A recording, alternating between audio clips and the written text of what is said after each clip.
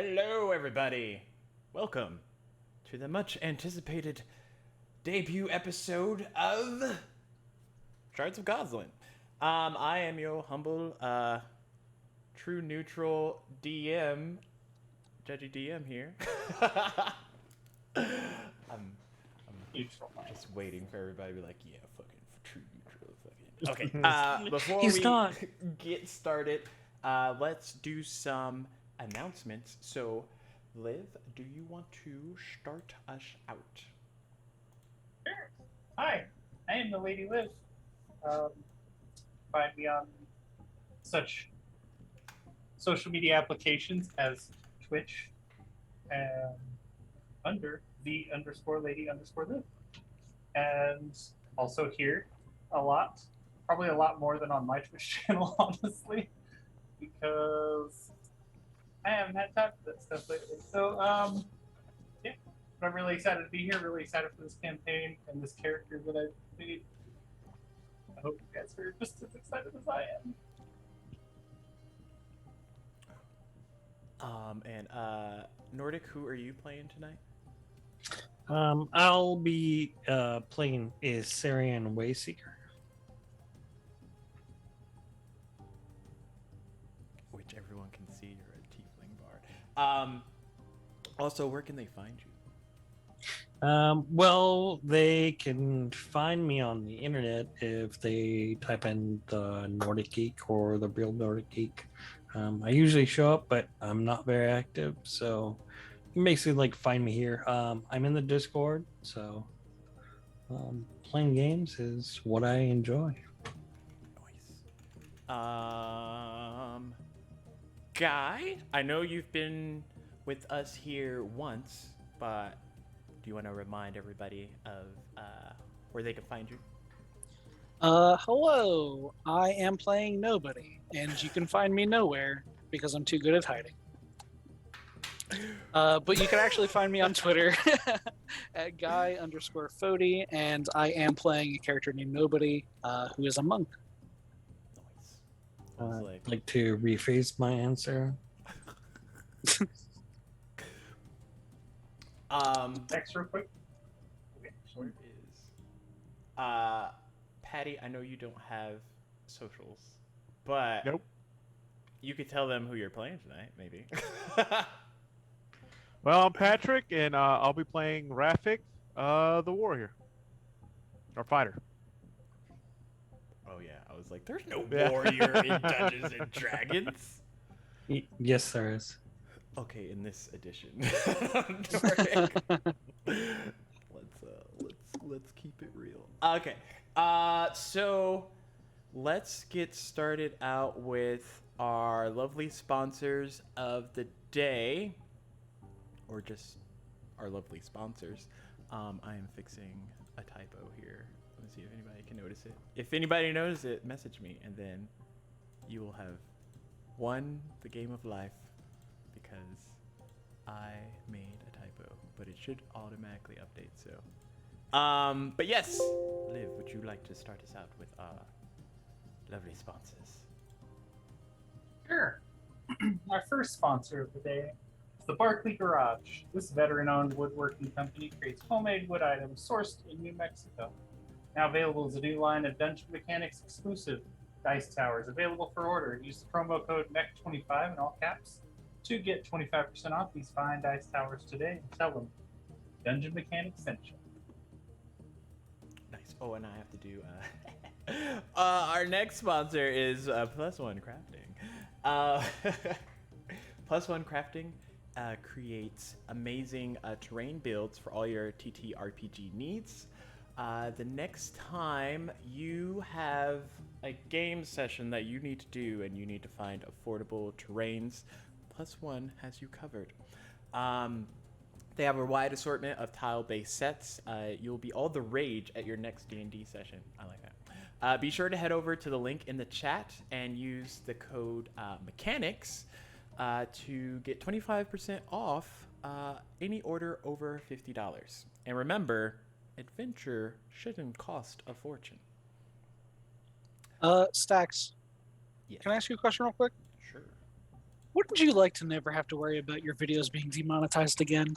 I mean, that is a worry. Well, I with our have. next sponsor over at Epidemic Sound, the Nice. sound gods have you covered. With over 35,000 tracks and 90,000 sound effects, there's definitely a sound for every mood or occasion.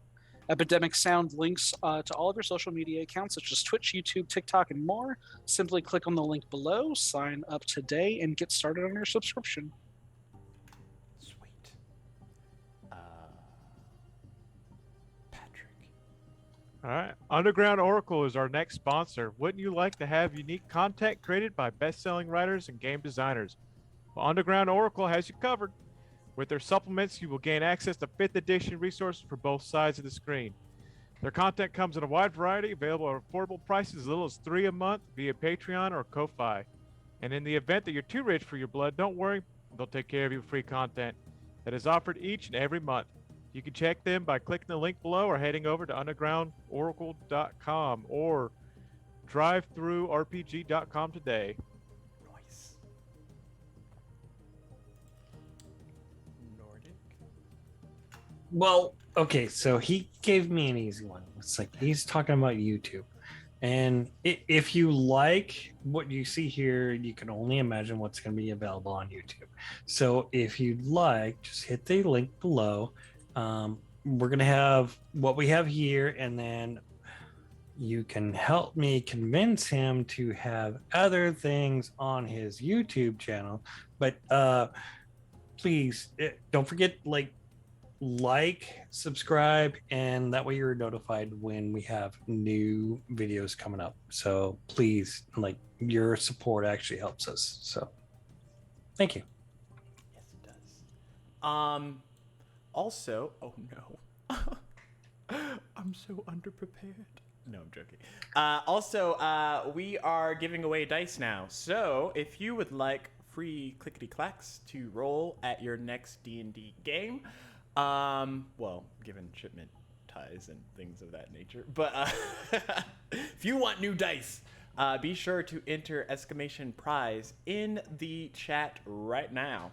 You just have to be a member of our Discord so that we can get shipping information to you, and it is limited to only US and Canada residents Canada. only. I was gonna say Canada, but that's not them. But if you live in Canada it is. and you live in Quebec, I'm sorry, but you're excluded from this, as is the rest of the world, because of giveaway laws. So, yes, if you want dice, enter !prize right now in the chat, and then you'll be in the running. And at the end of this show, you have to be present. We'll roll it. If you're here, we'll give you the dice. But yeah, join our Discord as well. Unless you're a Canadan from Canada Gosh, I can't win. and Quebec. Okay, so Canada is basically everything but Quebec. But Oh. So Canada people are good. yes. I swear, Fight us, Quebecians. I will unleash that. What is it? That death touch. Anyways, Here you And everyone suddenly dies. Everyone's dead. First episode. go. Now, before we get started, New record. here is your unsponsored ASMR can crack of the evening. Oh, nice. That one was sweet. Sweet. Sounds like can. Okay, Man. continue. Wait. Okay. That was Dr. Pepper.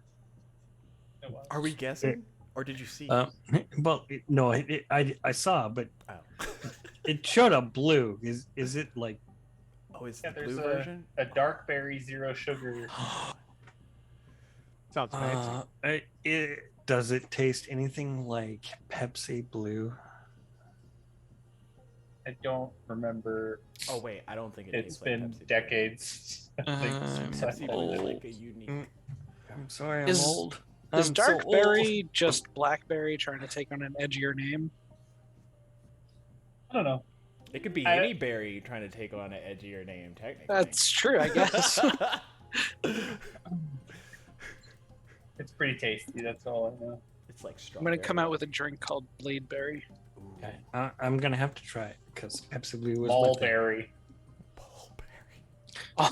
All berry, all not spice. mulberry. Make Same sure thing. you like them ball berries. Okay, we are gonna get started because we got way off tangent there. So for those that were unable to watch Godsland's Untold, The Crimson Burst, spoilers, this story takes place directly after that. Precisely 1 week after those particular events. For those that don't know, within the city of Sigil, there was a threat, an attack, a catastrophic event that released a bunch of chaos creatures into the multiverse.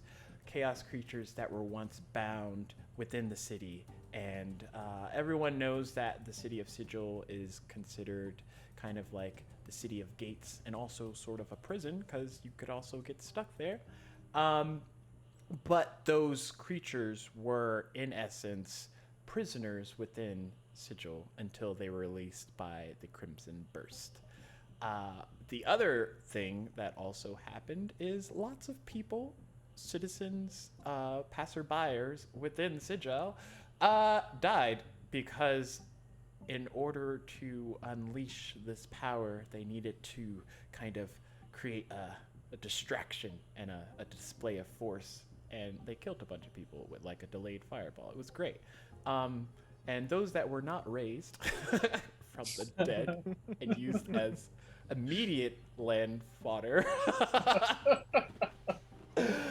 for when the Lady of Pain arrived, she was not very receptive to such an attack. However, there was one particular individual that was able to gather 5 lucky souls who did not depart the world completely. And those are, we will meet at least 4 of them today. The 5th is still a mystery. But we open up in Tradesgate, which is not anywhere close to Sigil, but still on the same kind of level plane. And within Tradesgate, there are different districts of importance, but one particular area, let me pull it up on the map here. One particular area of importance that we are going to start out with is the Reinhold Manor. And within this manor, there is a man by the name of, I have to make sure I don't pronounce it wrong, Mortimer.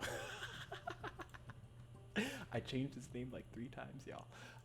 So Mortimer doesn't own the manor. However, he is one of the working wizards that helps out. And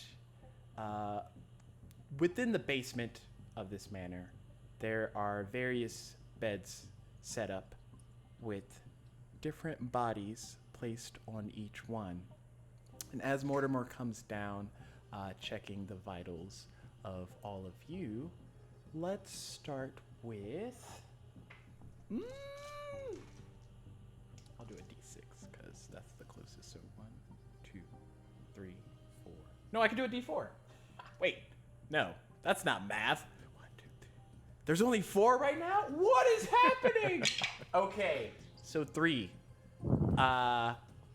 He walks up to a man that has kind of a plague doctor mask on his face. And he hasn't really removed it since bringing the bodies here a week prior.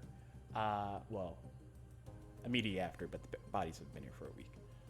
But in this process, as he examines your vitals, Guy, would you like to introduce how your character looks to everybody here? So my character, Dr. Nobody, MD, is covered in kind of like a leather overcoat that serves also as, a little bit of armor. Actually, it's not technically armor, just leather. He's got a plague doctor mask on to hide his identity because he is here for a very specific reason, and his identity should be kept secret. Nice. So Mortimer checks your vitals, sees that they're surprisingly well, and then moves on to the next person that's in a bed. He positions himself around kind of like catty corner to adjust himself in a way that he's not bumping into this much larger patient in a way. And Patrick, would you like to introduce how your character looks to the lovely people present? You'd see a dragonborn, a yellow topaz dragonborn with black highlights, adorned in chainmail, head to toe, fully decked out in company armor or mercenary armor, with the logo on it and rather large horns and big teeth. Nice. He checks your vitals as well. Realizes some of the protein synthesizers that he has going into you need to be adjusted. Probably he hasn't calculated correctly what dragonborns need for revitalization, but he adjusts those quickly and moves on. I should have been rolling this while I was going on. Moves on to the next patient. Nordic, would you like to express how your character looks? What is my character encountering? Currently, y'all are all unconscious in beds. Okay, I would open my eyes. But you're still unconscious. Oh, Yeah, Then- y'all are knocked out. how am I doing anything? I mean, if I'm unconscious, like, what am I doing? You're describing how your unconscious body looks in a bed. Well, Come on, Sleeping Beauty. so I'm wearing a very slim number that kind of like accentuates my curves. No, it's just, he actually is like rugged, like it looks like he spends a lot of time out in the outlands because leather duster, just dirty, kind of like grungy, but not ugly.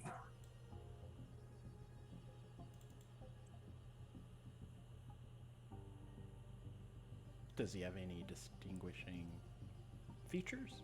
He's a tiefling. I mean, he matches with all the other tieflings. He dark hair, like he's like well groomed. I mean, but yeah, it's nothing out of the ordinary. Okay. He checks your vitals, moves on to the last patient, and well, there's another patient, but he checks on them as well. Then moves on to the last patient.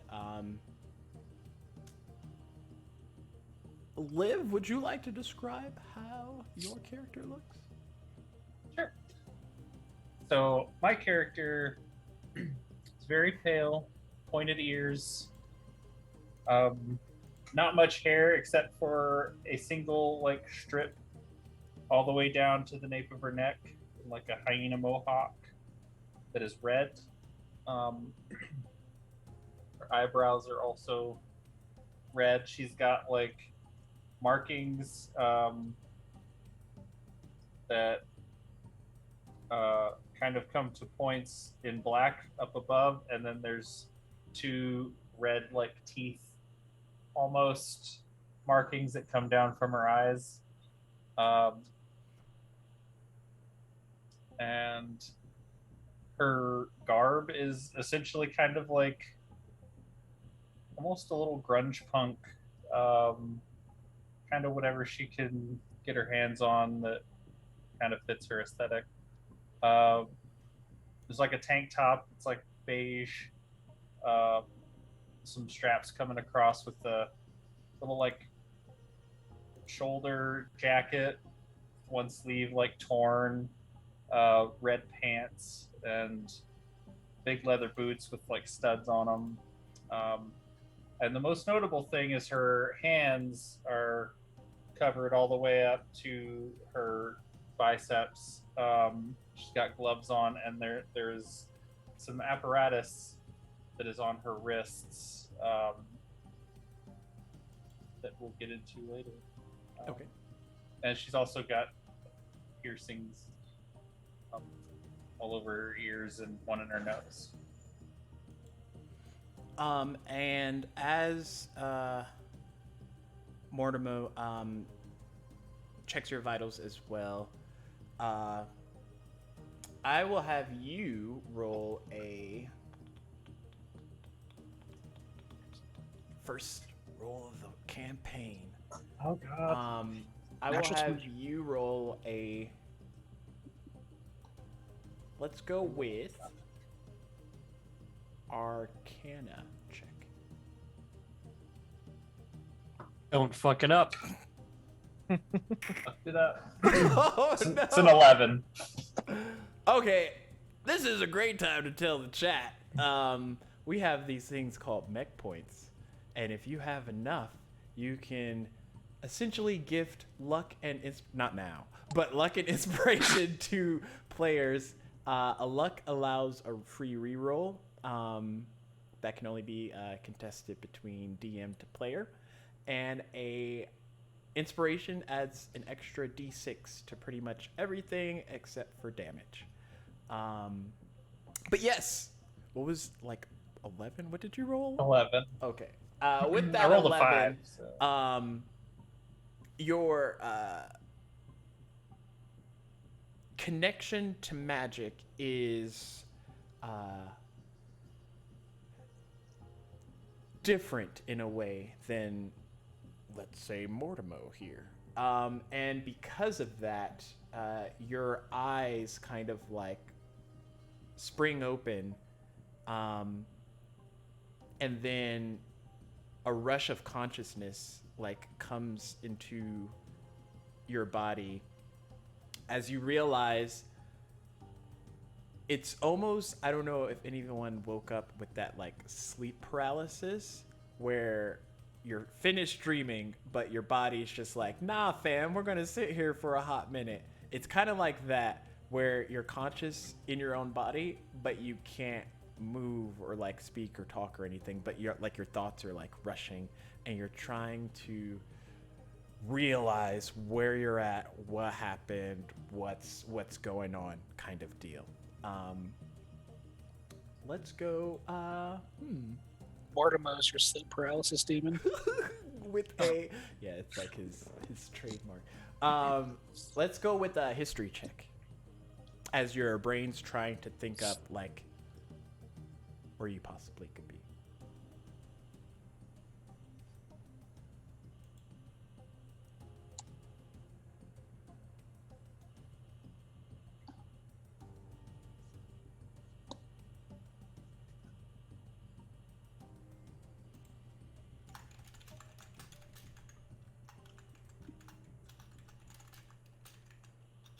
It's you, bud. Me? No, it's Axiom history check. Oh, I'm doing the history check too? Okay. You went to Mortimer. Oh, never mind. I fucking was thinking nobody instead of. I don't Okay, know, fair enough. lost. I thought it was nobody too. Wow, nobody's the only one with no name, Yeah. and he's being aside. That's He is 19. everybody and no one. That's 19? for Okay. me. So with the 19, you can accurately remember your thoughts like a week ago. And for clarity, why, what was like Axiom's reasoning for being in Sigil that day? So, Axiom is under the tutelage and care of the Goblin Artificer in Tradegate, Moixa, and she would have been in Sigil trying to get interesting materials, things that we can use to craft things and stuff like that. I would say over the last year it'd become a relatively regular trip, maybe to different planes occasionally, but just heading there to get interesting materials from various places to use to experiment with and stuff like that. So that's why she was there. Nice. And as your thoughts are like replaying in your head, essentially, you come to the realization that you can't move. Would that strike panic or just like confusion or something else? I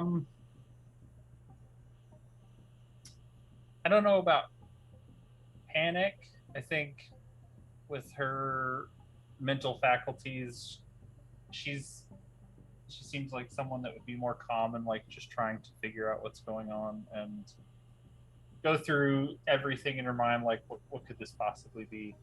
And so she's trying to, as much as she can, like use her peripheral vision, see as much around her as possible and try to put pieces together. Okay. With that, give me a disadvantage perception check, because you can't like move your head to assist. You can move your eyes a little. Well, that's already shit. That's a 6. Nice. Okay, with a 6, It was a 6 or a 9, so it's not like it would have been any better. your eyes are kind of like staring up at the ceiling. So with the 6, you can see that you're in kind of like a dark space. There's some source of light within the room, sort of like a bluish tint that's waning in and out in intensity. And with your hearing, you can hear kind of like a machinery or something like hissing and like giving off like compressed air sounds every 30 seconds or so within the room. But I would say at most you would see Mortimer's shadow kind of like as a moving source within the room. But you don't see him directly because you can't like lift your head. Like I'm not able to like vocalize anything or not anything else. Not from what you can tell. Like you're trying to move your mouth, arms, legs, anything. Wiggle your big toe. But nothing's nothing's happening. Finally, Mortimer gets done with his checks, and he goes over to kind of that machine that was hissing, sits down at it, and starts to move. All this is stuff that none of you can see, but start to move different glyphs and other screens that are popping up. And after maybe, I would say, no more than 5 minutes of laying there, Axiom, you would have felt kind of like a change in the type of fluid that is IV'd into all of you. You being conscious, you would feel this. And shortly after that, you, Nobody, Rafik, and Ixiom would all kind of naturally regain consciousness. Axiom, yours would be more like you start to feel movement, or like your joints and stuff. You start to feel movement in your body, essentially, under your own control. But yeah, you all, save for one, wake up kind of groggy, kind of lethargic, kind of like you've been laying down for an entire week, not moving. What would you like to do as you're all kind of rousing at various degrees? Stretch. Look for the other members of my mercenary group that I came with. I would like to check and see if I still have my stuff. Okay. Yeah, that would be one of the first things. She would be checking her like risk things and then checking for all of her.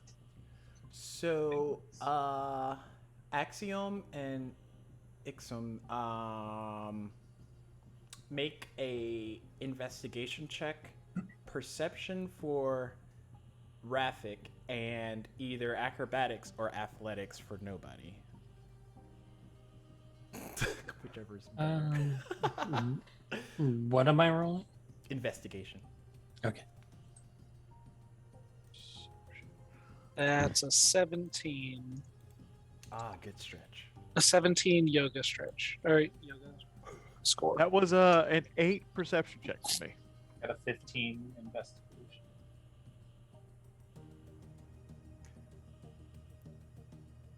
8 or 18, Rafik? 8. Okay, yeah, you don't see any of your company in this room. You see other people in beds kind of getting up and like moving where they are, but you don't see any familiar faces.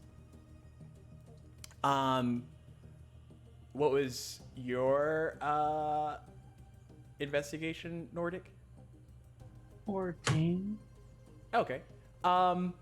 With the 14 and the 17, did you say? For I had a 15. 15. Okay, with the 14 and 15, y'all would see that your immediate gathered items are kind of in a see-through crate, kind of like wooden, but slabbed in a way that you can see the contents within without actually opening it up. You see that there's a crate next to each of your beds, and within that has your immediate contents that you would have on you that particular day. So if y'all have weapons or anything, they would be like stored within the crates next to your bed. I'd immediately go in and grab like my tool, kind of like my multi-tool, and start like tweaking things that might have got dislodged and making sure everything on my like wrist thing is functional. As he hears the movement, he gets up from that machine and kind of like looks over to all of you. Ah, you all are awake. How do you all feel? I Terrible. can still touch my toes. He's just like, oh, stretch. How do we feel? How do y'all think you would feel if you were in a bed for a week and you died practically right before that? Stiff It and feels like angry. you've all been hit by a metaphorical freight truck, if freight trucks were a thing. in this Okay, world. so I don't know if anybody can see me, but Assyrian would like immediately like reach out for where he thinks his objects would be, and then scream out in pain, and then lay back down in one.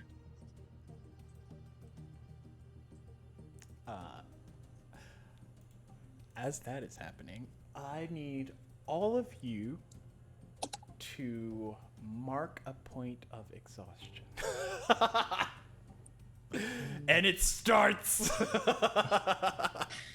Am I included in this? Because I'm pretty exhausted just like talking about this. I think that should count. Yeah, you are. So for those at home that don't know, you can only take 6 points of exhaustion as a character in Dungeons and Dragons before your character dies. But with the first level of exhaustion, you get disadvantage on just ability checks. Just ability checks. So, And why, if we're sleeping for a week, are we exhausted? because you died.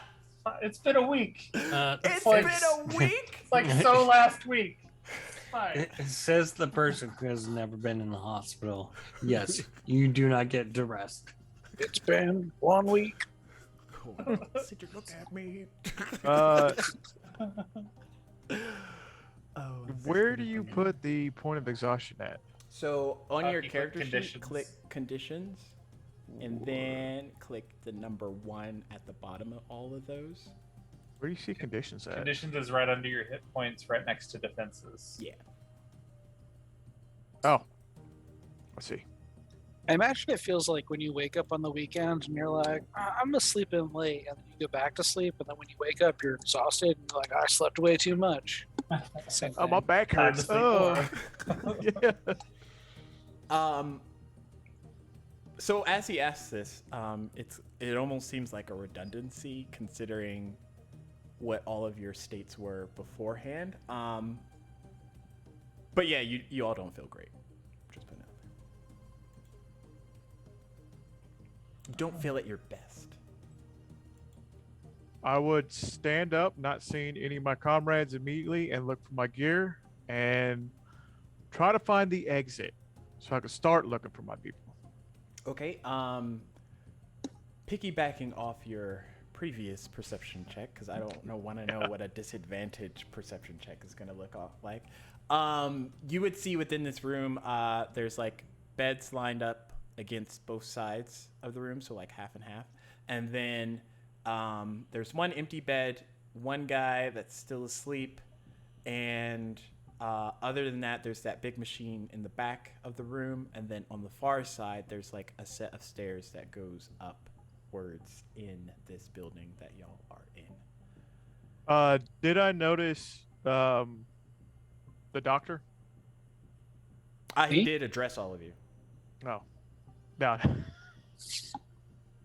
Then I will attempt to approach him if I can crawl out of bed. Okay. I would make you do a check for it, but I'm just gonna say you get out of bed. It's just exhaustion. You just feel like you're tired, extra. Be like, He looks at all of y'all like gathering your things and like stretching and whatnot, but he appears to be maybe in his late 20s, early 30s, sort of. Dark-skinned complexion, close cropped hair, starting to form somewhat of a beard, but who knows. And his robes are very neat and tidy, and kind of like don't really give off the vibe of doctor, but also doesn't give off like he's gonna pull out a great sword and start attacking people either. So he looks at all of you. You all might be rather tired, all things considered, but I would like to explain a few things that might be a bit complicating going forward. Start with who you are and where are we currently?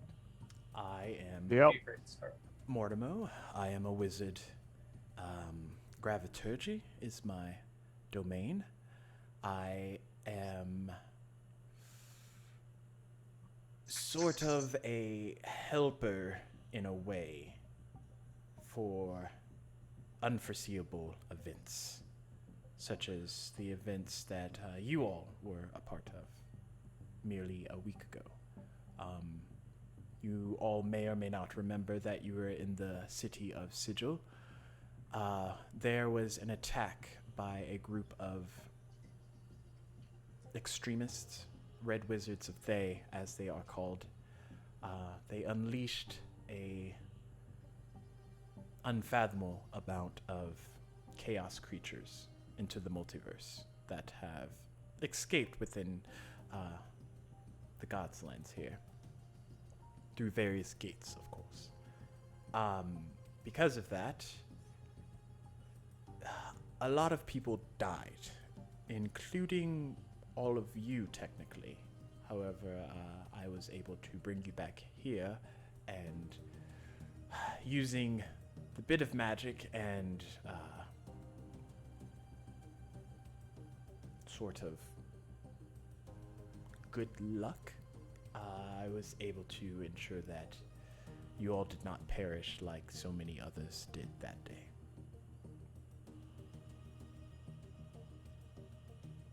Why What us? event are you talking about? She just points at Dr. Nobody. That. Why us?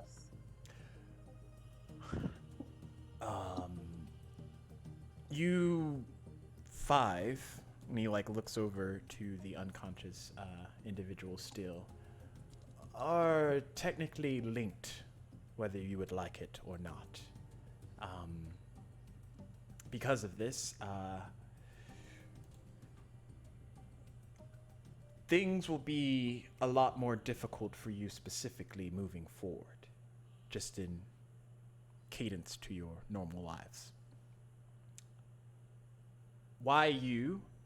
Specifically because you are all now linked to that event that is being called the Crimson Burst.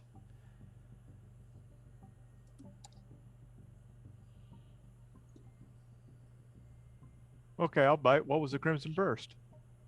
That would be the attack from the Red Wizards. They apparently had some device that they brought with them, unleashed chaos creatures which were bound within the walls of Sigil. And it was, as you would expect, a bunch of creatures of various levels of difficulty to contain and or thwart were instantly let loose. But how could something take advantage of the lady? It is said that those individuals never left Sigil. However, True, but they exhibited something people witnessed. You remember. So what can have that power? I believe they had an artifact of some sort. One created from a god, essentially. Or a Artifact. dead god in this case. What type of artifact? Heart, a vessel? I did not get to see it. with Yeah, my- Can I recognize that DM? Roll a disadvantage history or religion check.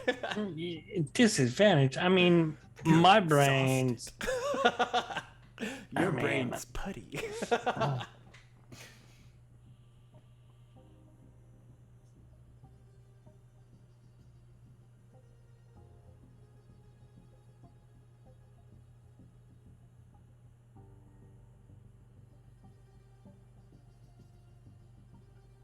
Yeah, it's not good.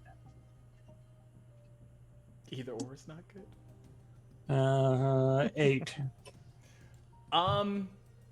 Potentially you might, like a week ago, maybe a day prior, might have been able to Oh yeah, my other easily recall role this would have information, easily. but right yeah. now, like you're trying to muddle through thoughts that are just like barely forming Alright, yeah, in your mind. I'm awaking. Okay, got it. All right. So, what is your goal here then? If you're already like getting what you want. Yes. What do you want with us? I mean, you haven't answered where we are. You're in the Tradesgate district. It's a Oh. city. But unfortunately, I would require all of your assistance. The chaos creatures that have been released share a particular affinity towards all of you. You will have a better chance at tracking them than anyone else in particular. So, is it dangerous? It can be. I'm not going to say it Oh cannot. no. Okay, yeah.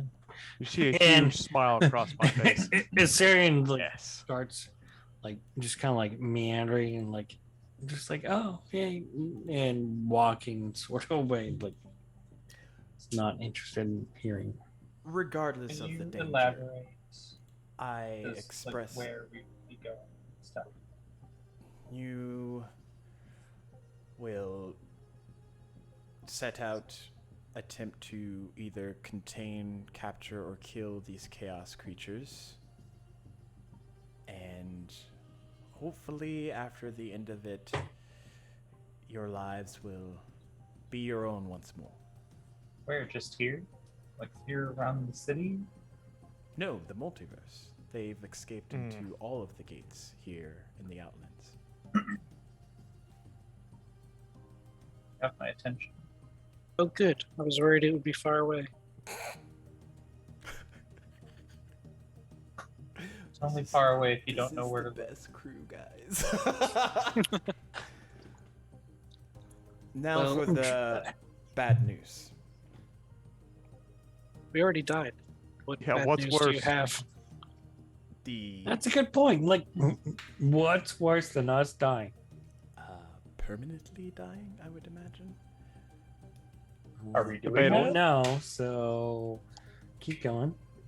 The Red Wizards of Day, the magic that they used was not of normal arcane capabilities. Most magic within Sigil gets canceled out almost immediately because of just where that location is. For those of you who have been to Sigil at least would know this. Or maybe not. I used Regardless, the Glock. you've all have signs of soul fragmentation. Soul fragmentation. I have a soul. Yes. Hmm. Your souls are not as intact as a normal individual's soul should be because of this event and because of what it did to all of you. This creates a problem because it, in essence, has created an opening within a normally well-kept entity. To better explain, you all are linked in a way to the Red Wizards that had created that attack in the first place. And should they so choose to use as corrupt a magic as they used before, they could essentially use all of you to continue their bidding. Or worse.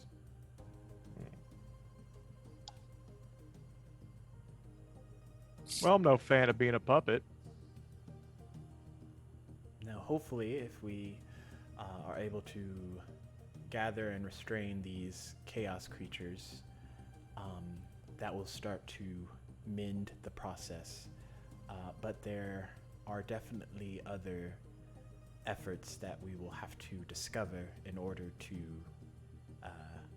make your bodies your own once again, in essence, reforming your soul back into what it was before. So, I'm not myself right now. You are a lot more vulnerable to a lot more things than you were before, yes. You might experience things, have a lapse in memory, or experience other creatures' memories, people, entities. It's really uncertain.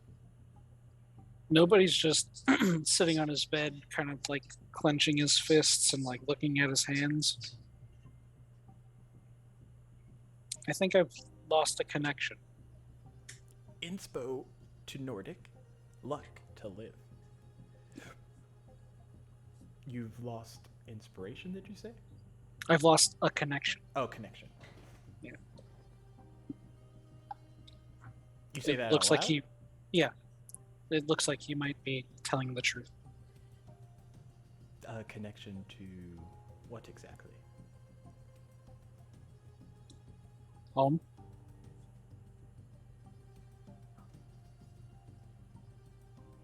How, on a scale of 1 to 10, how well are you all able to recall your memories a week prior to now? I don't know. On a scale of 1 to 10. Yeah. All right, let's see. All right, let me roll a d10. Roll a d10. 6. Okay, On par, 1. nice. What's my name again? I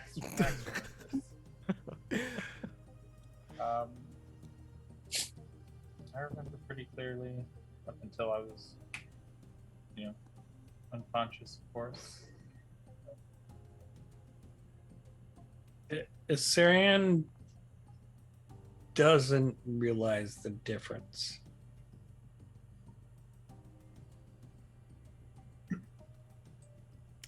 Is your confusion kind of like present on your face, or are you like trying to conceal the fact that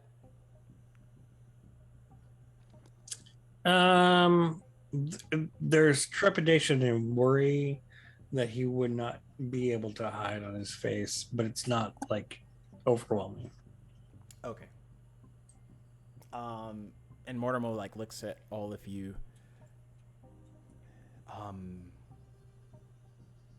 This is a task that I cannot ask all of you to partake in. However, if you leave here today, you might start to experience what I can only speculate at best. It did not happen to me specifically, so I do not know how each of your individual occurrences may choose to manifest, or what the Red Wizards, if they find this connection, might choose to do with it. So you're saying that if we leave and don't pursue these endeavors, that we might have consequences that come with that? I mean, the consequences will be there regardless, but I think at least together, especially the group of you together, will be able to potentially help one another if it ends up being too much.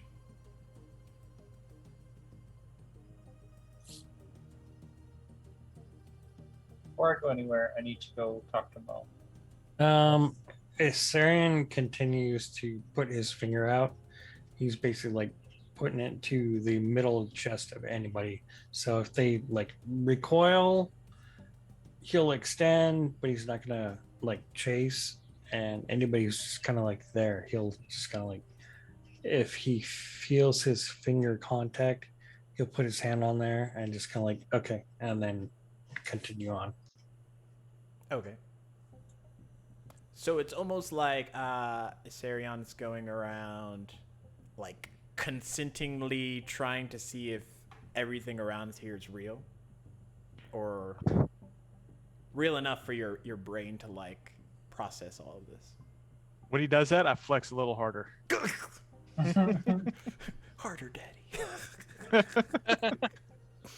Just as soon as I cup it, it's like, oh,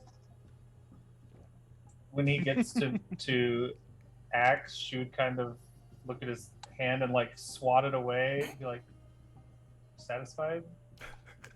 no, I need you to roll.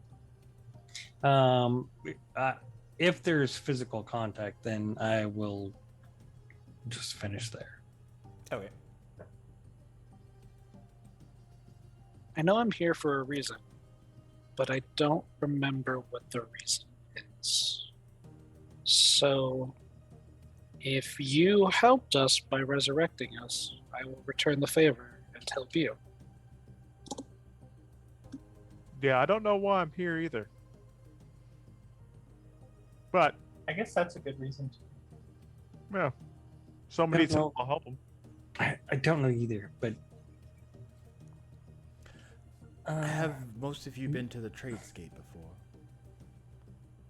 once or twice myself. I don't think so. I don't think so either. I will suggest the day's fairly started new. Exploring this city, see if any memories kind of like strike you. Potentially meet back here this afternoon.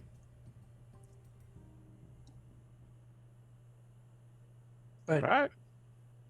Sigil, like, is anybody taking him back?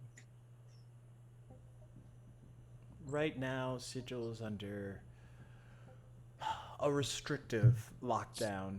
Oh, I was able to gather you five with assistance from the lords here of this manor, but they're not letting anyone in anymore presently until they can figure out how the wizards were able to infiltrate as they did.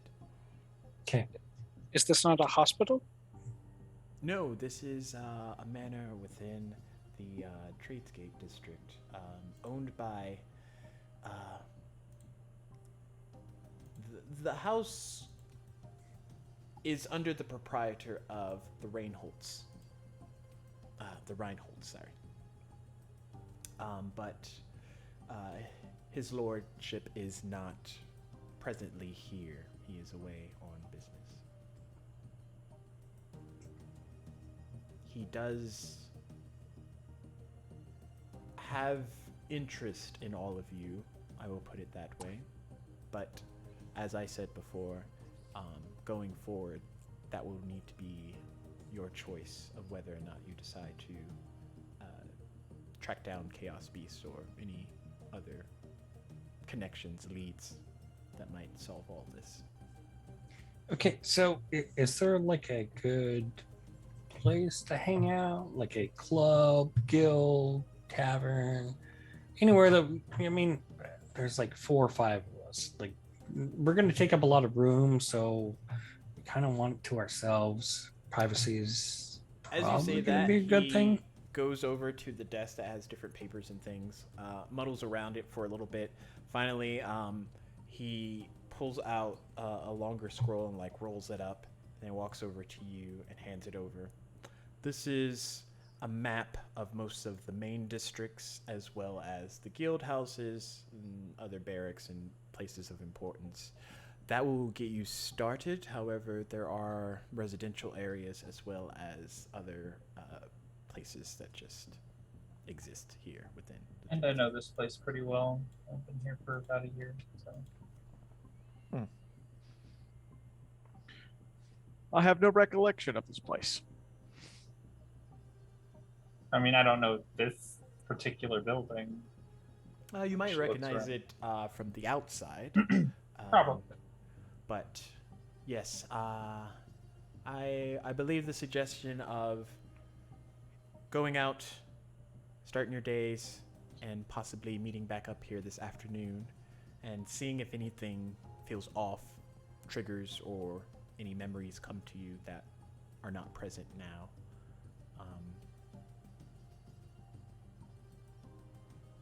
But yes, the manor will let you all in. They Would know. she recognize the name like Reinhold Manor? Do you think? Like as Maybe for if where it her is? memory's like intact, she probably would at least know of the place. Maybe not ever been into it or like. Yeah, I got you. But yeah, I would say for the most part, like it's a bigger manor within the Tradesgate. So I was just thinking, being here for a year, maybe she would have known of it at least, and like kind of have a general bearing of where she is now. Based on that. This is not hospital, but place of recovery. Do you have medical supplies? I hold up my leather doctor's bag. It appears in the calamity my bag had been turned over. I've lost my supplies.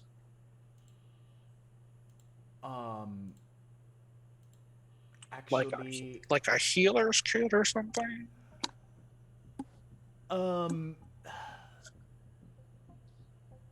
if you would like, you might be able to pick up some of those things today. I have a list, actually. And regardless of if you come back, there are a few supplemental benefits that the Lord of the Manor has entrusted to all of you. Ooh, this place comes with bennies? Do I get Yes. dental?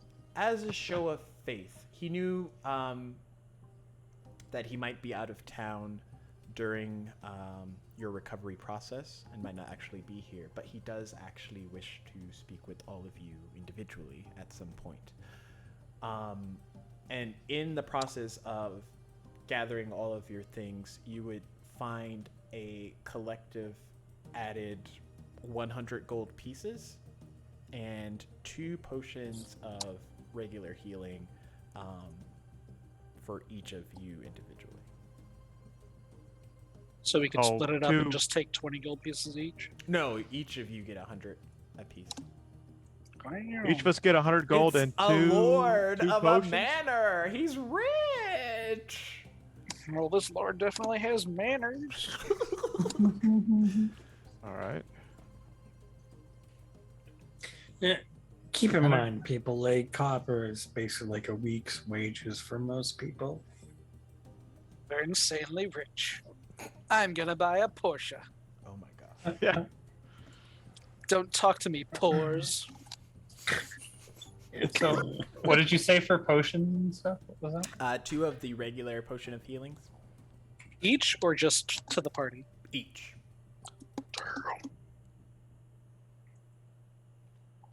And Callan, when he wakes up, will also find that in his. But you all are talking there. But you all see that I only there- see us guys. I don't know if anybody else would have a potion of healing. You see another unconscious person in the room with you as well.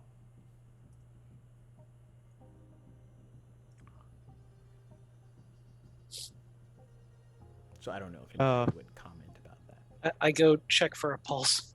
There's a Yeah. pulse. Like he essentially is in the resting state that you all were. He's just not awake like all the Okay, rest of you. so is it just us in like a tent, or is there multiple people that are like being? So there is a triaged. room of 6 beds, a large machine in the back of the room, and on the opposite side of the machine and the beds, there's a set of stairs that goes up. And y'all appear to be, I don't know if you would recognize a basement, but like it appears to be like a lower level of a building because there's no other doors to get out of here besides the ones that go up the stairs. So you would imagine it's like a basement or a lower level. Okay, so Excellent. we're by ourselves, 6 beds, one person still apparently unconscious on a bed. Yeah, and one bed's empty. I take out a medium-sized white feather and put it under his pillow Okay. for good luck and healing. Fair enough. Axiom would be gathering her stuff into her pack again, kind of making sure everything was still there, getting her gear back on, and she's kind of already made a decision. She's like, okay, I guess meet back here tomorrow morning. Does that sound good? Is that what we were talking about? You want to come back in the morning or this afternoon? I mean, if you'd rather this afternoon, this evening, maybe. I Well- mean, either or could work. The Lord might be back by the morning. If you all don't have a place to stay, there's actual rooms that are not recovery beds in the manor that you are free to stay at if you do not have ones yourselves within the Have a trades place gate. to stay. So. Probably not. I only ask that if you decide to leave the trades gate for any reason, to let either the manor guards know or someone let me know, one of us.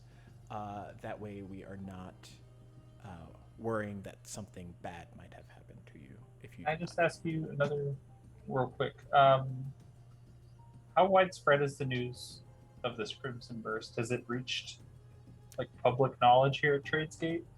Yes, it's reached not only Tradesgate but all the other gate cities as well, border cities. I kind of figured as much. Yeah, I need to get back in. She's probably heard what's happened, and I don't want Mo to be worried about me. Yes, you all She's are, already probably worried for anyway. you're all free to go. So in the morning then, Morning is fine. see you all maybe back here in the morning. I'll be here. And then she'll take off and head towards Mo's shop. Okay. So this one time in like Bard camp, we had this guy who got stung by like a bee, and we had to help him, and there was like nothing we could do, and I'm gonna cast healing word on the closest person. The closest person? Yeah, whoever looks injured, closest person. I mean, all of y'all's health has returned. Well, I'm talking about all the other like slaves that are just like, Huh? There's only, well, now you, Dr. Nobody, Rafik, and Mortimo, and then an unconscious there we go. man down. If you want to, Yep. you have to say Yep. that you would like to cast Healing Word on. The I'd like to unconscious. cast healing word on the unconscious body You that the do DM that, doesn't want um, us to raise. So You could. You would probably know how your magic works. Yeah. When it's effectively healed a target. It seems to have set in. He might not have needed it, but he's still like asleep. Okay.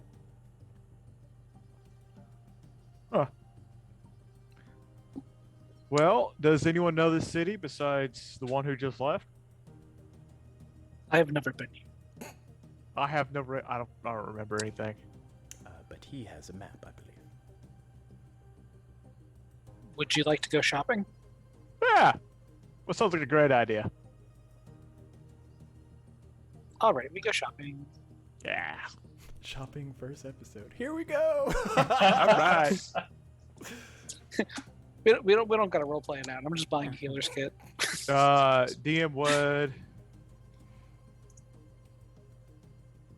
On the way there, I would like to find someone to see if there's any fighter guilds in the city. Would I know that? Do you look at the map that? Would I be able to read the map? Yeah, your brain's not like I zero don't know. intelligence. I mean, you would probably die if your brain was zero intelligence. Yeah, you can read and still perceive things. Your brain recalling information is kind of like muddy. Okay. Or any yeah. I just want to take note of the guilds in town to see if I would recognize any of them, so I know a place to go to talk to. Okay. Yeah, easily by looking at the map, you would be able to see that there is, for guilds alone, there's the Adventurers Guild, the Mages Guild, the Fighters Guild, Thieves, Artisans, plus there's other districts. All right.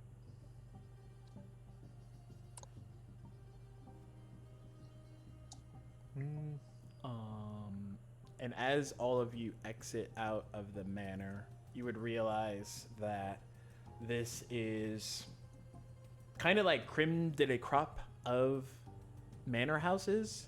There's various butlers and staff kind of awaiting at different positions throughout the house, even before Axiom, before they exit out of the building. There's someone there to open the manor house door so that you can just walk through, essentially. And everyone kind of regards all of you, even though all of y'all look different, as people that they should be assisting if need be. But y'all exit the manor and the day is yours. It is, I will say, about 8:00 a.m. in the morning.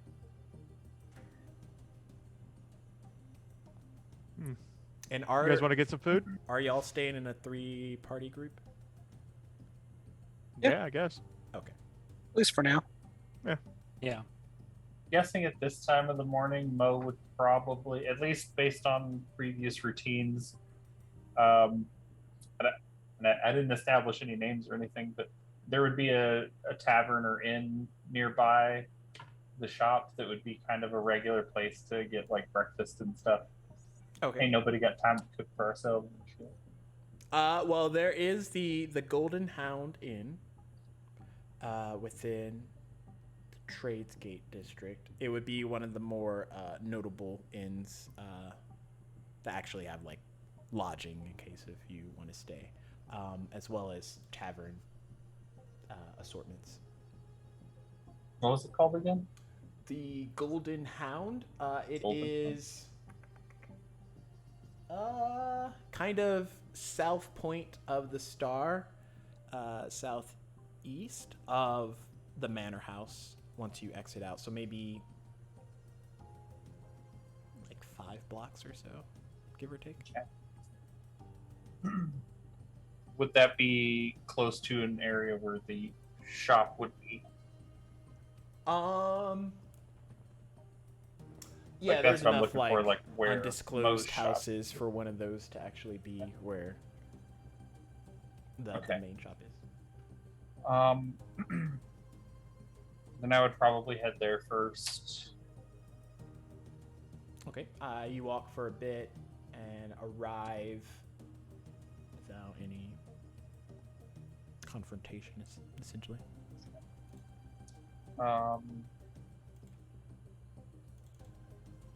Walk in. I imagine I would know at least the regular bartenders and staff and stuff. Also figure if this news spread and with Mo frequenting here quite a bit, that they would be pretty shocked to see me. So the news of the event spread, but the details are not as widespread. They're not going to say. I think it's just a matter of the fact that she was there and they knew she was going there, and then this happened. And then they haven't heard from her in a week. Yeah. The assumption, I think, would be there. That's just in my head, though. So you enter, and where would you like to go? To the bar, or? I'd probably head to the bar first and just be like, hey, have you seen Mo? So you are greeted by a half orc by the name of Usarion, and he looks at you, smiles a bit, and then kind of like leans down on the table or the counter that he was just wiping. You made it back, I see. Yeah. Apparently I shouldn't have, but here I am. Sorry, I haven't seen Mo yet. She's been running around pretty ragged these past few days, so I mean, I might expect her a little bit later, but for today I haven't.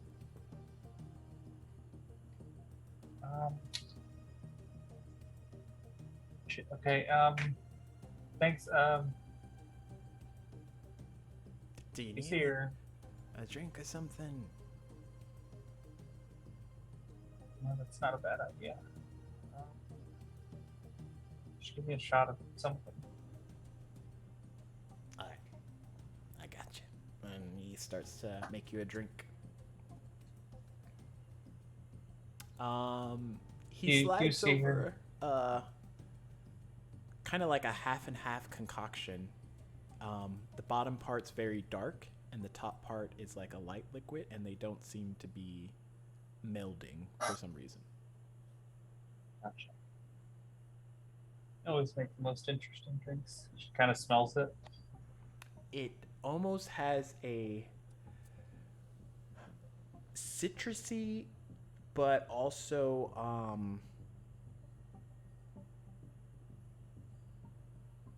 there's like a back kick to it, like immediate citrus, and then something else that's like almost like not licorice, but like something of that kind of oomph that hits you secondarily. And she just shoots it down. Thanks. Apparently been laying in a bed for a week. And the first thing you choose is a drink. You need me to get anything on the grill for you, or? I don't know yet. I need to find Mo. That's first thing. So I'm gonna head to the shop. If you see her, can you let her know that I'm all right? And if she comes back here, or if she comes here and I don't see her on the way, like just tell her to stay here. I'll be back over here if she's not at the shop. Okay? Yeah, I can do it. Thanks.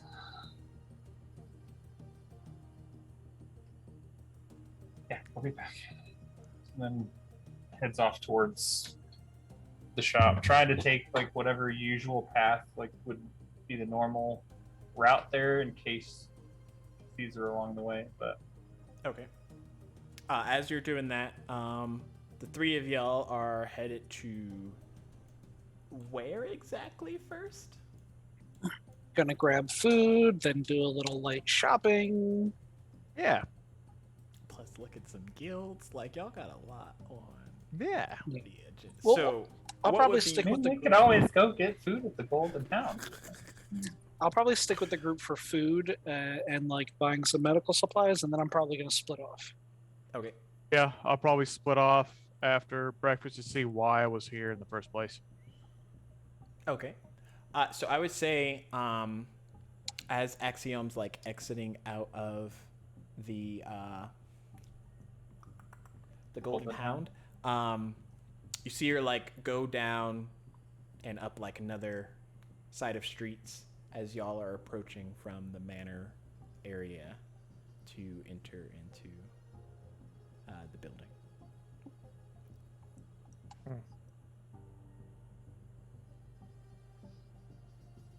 But she Do I seems see like them? Or yeah, I'm kind of like yeah, you seem like you're focused on looking an for- objective, so When we see her, I like nod over to Rafik and go, I know her. Really? Nice. What's her name? We met just before. Clever. I like it. What is your name? Nobody. You can call me Nobody. Ah, come on. Everyone's somebody. No, that's my name. Ah, It was given to me at the monastery. monastery, you say? So you're a monk? Of sorts. Trained in medicine. From early childhood, we were taught that our lives aren't our own. Our lives are to serve other people. So, in essence, we are nobody. Interesting. Well, I'm Rafik. Nice to meet you. Handshake. And I'll look over at the third one who hasn't said his name yet. I'll be like, all right, I'm Rafik. Who are you? And I extend my hand out.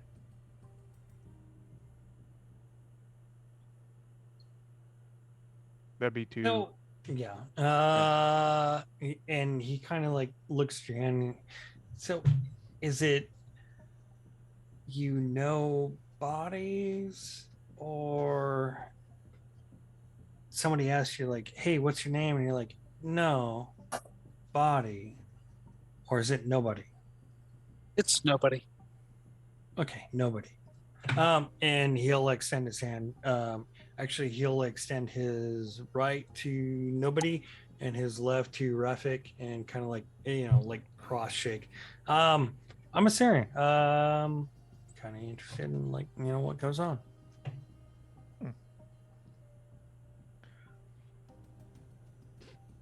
All right, let's get some food. You're speaking my language. What type of food? I don't know yet. Let's find out. See what they have. Okay.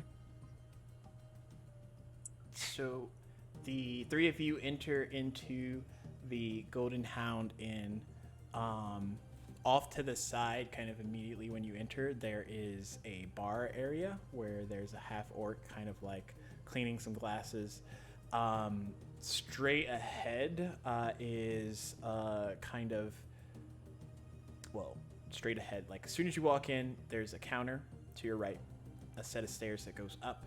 Straight ahead, there looks to be like other seating area that's not conjoined with the bar, that has more table set up, and you see different foods and things being brought out to that area.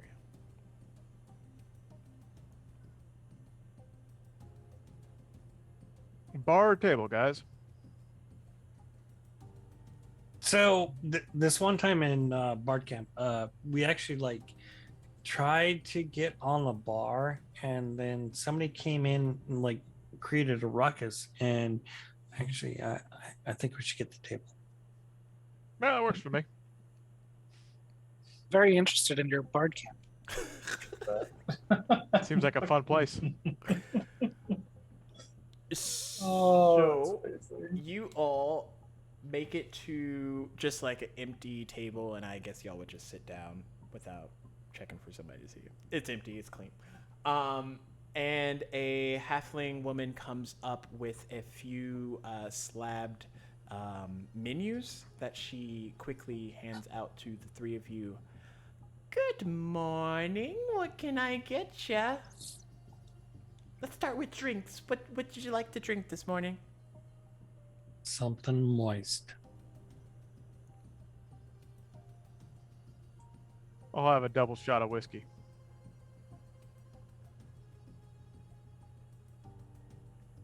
Do you have water? Yeah, I think we got some in the back there. Something moist. Do you want alcoholic or non-alcoholic? Yes, and my friend would like it too. Like, put his water on top of something moist. Okay. Well, you all just look over those menus for me, and I'll get you all set up with some And he drinks. kind of like pulls a gold coin out, and he just like puts his finger on it and like circles around the table. So the waiter, like, or whoever's helping, actually like sees it, and it makes noise. Ooh, look at you with the fancy coins. just here, waiting for a reason to be somewhere else. Well, I'll get you those drinks. Let me know if you need anything else. I'll be right back. And she kind of goes off, hands out a couple more menus to a few more patrons down the way, and then goes off into the back of the area where the kitchen is. All right. So we got the drinks, we got the meal. What's the plan, guys? Well, I still don't know what I was doing why I was here. So I'm gonna go to the guilds, ask around, see if they know anything. I too don't know why I'm here, but I need to resupply. So, and you kind of see he gets serious. I don't know what's going on, but I do know it's not something you want to just step into. Maybe we should kind of like wander around and find out some information first. I can wander. Yeah. Okay. Just us, or I can tell a story. I hope you guys have other more useful traits, because that's not going to help us. Story 10 is very valuable. In the time that they would have eaten, would I have been able to get back to the shop? And Yeah, you would have arrived. It's not as far away from the inn as the manor was. The shop is. I was just wondering if we would have ended up reconvening before they took off.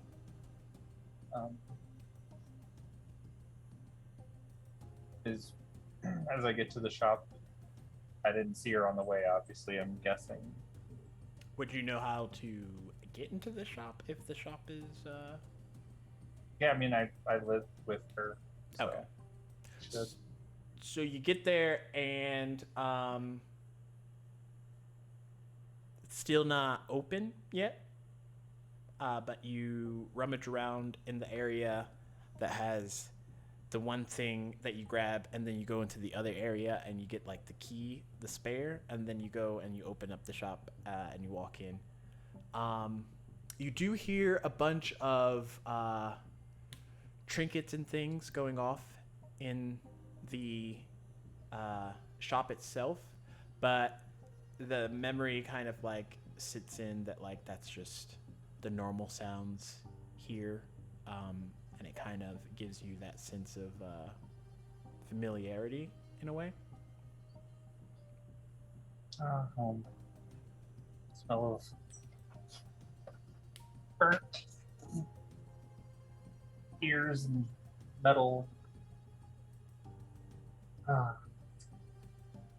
She'll go look around. Mo, are you here? Roll me a disadvantage perception check. Just love this disadvantage bullshit, don't you? Right?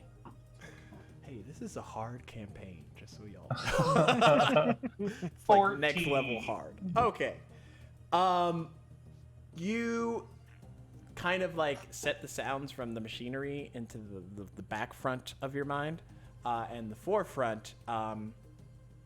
You know that if Mo wasn't in this immediate area, like working on anything or like checking spells or anything like that, she might have overslept or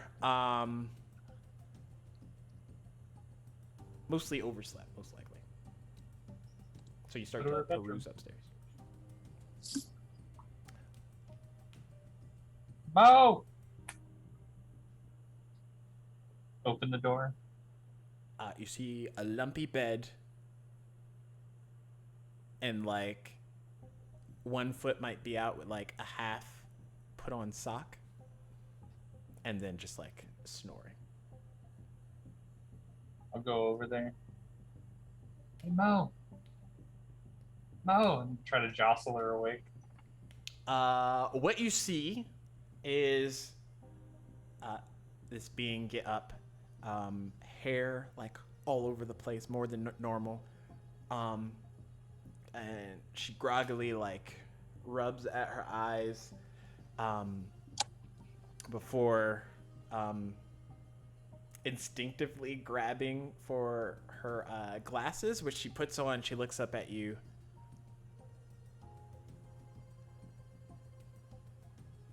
Axe, is that you? Who else would it be? Of course it's me. Where the hell you been, girl? Well, I was at. You remember I was going to Sigil, Yeah, they and then you heard about the shit that happened at Sigil.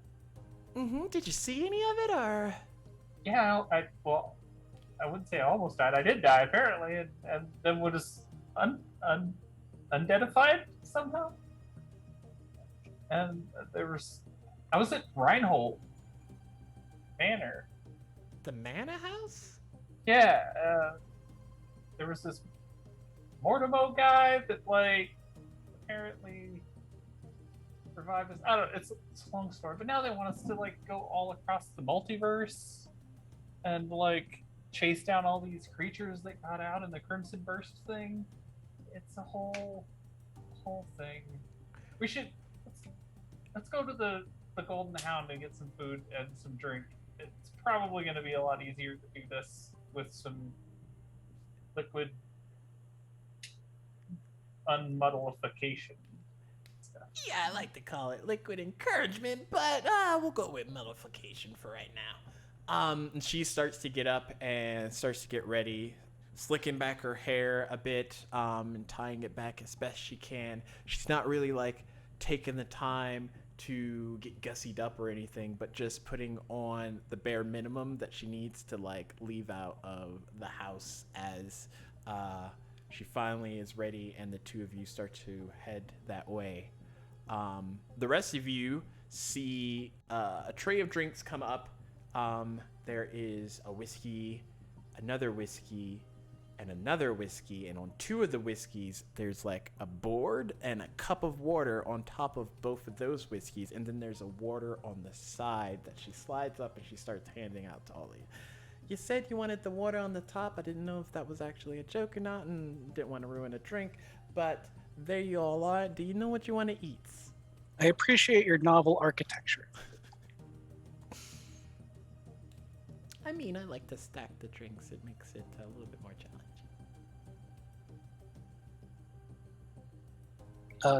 Do you have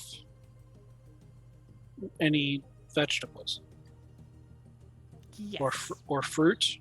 Also, yes. Seed. Like, regular seeds? Food seeds. Oh, yeah. I can ask the cook and see if they have any. I'm sure we might have some. I would like some of that, please. So, veggies, fruit, and seeds? Got it. What about you twos?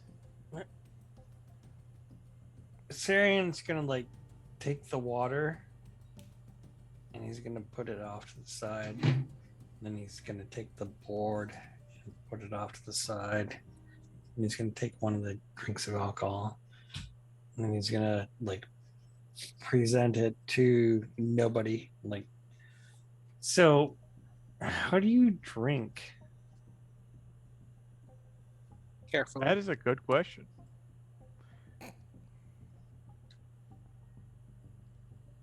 And that's where he stops. He's looking for an answer. I'll look It's- over. Give me all the meat you have in a platter.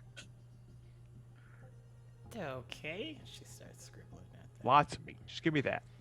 Okay, but we're losing sight. Nobody. How do you drink?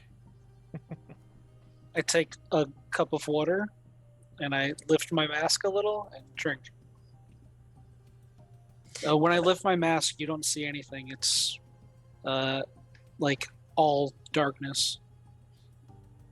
I am absolutely cracking my neck trying to look underneath. Yes, same. Yeah, roll those disadvantaged perception checks. Let's see how. All right. Oh no. Oh, hey. Oh hey. Oh. Oh hey. 21. Nice. What did you roll? A Did 19 you and just a roll 17. You just rolled custom. You know, if you right click 19. on the perception thing, Can you? you can select advantage or disadvantage, Yeah, if you right Oh, I click didn't the know and that. then it'll roll specifically that. No kidding. Yeah, new campaign. Out here learning new ways to use D&D Beyond. Here we go. A new campaign. This is the first time.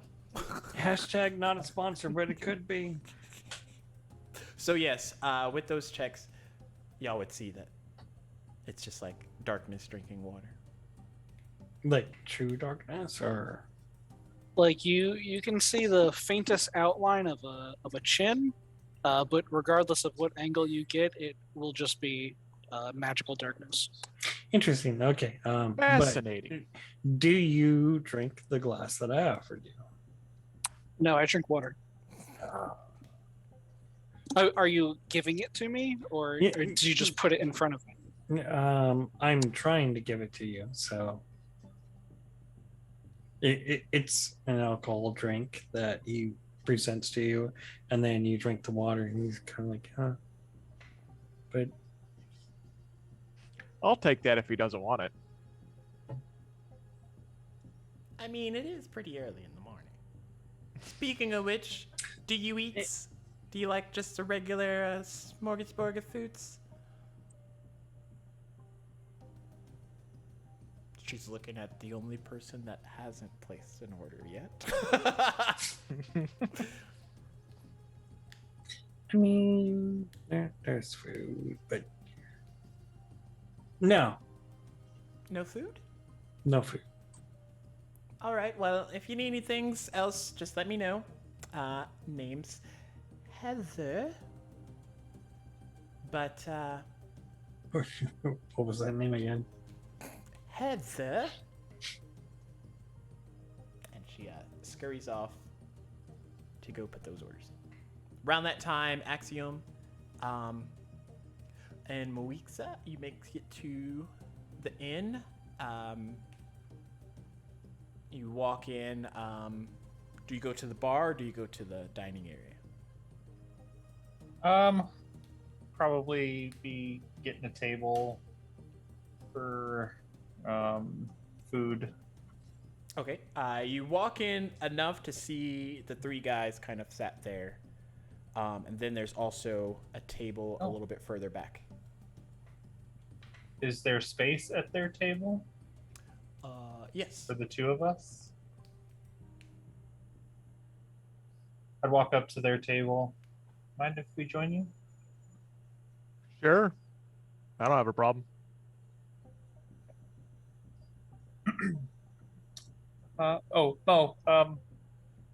These are three of the four others that were with me. Well, weren't with me, but like we were all in Sigil when the thing happened, and the thing I was trying to tell you about. Yeah, it's a long story. Well, not so long, but she like stops long enough to she was haggling just any waiter or waitress to tell them to put in Mo's like regular order. She looks over at you and she's like, hey everyone, how's it going? Well, I'm Rafik. Nice to meet you. Rafik? That's a stout name. She's got you pegged. You are stout. Dang it, that would have made past her.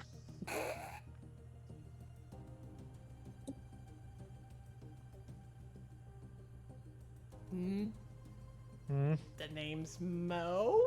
Don't all introduce yourselves at once. Hello. and I'm Axiom too. I don't know that I actually said that earlier. Hi. Nice to meet you too.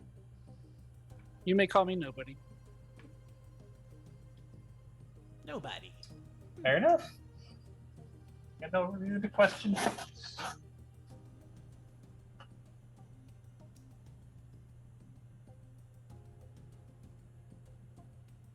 So, why are we getting all lovey-dovey? You just kind of notice, like, he's very kind of like salty and like off in the corner. Hey, if y'all want, me and Mo can go take another table. I was just trying to explain to Mo what happened. I live with Mo. Mo's a good friend of mine. Good people. Please you join remember us. what happened? I do up until I passed out. I mean, from my vantage point, there wasn't a whole lot to see. Hey, Mortimer is a very good person. How do you know Mortimer? How do I know Mortimer? Yeah. I don't know. I didn't know Mortimer until today. This is Mo. Moixa. She's a goblin artificer. Shops like right down the way. Hmm. I live with her. Oh. Mortimer. Different person. Okay. Nugget must have got real scrambled, didn't it? Anyhow, I just remember there was the usual like crowd coming through the streets, and then all of a sudden there was these weird like walls came up out of nowhere, didn't make any sense, and then it all just happened real fast. There's some stuff happened with like a bunch of fire real quick that just a bunch of people in the center got incinerated, and then all of a sudden they were zombies, and it was a whole thing, whole hot mess.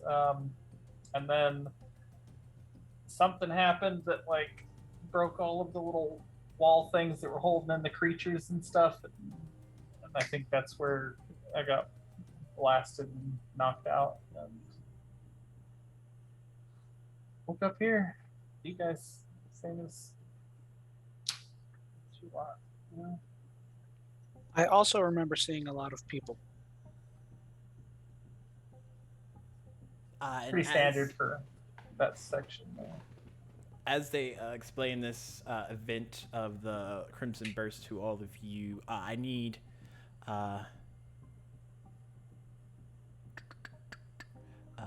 Ikarion, the Doctor, and Rafik to make a Wisdom save. Say my name wrong. I don't have to roll. How do you say it? Asarian. About the Ethone.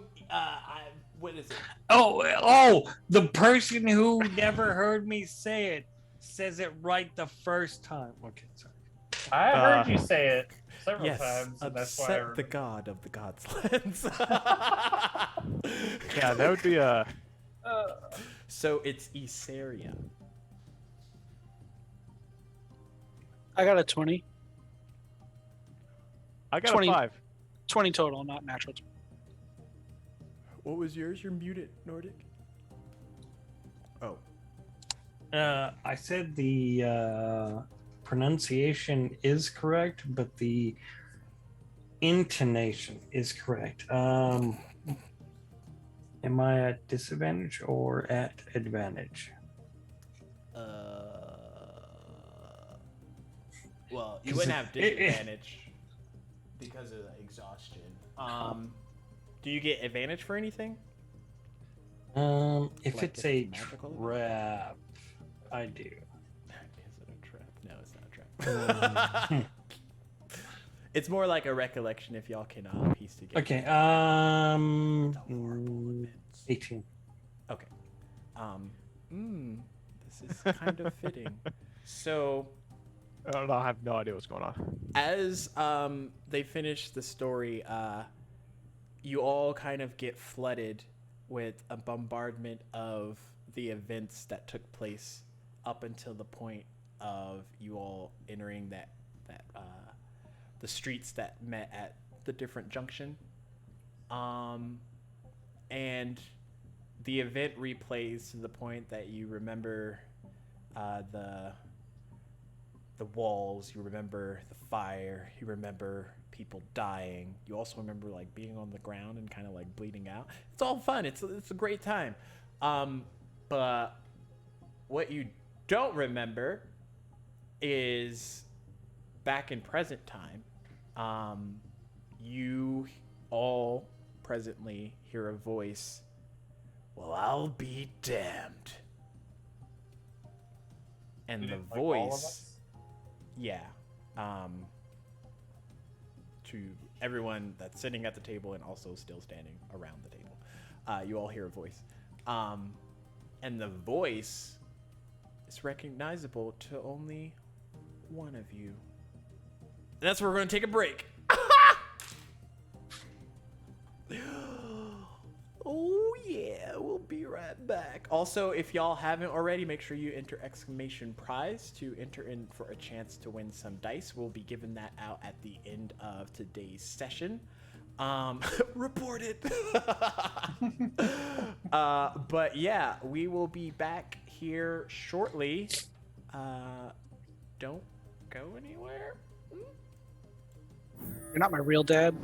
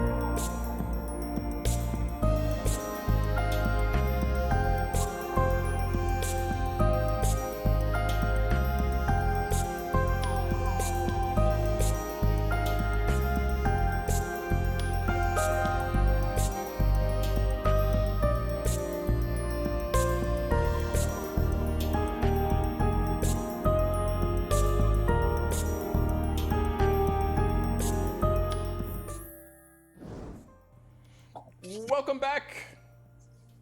We are still all alive presently. So when we left off, you were all nestled around that table for breakfast, and one of you heard a recognizing voice that said, "Well, I'll be damned." And that one person is Ravik. Do I recognize who says that? The name would be Reskin, a human barbarian. Reskin.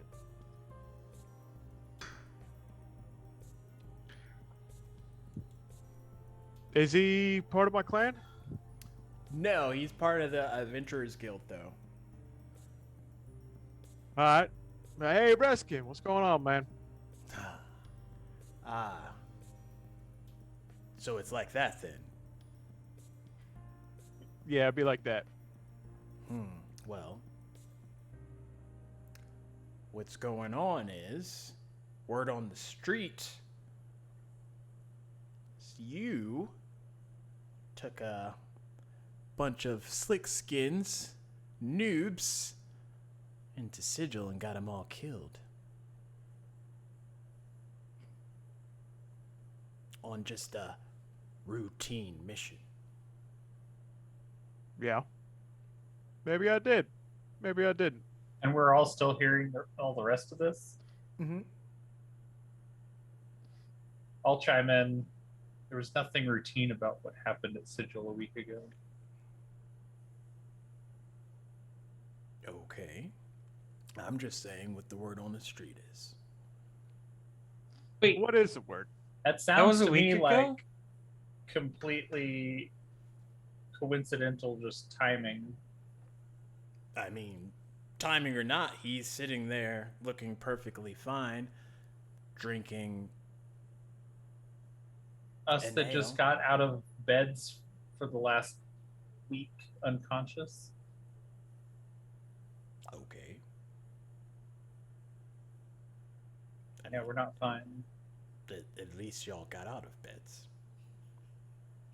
Yeah. True. We're fortunate. I'm just telling you what the word on the street is there, Ravik. Do it what you will. Any more word on the street? Your clan's in a little bit of disarray. Lost a lot of favor these past few days, but I mean, you also did get those clients killed as well, so here we are. You just see Assyrian kind of like slinks away. He's looking for other people. I grab whatever whiskey is near me and I start downing it. And I was like, hey, thanks for the word. Yep. And he looks at all of y'all, shrugs, and just like heads out of the inn. I don't make eye contact with anyone else. They're like, by the way, before he like turns and goes away, you know, the Lady of Pain didn't even see it coming. So how were any of us supposed to? I prefer to call her the mommy of masochism. Misery Whatever does love moniker you company. prefer. Hey, I just work at the guild, just a member, and I just know how guild jobs work. You win some, you lose some. It's just how Sir? it goes. I believe you're mistaken. He was not the one who killed everybody. But it is my name attached to it. There you go. You said that he got them killed. If a river floods and it destroys a village, did the mayor get the village killed? But if the clients hire the individual to ensure that it doesn't get flooded. If you hire somebody to make you a sword and the river floods and destroys the village, is it the blacksmith's fault? Depends on what you wanted the sword to do. What about the candle maker?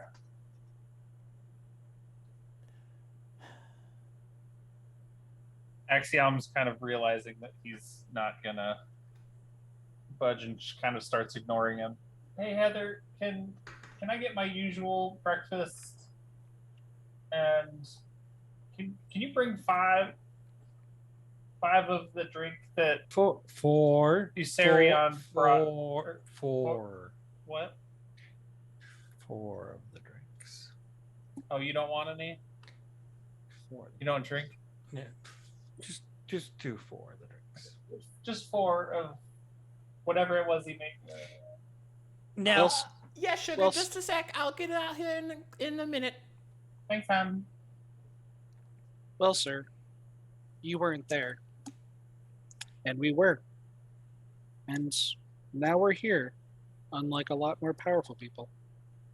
Something to take away. But it looks like all of our chairs are taken. I'm done eating anyways. Kind of lost my appetite. And he like deuces out. Around that time, the food arrives. It's not pulled out by Heather. It's pulled out by just these large Goliath-sized males. They come out, set down a giant plate of meats, and then a dainty plate of vegetables, fruits, and seeds. And then shortly after they exit, maybe 5 or so minutes will pass before Moe's and Axe's meals come out from what they've ordered, as usual. What would you all like to do? Talk about? Temperament over? I don't know. I lift my mask up and just start eating. so Asarian is actually going to check his belongings. Do I actually have my map still with me? The map you were given? The maps that I've been drawing. Oh yeah, like those were all neatly contained in that crate. However, roll me a d20 to see if any were damaged from like the fire or any of the destruction that happened. Come on. 8. Okay. Maybe like a couple will need to be reworked and like drawn from scratch, but for the most part, all of them are still intact. Okay, but I still have like an idea like where things are relative. Yeah, and this muddled mind is waning as the days kind of going out, especially as you're encountering people that you recognize or being around things that are familiar to you. Even like the drinks, tasting the alcohol is like triggering little beats in your mind. So you're thinking you'll probably be all right a little bit later, but right now, yeah, you're fine. All right, so I'm gonna realize this and just kind of like realize I need to like take some time. I'm gonna roll it back up, cycle it in, and then I'm just gonna like slink away and kind of like hang next to nobody, but try not to.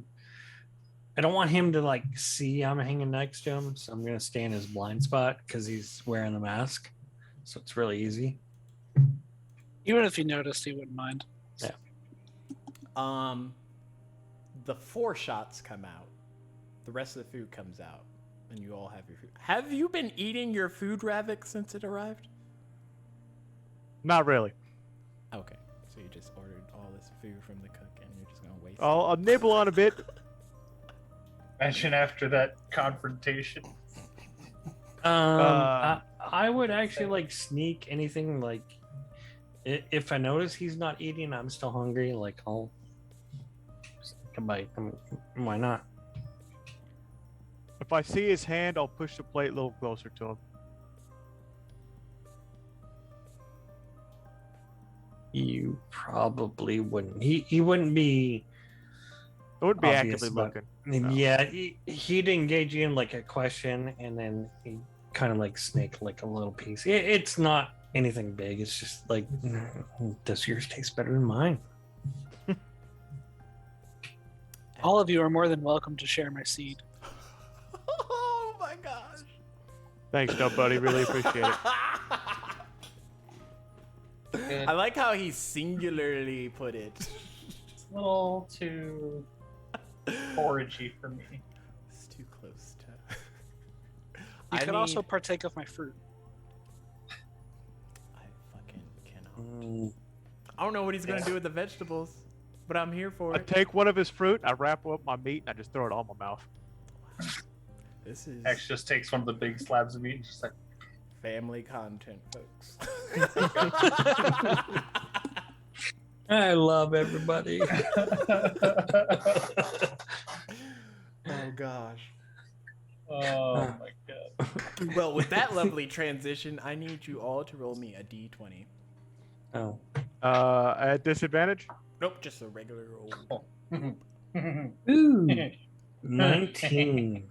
Okay, okay. 11. Eight. He's like, and this is where you didn't want to roll that high. So the first victim of the day is Axiom.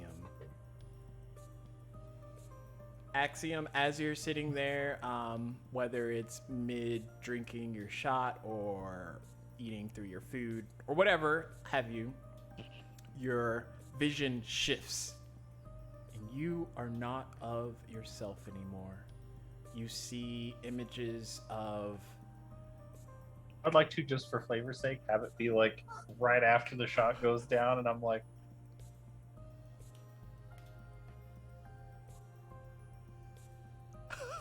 what was in this? I was in this drink. I'm gonna You have to have a see- talk with this area. A group of red wizards, and top of table, you would know which red wizard your perspective would be from the one shot.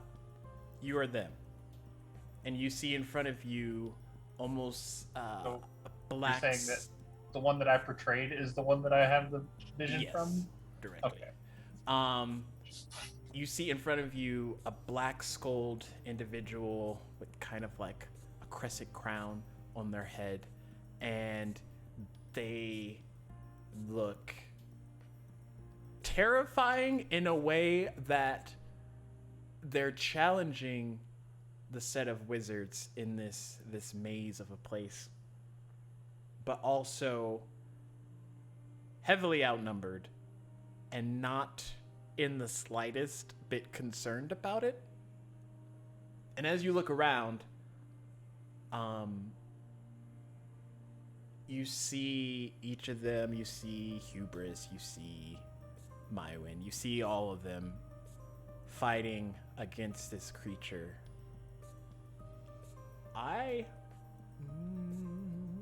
Roll me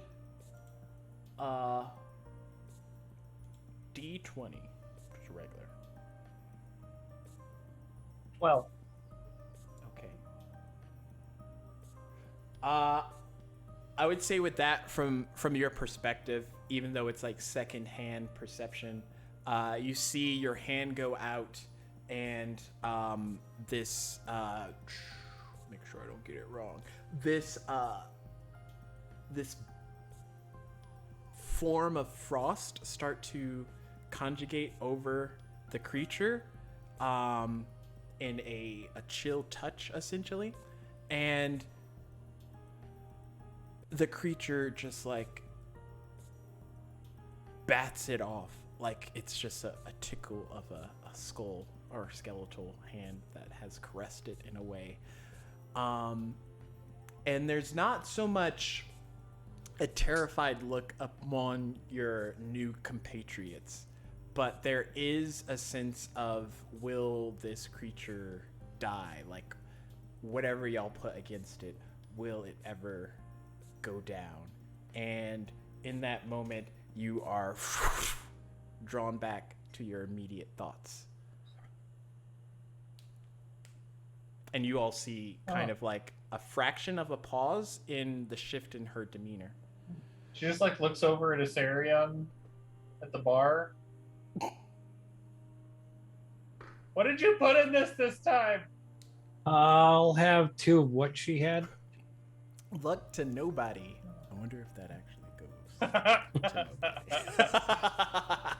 goes. Thanks. That's pretty cool because RVC just got here today and has enough points to do a mech point of 1,000. That's pretty awesome. That's awesome. Thanks for watching us and our emotional damage trauma that we've been saving up for. But yeah, you all see this. I don't know if y'all want to react. When her vision comes back, she just sees me holding out a pistachio. Yeah, and as soon as Axiom says that to Asarian, he basically, I'll have two of what she's having. But you already have one. That's why I ordered two more. Oh. I am obviously not drunk enough to whatever you are talking about. I just saw, like, I don't know if it was Three Visions? more. something of the Red Wizards that were fighting something, And his demeanor kind of changes. and whatever That they were sounds- fighting, it hit them with something, and it just kind of shrugged it off like a little animal just like booped him on the nose. Were you able to tell where they were at? But I recognized it as the like final room that we like ended up in after everything happened. Like Axiom wouldn't know what the fuck. Yeah, it was, Axiom wouldn't know, but you would recognize that. But that I was would the place, recognize. yeah. I would be able to describe it based on Yeah. that. Like- At Axiom's description, do I know of some place I visited before and drew out a map? Roll me a history check Oh, at disadvantage. Fuck. yeah.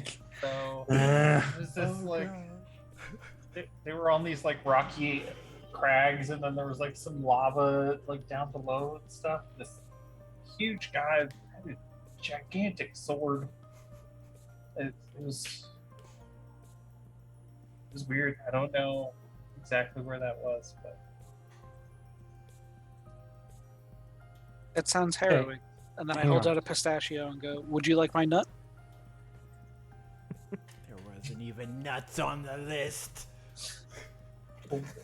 God, I can't even Put this nut here. I'm allergic. You would all notice that nobody has no concept of innuendo. He's just speaking plainly. 17. With the 17, it's not a place that you've been to or seen physically. Might have been a place you've heard about and have wanted to document at some point.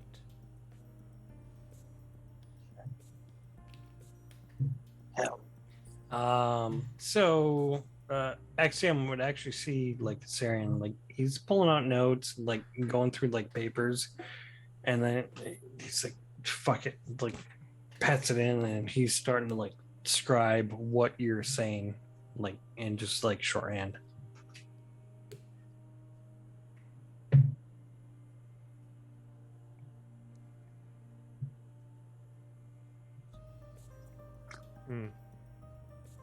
The shots come out.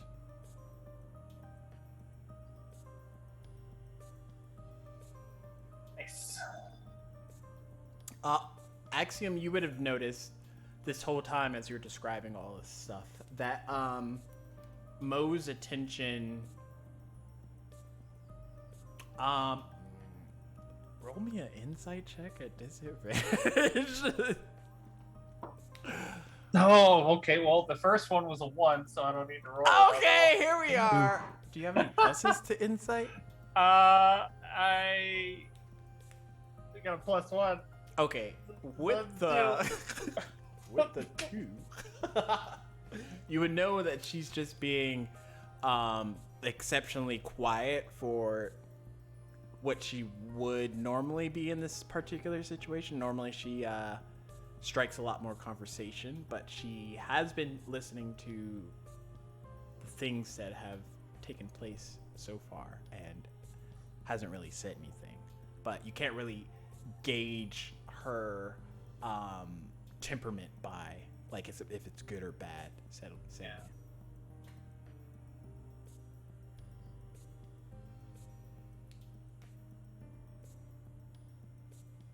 And then you got like across from you a dragonborn that's like barely touched his meat. You got a nobody just offering up his seed to everybody. It's a whole smorgasbord of things. So, Look at what graphic. am I? Were you doing? You're I'd almost say timid in all of this. It's more like this isn't real unless I perceive it to be real, sort of thing. That's the vibe I'm getting, but Alright, get out of my head. It's okay. I'm just a DM, not rolling insight checks. Okay. She would look at Rafik and be like, "You shouldn't worry about that guy and what everyone else is thinking. It wasn't your fault. You couldn't." That's No one not how could the have guild predicted see it. that. That's the problem. Fuck that. Yeah. How I see it. But you seeing that does give me hope that we can track these people down. I would like to meet them. Would you like to hear my analogy about the river again? Sure. Yes. You see, in this situation, we are the village, and the red mages are the river. And you're the mayor. You're not to blame. Would you like to eat my peach? What is I had one of your nobody? fruit already. I'd Okay. like to discern that, DM. Translate the analogy. Not the analogy. I want to know who, like, what he is, so I kind of like know what language he's kind of like speaking from. And this is nobody, right? Yes. Okay. Roll a nature check. I don't know. At disadvantage. Nature. You're trying to. Are you trying to like see how he is? I don't know if this is insight or nature. Like are you trying to figure It's out kind who of he is? it's basically like an inside Okay. check. I'm just kind of like Insight figuring at like disadvantage. still the same. Why do we have a discussion? This is fun. Oh. Blue Joy, you are correct. I will fuck. give disadvantage out for free. Alright, so I rolled a 20 Oh no. and I got a 2. Oh no. That's like a 20, but without a 0. Yeah. so, so my total's 5. I mean, basically the same thing. So Oh, God. with the 5, because I don't like to just say you don't insight anything. What you're getting from nobody is a person that is I would say, and Guy, correct me if I'm wrong. A person. No, tell me what you think that I think, because that's what I'm You going to go think off of. That it's a person disconnected from the part of reality that is So he's crazy. blanket across everyone. Not really. Okay. It's more naivete than Yeah. anything else. Or Okay. you could almost sum it up as like non-worldliness. Okay. All right. I will neither confirm nor deny. I mean, that's apparently what.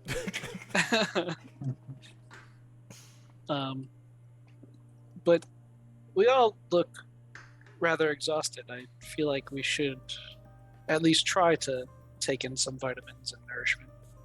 I was about to say, rest? Y'all just been sleeping for like a week. That's like the last thing you want to do. No, a healthy meal might do us some good.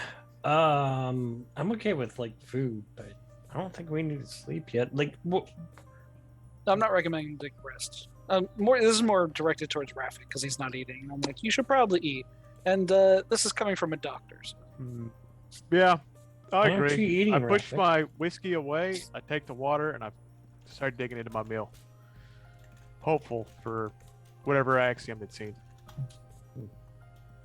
So, you all continue to eat your meal, those of you that have it.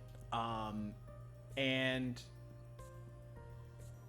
in these small moments of silence, as you're kind of waging everything that's happened, you all get like, I would say freely you would all get like a fraction of your prior existence. One of your happiest and possibly also one of your saddest moments will kind of relay into your mind and push itself to the forefront of your thoughts, for you to process however you will. And in those truths behind your own thoughts for a change, it's sort of a comfort in a way, even if like the bad memory is like really bad and the good memory is really good, because this is the first time since you've awakened that you've kind of felt like yourself, and your meal goes on that way.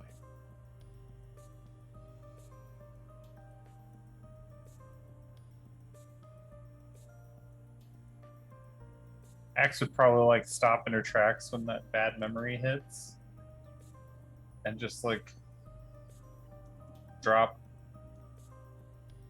whatever food was in her hand like onto her plate, or and then just kind of like reach up. You probably see her eyes get a little like watery, and she tries to like push it off back, and then Mo will like reach over and like pat your arm. And We then- need to get you some rest. And then as one of the good memories comes in, should look at Mo and be kind of a reflection in that. Yeah, that's not a bad idea. And Mo will get up and like plop 3 gold on the table, which more than covers everything that y'all have kind of consumed or not consumed today. And look at all of you. I mean, I don't know what's happened in this past week for all of yous, but if you ever need to talk, my shop's just down the street. Look for Mo's.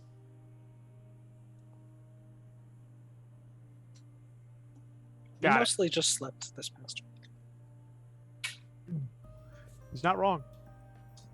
I had a think I dream might where I be a was little- performing triage, but I wasn't wearing pants. Ooh, terrifying. It was humiliating. Sounds like it.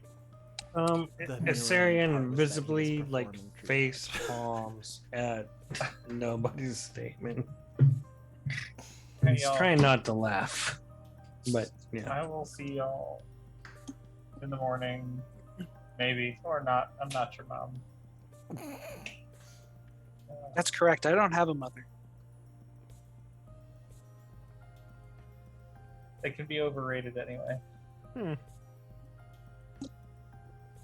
And then she'll kind of clap Mo on the back a little bit and head out with her.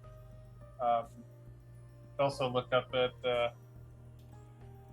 Isarion and Heather and the rest of the bar and kind of give a little wave on the way out. Y'all have a good night. And then So- head off back to the shop. Mo and Axe head out to the shop. Y'all are at the ending portion of your meal. That's right. You also know that you have a bunch of other sites and things that you would like to do, whether together or separate. What would you like to do now? Your meal is decisively paid for.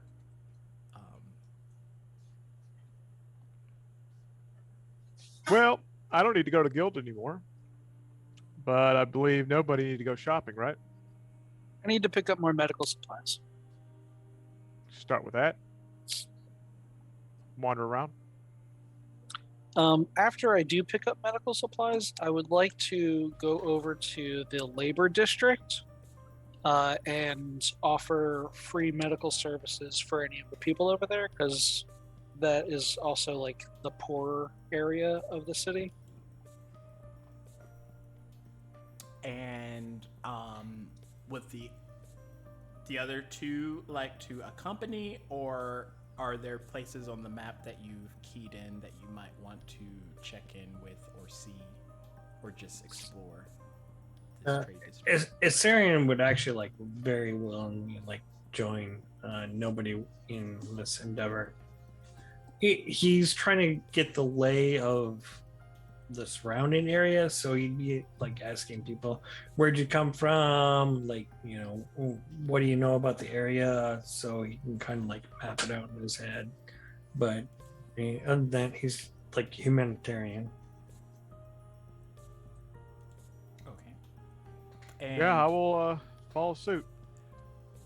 so you'll have +2 added to your nobody list there. Nobody. As This is y'all great. I could always use volunteers. exit out of the Golden Hound Inn, where would you like to go first? Do you guys need to buy anything, or is it just me? I think it's just you, unless you need something. Let's carry on.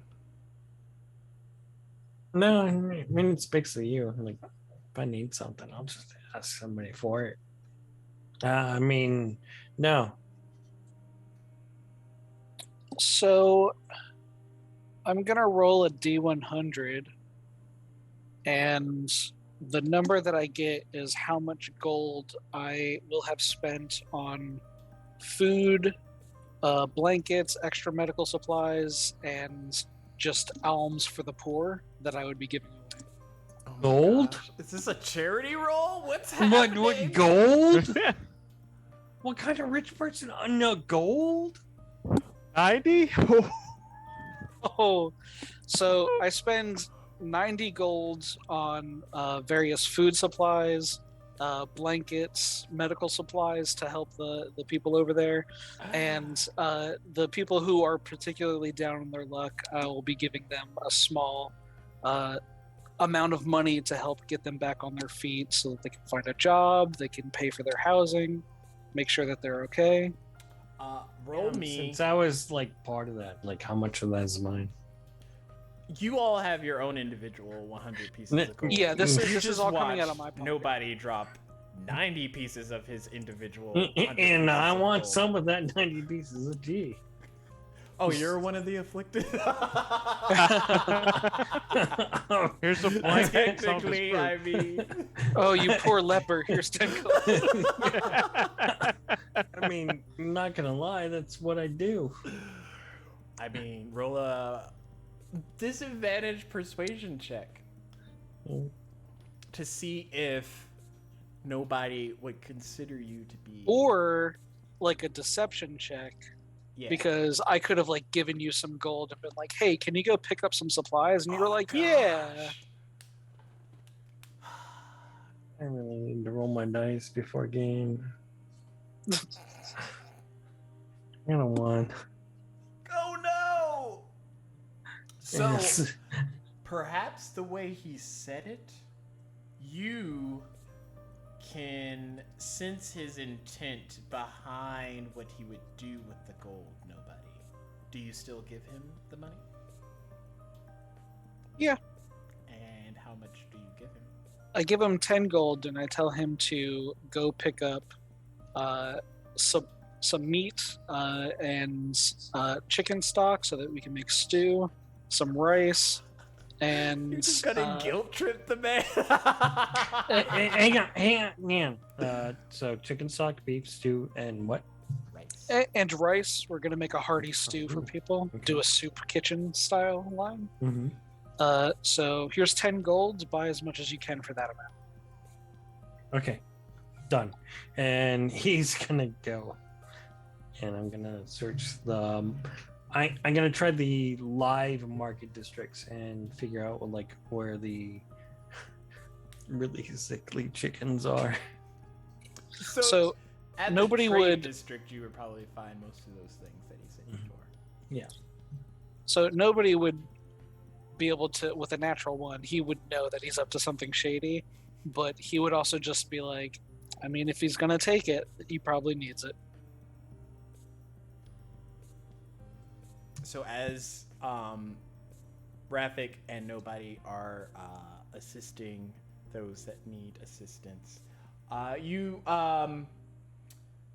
can get a general sense that even though Sigil was attacked maybe a week ago, there's still kind of other things at a higher priority for the people within the Tradesgate district that, yes, that's terrible news, but this is the stuff that we have to deal with on the day-to-day, and this is the stuff that's affecting us individually.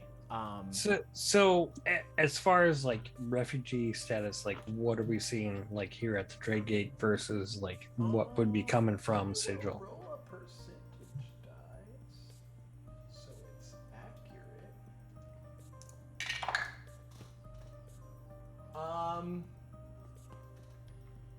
You're maybe seeing.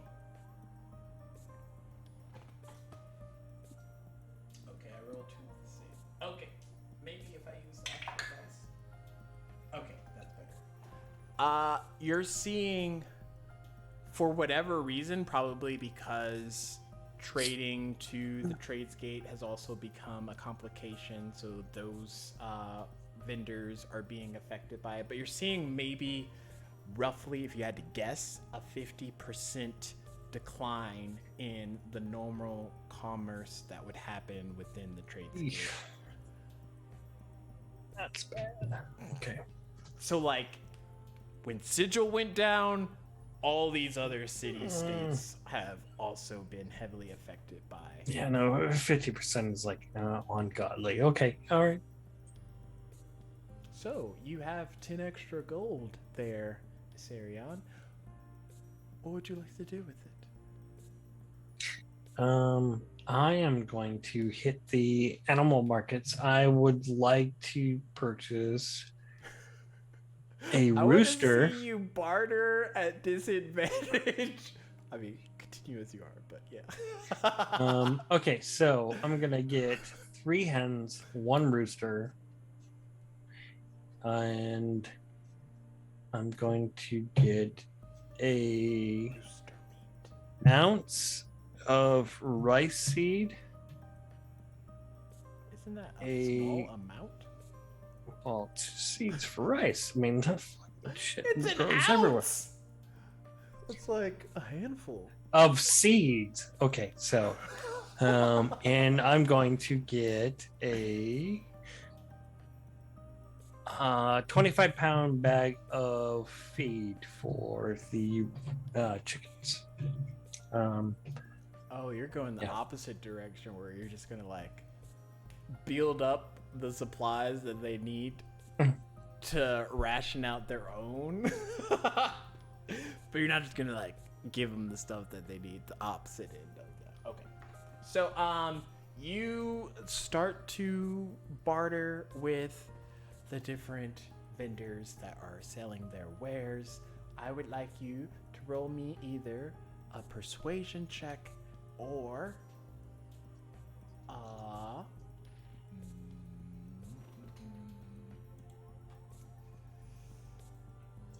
Doesn't matter which die it is. I gotta Still know bad. what your intent is. So, Hang on. Let me try D&D Beyond. Hashtag ad. have you been rolling Dude. real dice tonight? They're not agreeing with me. Yeah. Oh, did you cannot make like Isarion dice? Is that what it is? Not yet, because I'm old. So either persuasion, Okay. intimidation, No. or deception. Mm, And I need to know which one you pick, because that will sway the DC.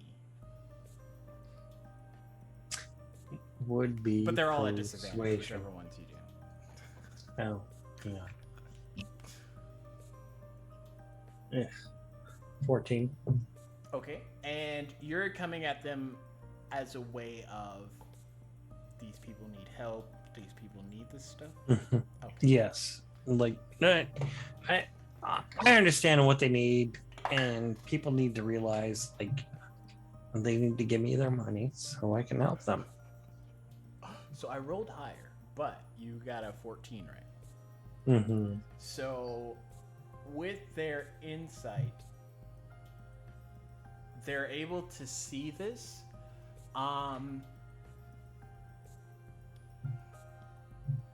The first vendor you go up to is the chicken and rooster vendor, or the hen and rooster vendor, and he looks at you with that 14. And I'll roll for each one. His insight, he can tell your intent. He can tell that you're using these so that the rooster can populate the hens. They can make more eggs. They'll have eggs to cook, all those fun things. And he is going to charge a gold for each of the hens and 2 gold for the roosters. Do you take the offer? Which would be 5 gold out of your 10 gold that you have. No. Do you have a counter offer? I'll do 3 3/4 gold. But this is my prize rooster. And that's why I'm offering you 3 3/4 instead of 2. I understand the value. You understand my need. I'm trying to meet you in the middle.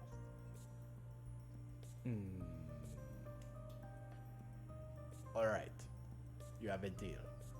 Okay. I'll stick my hand out. Shake on it. Shakes. And instead of giving him 3 3/4, I'll give him 4 gold. Roll a... All of this is going to be bad. Roll a perception check. At disadvantage. Ah.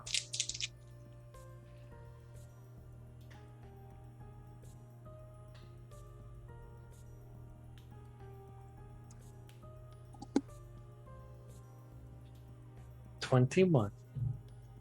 Ooh. Yeah, I know, right? The one time. Well, Um, except this. You see him gather the 3 hens, his prize rooster, and he hands you just like a sack very carefully. He hands me a sack. Yeah, like it's a sack, like a mesh sack that you can't see in, tied up, and he hands it to you. Okay. Do you open it? No. There's a head inside. I'm going to take the hens and the rooster. I'm going to cage them up and going to exit with and kind of like just tie whatever's in the bag on my belt away. Okay. I'm going to actually be looking for somebody else in my party. So you can either keep that 14 or roll 2 disadvantage persuasion checks for the next vendor. Do you want to test your luck? I feel like I'm a game show host. What is No, I'm happening gonna keep right it. now? I would like to keep that 14. Okay. Deal or no deal? Oh, this is good. So you get to the next vendor, and you plan to buy an ounce of rice, if I wrote that Sweet. down correctly. Rice seeds, not Rice seeds, Rice sorry. seeds. Yes. Totally different. So you get there, and there's no rice seed, but they do have rice. How much is it per pound? Per pound? Yeah. It's listed as 5 copper. Nope. No deal. Walk away. Are you gonna barter, or you just want No. to walk away? 5 copper is way too expensive for a pound of rice. Okay. Fuck that shit. Okay. So you go to the last vendor. Feed for the chicken. You want 25 pounds. Are you keeping the 14? Mm-hmm. Yeah, I'm not gonna roll better than that. I know it. Okay, so you get there, and roll me an athletics check at disadvantage, because you're so excellent at those. I'm so. Oh god damn it! It's the same as acrobatics. No, it's not. Okay, yeah. I'm looking at your character sheet.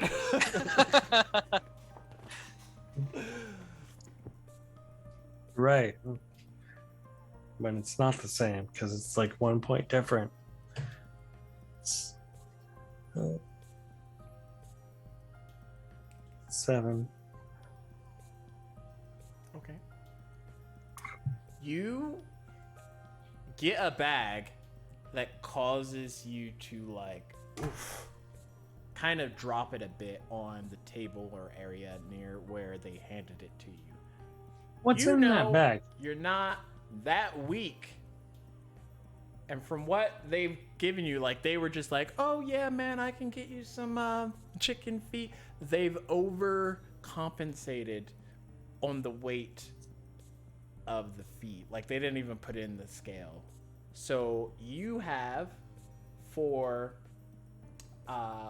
1 silver, 75 pounds of chicken feet. Oh Jesus Christ! Oh fuck! Okay, I'm packing it. I'm going. I'm gonna find everybody else. I'm So you good. come back and you have like this bag that's really heavy. You have another bag on your side. You have these chickens like clucking following you.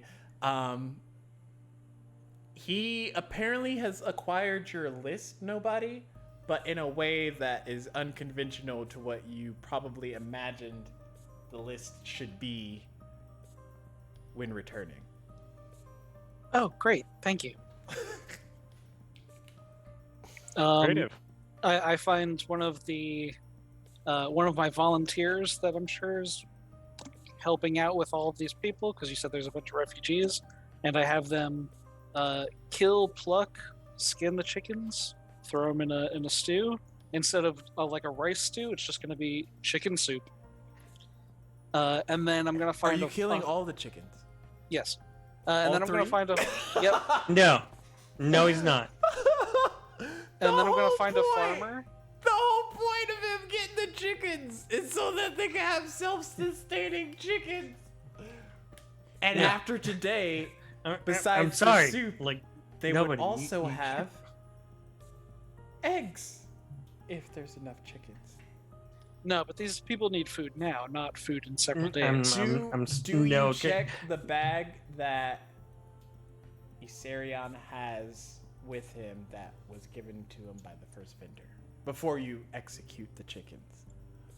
You're not executing the chickens. I'm not gonna allow it. I'm not. The cook is. Okay, well, are when you the ch- cook executes Okay, the the chicken, cook- I'm all for it. Do But he's you not hand gonna over be- the bag of the other stuff? You just hold on to the bag? Mhm. You're holding on to a bag that you're not opening, And then there's I mean, chickens after lined this up conversation, I'm for the like, slaughter. oh, I don't want to give you any more power. I mean, he's just dealing with the eggs that he's dealt, essentially.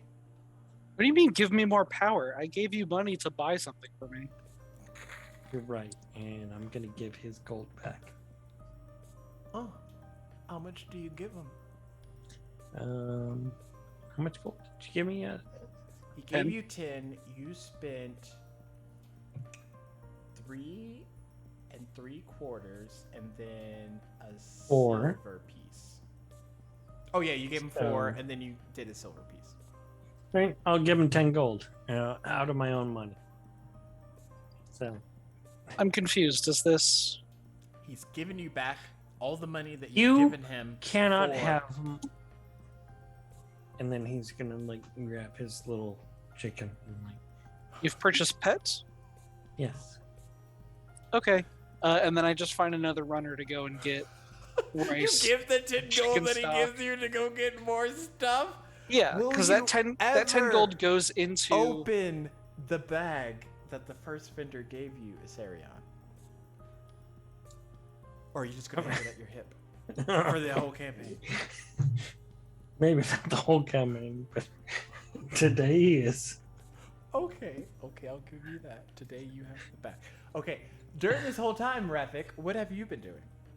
I would have seen nobody helping out, and then probably would have excused myself to go to the guild, and on the way probably grab some flowers to pay my respect to those who have died. Okay. To the Adventurers Guild. and I would say you can find some flowers for maybe 5 copper. Okay. Nice ones. And are you taking them to the guild? Yes, to the Adventurers Guild. Okay, so you split off, purchase those. We don't have to go into that. And you arrive at the Adventurers or the Fighters Guild. Which one are you going to? I believe I was part of the Fighters Guild, right? Yes, the Fighters Yeah. Guild is where your clan's at. The Adventurers Guild is where you got the job at. I would go to the Fighters Guild. Okay, so you arrive at the Fighters Guild. You start to see familiar faces. Is there anywhere in particular you would like to take the flowers? Familiar faces. Would it be? Would I recognize any of them? Yeah. Yeah. Would I recognize any of them? Be like, who would have known the purpose that we were there for? Or is it just people I met in happenstance? Make me a perception check. At disadvantage. Yeah. This is the Let me best see. thing. I should inflict exhaustion way more than I normally would as a DM. No. 16. What the fuck? Okay. That natural 20 was one of them. Took that away from me. I mean, do you really want to see all the people that you've let down? Or here we are with the 16. So with the 16, you arrive and yeah, you see loads of familiar faces. You see members from your clan that did not go with you to that mission. You see members of your clan that are new, that you know to be new, that kind of catch eye with you and give you not so much a disappointing look, but like they kind of like expected better of the guild when they joined, sort of thing. And you see the face of... I don't think you've given any of them names, so this makes it sort of easy for me, but also not easy because I have to do an extra. Gotta keep you on your toes. Yeah, that's just gonna roll around and figure out some stuff. You see I want to just make sure I get the color right. Yes. A familiar red Dragonborn? The founder. Yes. All right. I will approach the founder. Okay. And you are approaching. Ugh, these names are horrible. Yeah. Those names are awful.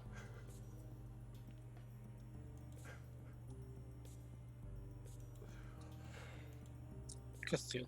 Roll me a d10. All right. 8. 1, 2, 3, 4, 5, 6, 7, 8. Okay.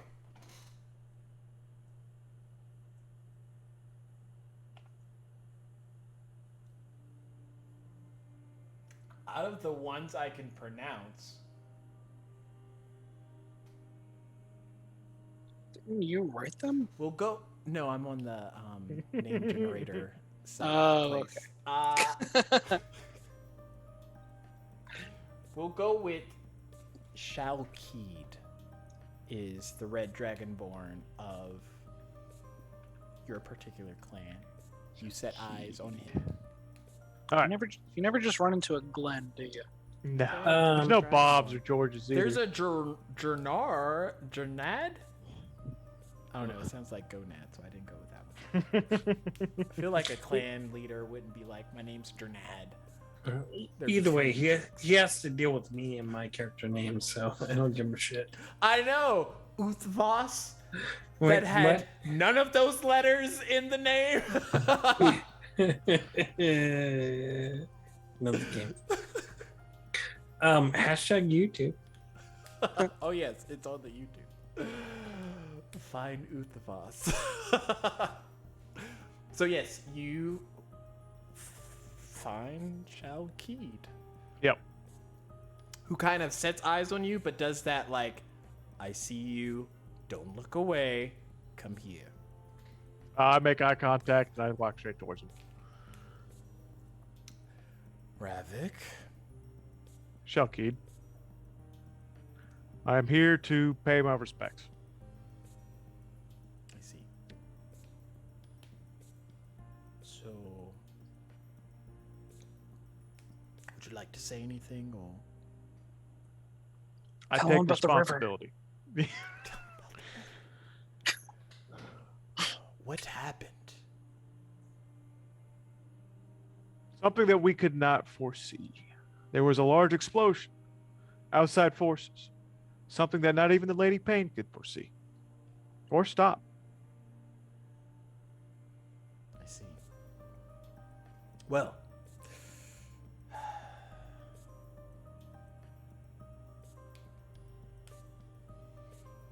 I will see that those that did not make it back receive these parting gifts.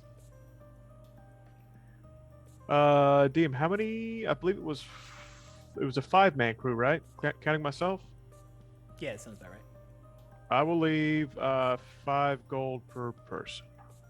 So 20 gold. Do I see this? No, he's split off. By the time you come back with your chickens that are about to get slaughtered and your sack that you're not going to open and then your other thing and you're trying to rummage through and like nobody's like taking the gold that you just gave him to give to another person. Like it's a whole thing. He's had time to slip away.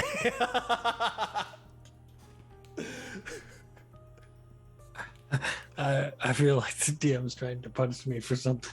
I'm just explaining what the course of action was in the past like 20 minutes. You're correct, but you pointed out some things very poignantly. Oh my goodness. Shalkeed looks at you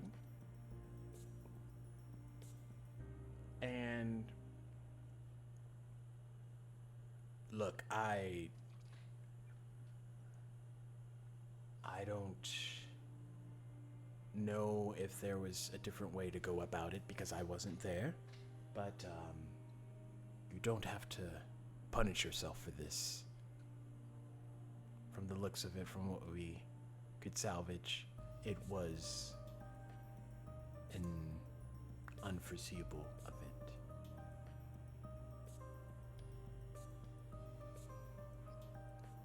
But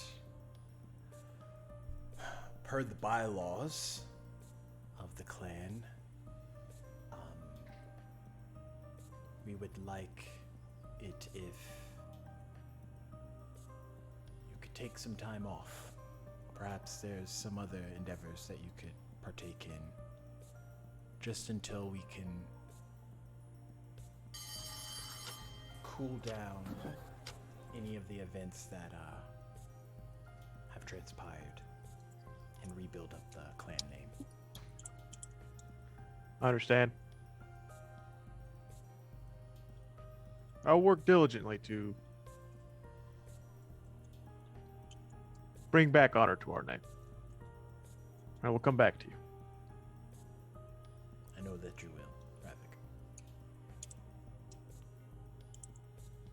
And with that, I will leave. And I'll return to where I left nobody and carry on. Before you leave,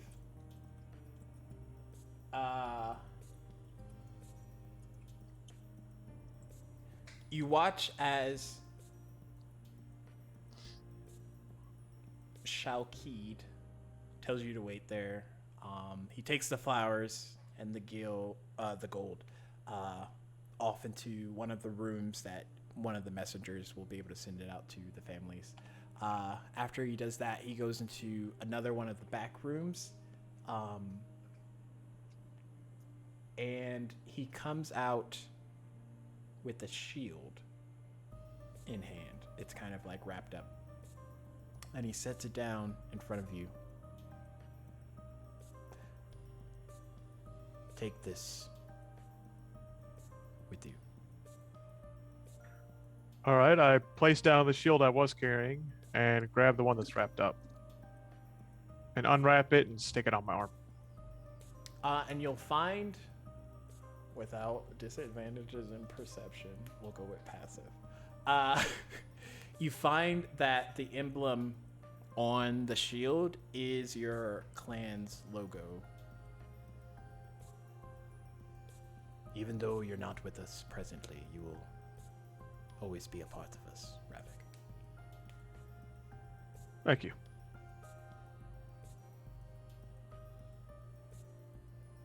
And I go. Meanwhile, nobody out here helping. Nobody at any point would you have gone to gather like herbalism kits or seen if those were available.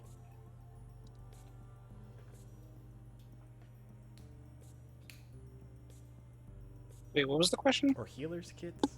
Is it healers kits that you were looking for? Yeah, I bought a couple of healers kits for my own supply, and I took that out before I did the 90 gold. And then the rest of the 90 gold is spent in like other healers kits, medicines, bandages, just to tend to all the medical needs of the refugees. Okay. Or the refugees. Sorry. After you partake in that, and Isarion comes back, eventually Rafik comes back. Y'all are at a fairly good point where you, as nobody, believe that these people have been helped in a way that they have it from here, essentially. I mean, you could stay around and like bandage some people's wounds, but for the most part, like there's enough people around that have been given a steady course of orders to where you could essentially do other things if you needed to. Yeah, I probably would have just given, a set of directions to the people who are going to be running the kitchen and the supply and everything like that. And then I would spend the rest of my time just performing medical care on people who are injured or sick or stuff like that. And then after I've seen to the worst of the cases, stuff that like requires a doctor and not just somebody who knows first aid, then I would probably head back to the manor and just go sleep. Okay. So I would say it's not quite the afternoon yet. It's maybe a little after noon. Oh my gosh, I hate myself. It's not late afternoon. It's early afternoon that y'all get finished. You've all accumulated maybe together 8+ hours worth of community service, but it's about maybe 3 o'clock in the afternoon. Would you at that point all head back to the manor or just partially? Is there a blacksmith nearby? Let's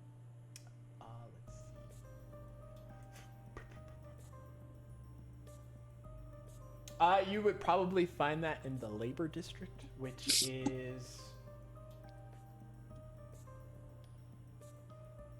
3, kind of more west of the trades gate.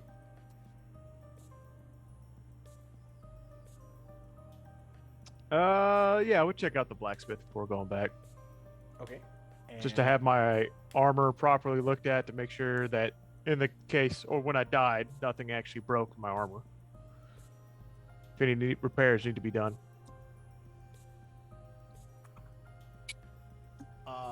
Would you all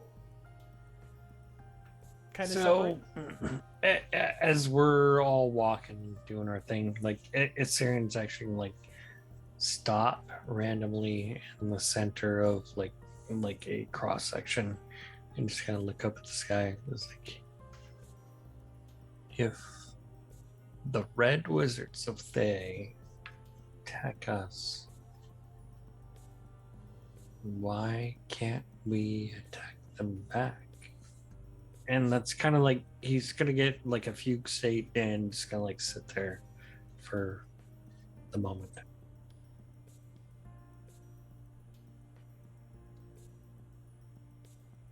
You all right, Asarion?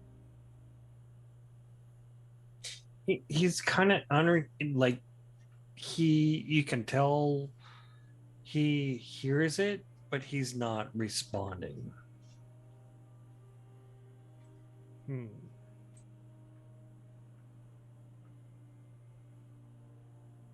Well, see you back at the manor.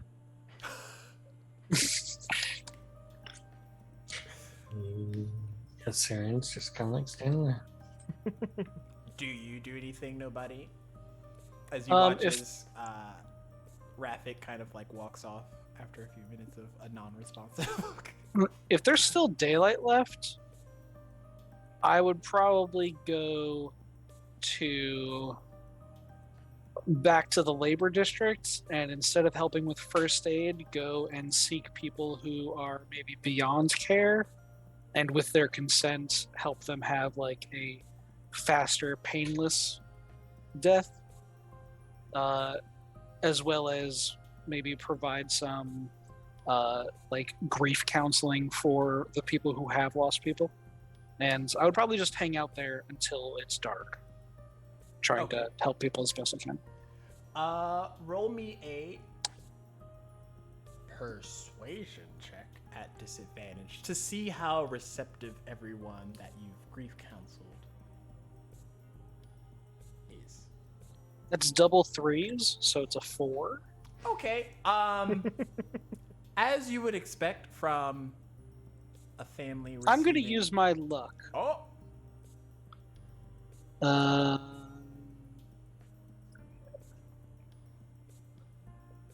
That's double nat 20s. So, because it automatically rolls 2 dice. So it's a natural 20. So with that, I would say, while it pains the families to hear that they've lost someone, the way that you're able to relay it to them gives them, or at least you can sense it gives them like a small sense of comfort in these darker moments.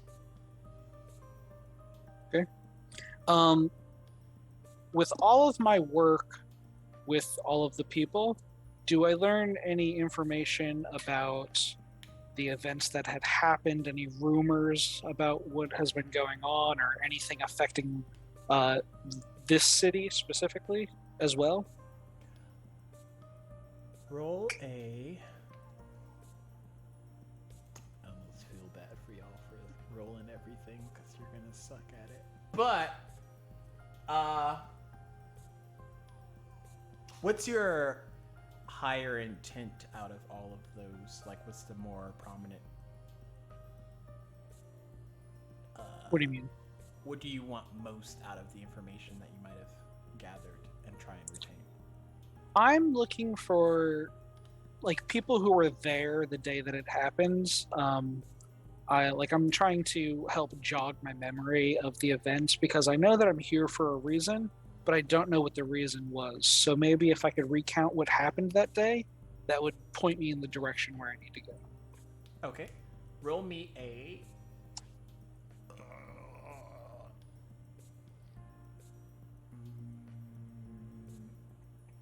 A stealth check. Acrobatics. Survival. Wait, why? Only because I'm going more for an instinct pull than anything else. I would do straight history, but you got like a -1 in that. So that's just going to be a very unique roll that you either retain nothing. Well, Can I assist him in any of those roles? Well, after you come to your collective thoughts, you look around, and Ravik and nobody have left you standing in the middle of the street. Fair enough. I'm gonna. Oh, I'm gonna go find. Where are my chickens? Could I have advantage on the roll because I've provided medical care and food to everybody so they're more open to communication? Okay, I'll give you a straight roll. Okay, then it's a 17. All right. Otherwise, it would have been an 8. With a 17, roll me a wisdom save.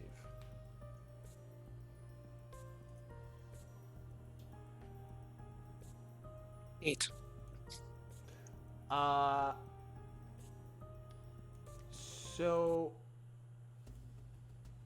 with the 8, something in particular about what is being discussed from a couple that you recently assisted triggers a memory, and even behind your plague doctor's mask, a shrill of a presence kind of like sets over you, and you get a flood of your memories, but not quite from where you would expect. And your eyes sink in, and you're presenting yourself in front of a crowd of people in a way that you're trying to draw in their attention. So you're doing a display of magical phenomena within the city of Sigil, and you can see through this new set of eyes yourself on a receptive opposite field. It's kind of like a weird Third person kind of thing. yeah, sort of thing. Like, you know that's you, but you also know that who you are isn't you. So it's like a whole thing. And then fire, and everyone around you is on flames, writhing in pain, screaming, shouting, however they would if that particular event hit them. And you in particular can see that you too are on fire, but something's slightly different. With that 17 perception, something is not quite how things should be in that particular case. And you can't quite put your finger on what it is, but you just know that like something's odd about how you're seeing this re-imaged memory, essentially. And then everything kind of goes dark, and it takes you a moment, and you find yourself back from your perspective of your mask before your vision kicks in. And then that couple kind of like amends themselves and like saunters off into the distance.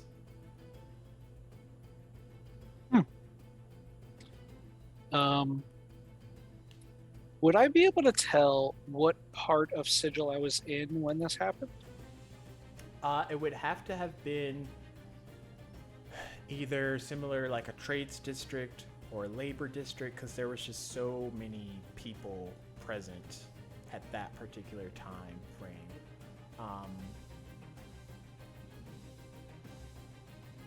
But yeah, it had to be some type of heavily active part of Sigil. Okay. I wish we had a map of Sigil. Oh, nobody wants a map of Sigil. That place all Draw a circle. That's the map. There you go. The circle. That's Sigil. Open a box. Pull out the map. From there, I will go to Rafik. You arrive at the blacksmith. What would you like to do? I would like to do a once over on my armor to make sure nothing broke when I died, and So repair anything that needs to be. you've seen metal that's been set in fire for too long. So overall, there's no like damage or piercing to your metal. However, it is a lot more charred, if that's even the word to use. Slightly darkened around the corners here and there. And you also notice that portions of your skin are a lot blacker than they normally would have been, which causes, when the light hits it a certain way, to radiate these like almost like bluish veins, if veins were a prominent factor on Dragonborn, but it's not. It's like a bluish scale pattern sort of thing that radiates through your skin. I feel it. Does it feel any different, the blue veins? No, I mean, it feels like you are just touching your skin, your scales. All right. If my armor all looks good, do they? I would take a look at their stock, see if there's. Let me see. If there was any like full armor, heavy armor. Okay. Are you just looking, or are you asking? Just looking. Okay. You look around, and there is nice sets of heavy armor, nice sets of medium, some heavily plated, some not so much, which causes a little bit more movement. And the person behind the counter that isn't the blacksmith, from how you can guess, looks over at you. Find anything interesting? Yes. How much for your heavy armor? How heavy are we looking? Like plate, half plate? Half plate. For today, It's about 600 gold pieces. It's on sale. Excellent. Someday, that will be mine. I will be back. And I leave. Okay, have a good day. As you exit out, Isarion, where would you have gone after you come back to yourself and everyone's like left?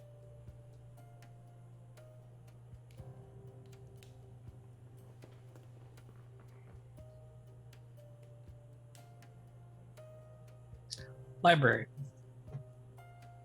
Okay.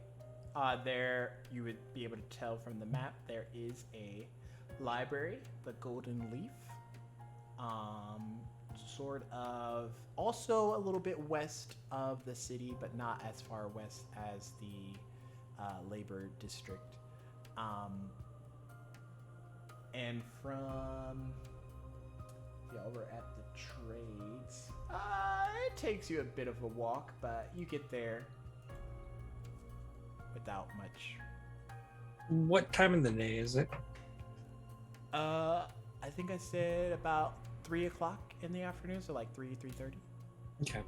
I would actually like spend a couple hours like at the library, like studying. I'm gonna reference their maps versus what I have and make notes. And if I notice anything that strikes out, like why did the red wizards like hit Sigil, and that's gonna like strike out to me. But other than that, just record the maps and then get ready for dance party later. Okay.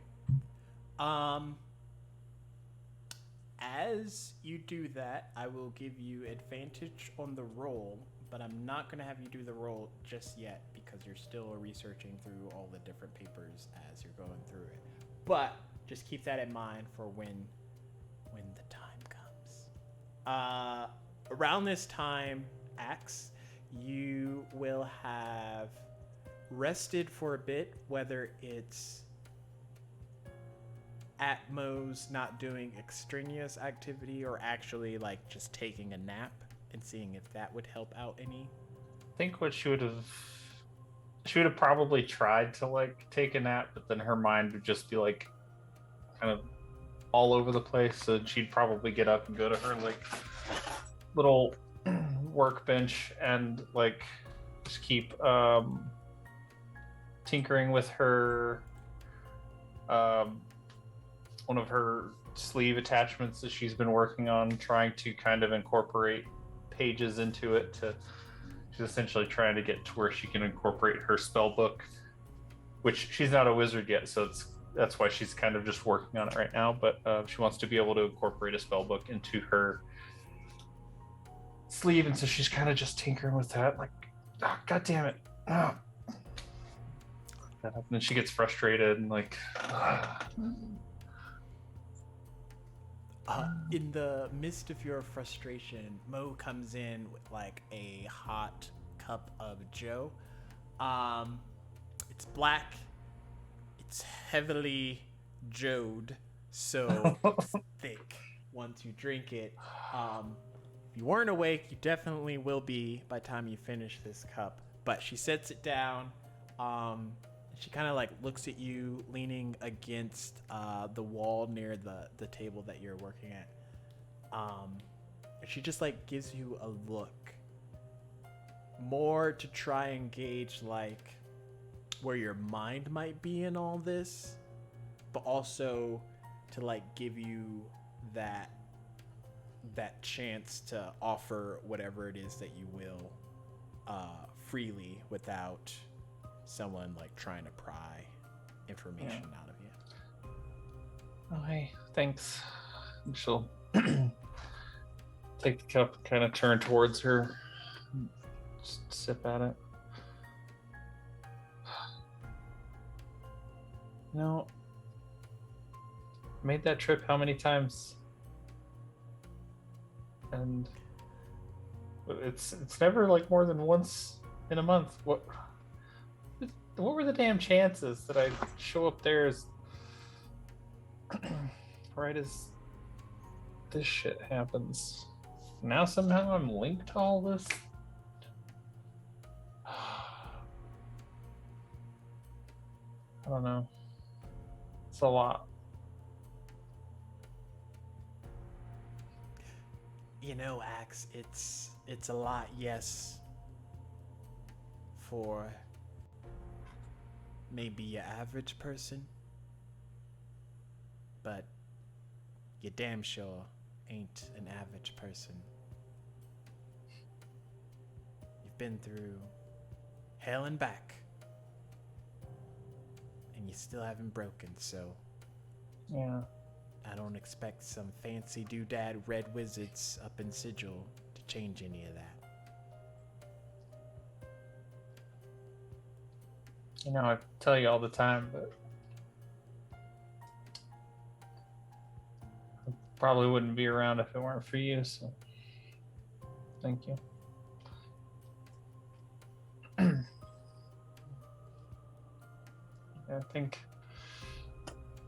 don't know, I think if I don't get involved and do something here, this is just going to expand and get too bad to where no one can handle it and it's going to come for us anyway, or the link that I have with it is going to lead them to me eventually anyway. I gotta figure something out.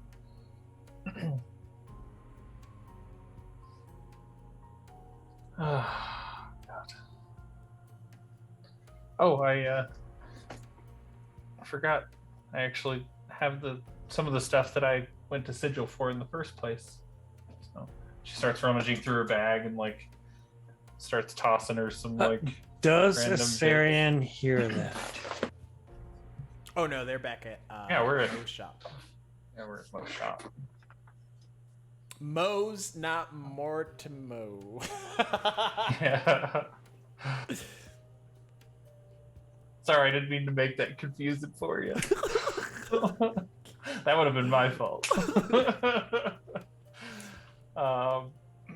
So she starts like checking out this big piece of like scrap metal that barely like fits in her bag. Just checks it over to her.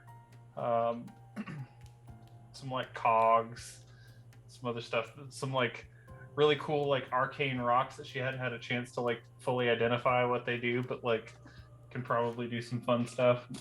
She's just like tossing a bunch of stuff that she collected while she was in Sigil. Mo takes a second to like look at all of the stuff. That's pretty much all of it. Were you just like about to head out the city when this happened?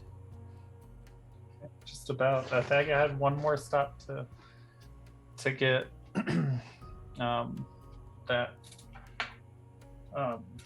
ultralight spanner. I wasn't able to get because I didn't quite get to that stop, but I was, I think, 2 blocks away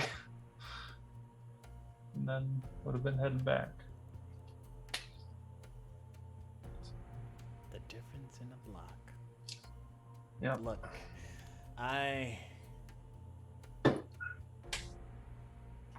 with this stuff,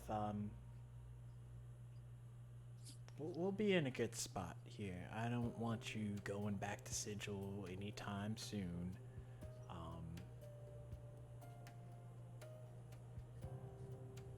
Like if you need to take some time, find some answers.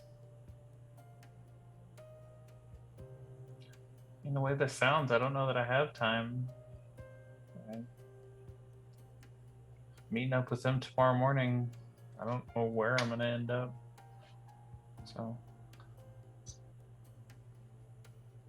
But you just remember that whatever you choose, you definitely got one person backing you up. Appreciate it, Mo. Also, if you leave the trace gate again and you don't tell me, I'm just gonna like have a conniption. So It's my usual run. I just figured you yeah, knew. yeah, I know about the usual run. I'm just talking about if you like decide to up and Yeah.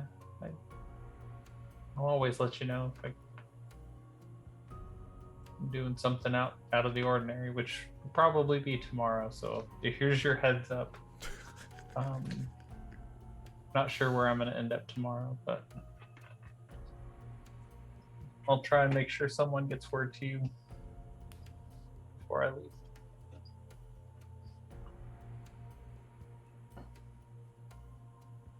She kind of nods and then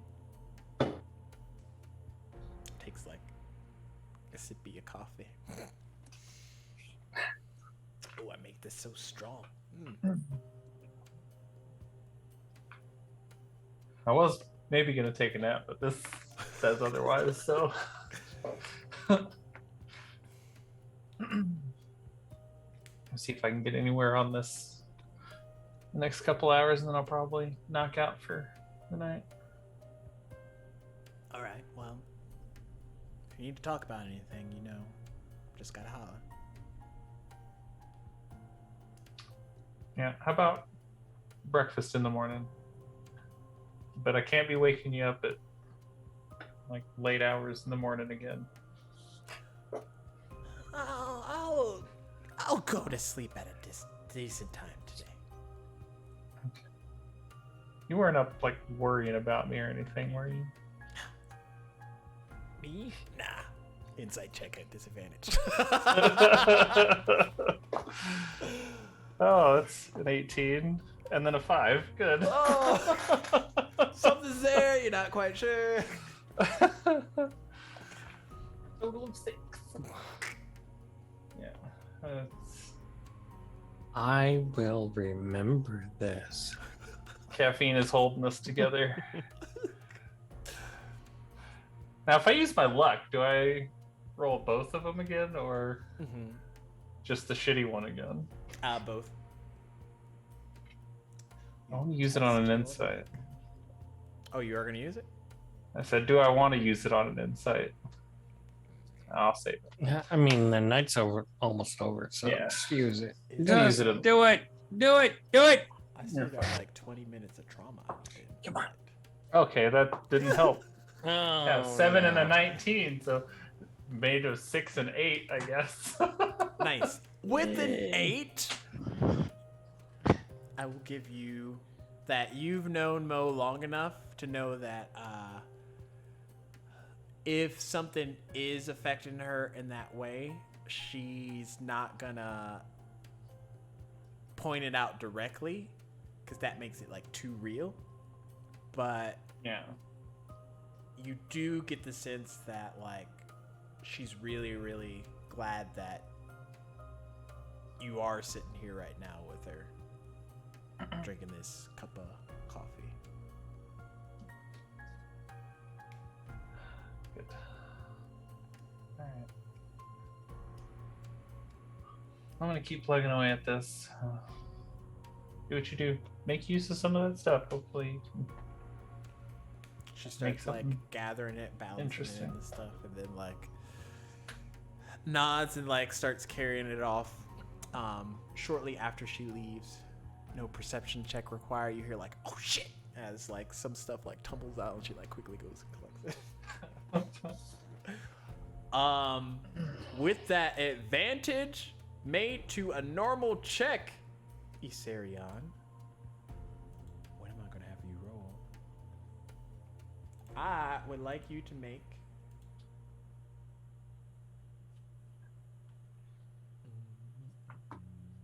oh, I forgot you're a bard. You get like perception, or you get like bonuses to everything. Yeah. What is it? It's the same thing. I would like you to make a straight investigation roll as you're going through all these maps and documentations. Okay. So, what is a straight investigation roll? So instead of rolling at disadvantage because you have advantage on it, it cancels it out and just makes it a flat roll. So Okay. D20 plus your investigation. All right, so I'm going to open a fresh bag of dice that I got from Dungeon Mechanics here. Oh, this is why you haven't been using the dice that you got in the mail. Look at it. It looks like. I hope that wasn't the D20. It looks And it's like gone. these Arion dice. Okay, here we go. D20. Flat roll. It's gonna suck. I know what it is. Y'all want to have your dice towers. Yeah, I believe in juju, and this is not juju, so it is. I love this die.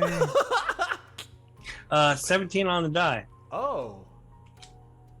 With the 17 plus, I guess, the 5 of investigation, you come across very vital information. Oh, do I now? So,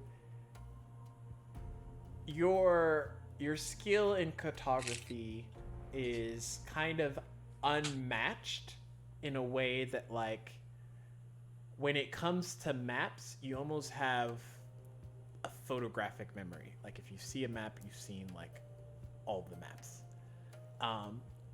Somebody's face that you met in a bar the night before, it's what's to say. Like, you may not ever remember what they look like, let alone a detail. But maps, they're your babies. So with that investigation check, you're able to correlate from a series of maps what the connection point and all the different gates within the outskirt cities of the Outlands have in common with Sigil. And the part that the gates allow is a opening into the multiverse. But the multiverse is weird in a way that it's connected and not connected in the same kind of sense. Yeah, I mean, it's the multiverse. I get it. Mm-hmm. So as you're piecing it together,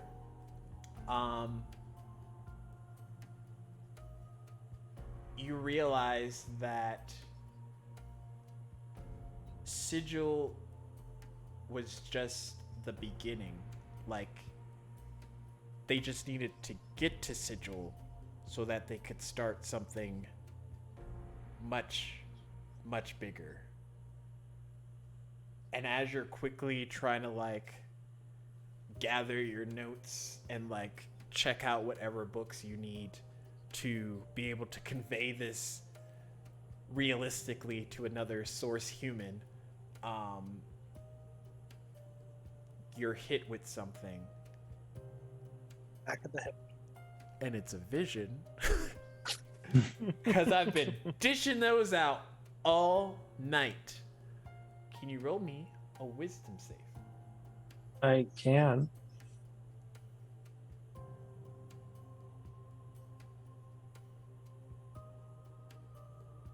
I mean, did you? Sorry. I might wait no way to do that. Oh, shit. Uh-oh. Instant karma. Am I at disadvantage? Because I might No, it's roll just a straight. Yeah.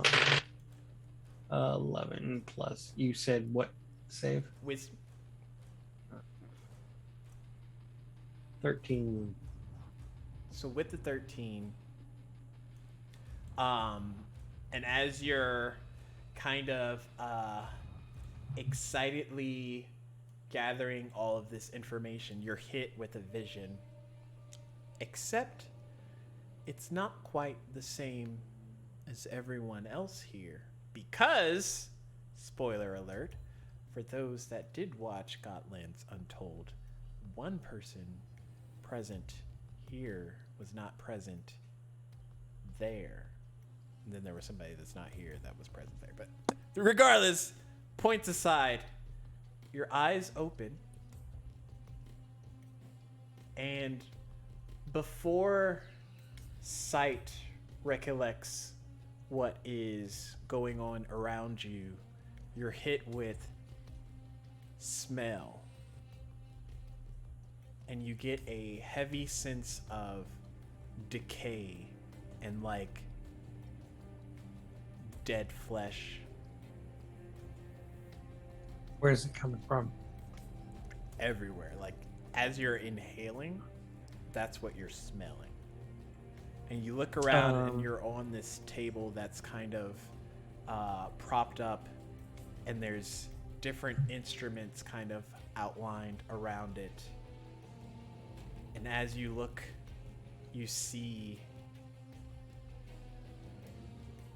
a dark room with a lot of contraptions that you wish you hadn't seen, but you also see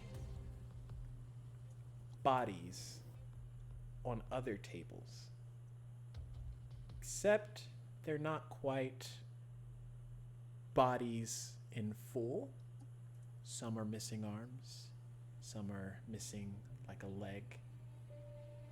And then there's some bodies that aren't on the tables, moving around in a very sluggish type of demeanor. Their ankle might be rubbing against the ground as their other foot takes a single step. And as you try and figure out where the hell you are, you hear a voice. Hey, you just gonna lay around like a bunch of bones here? We got shit to do. Get up! I'm gonna get up. And as you get up, and your sight fully kicks in, you see something kind of jumping out of the shadows. So the bodies that I see, like, are they moving or are they just kind of like cadavers? The that are being... ones on the tables, kind of similar to yours, are like cadavers. They're just like dead bodies, not moving. The ones up and about, I'll let you interpret as you would. All right, so do I see somebody who looks like they're about to take my insides out as I'm getting off the table? No! You see something far worse, because it doesn't seem possible. You see a skull kind of bouncing and hopping closer to you. Oh, oh, I'm so dead. Oh, God. Hey, hi. I don't know, Dusty. What's This is wrong? where we're at. You never seen like a awesome skull before? I'm pretty sure. No, I've never been this dead. Oh. Well, I mean, you're not as dead as that guy over there. I mean, I'm dead enough to be talking to you, so obviously I'm dead enough. Okay, so am I dead where I can do stuff? Am I dead where I can't? Is that for DM or the skull?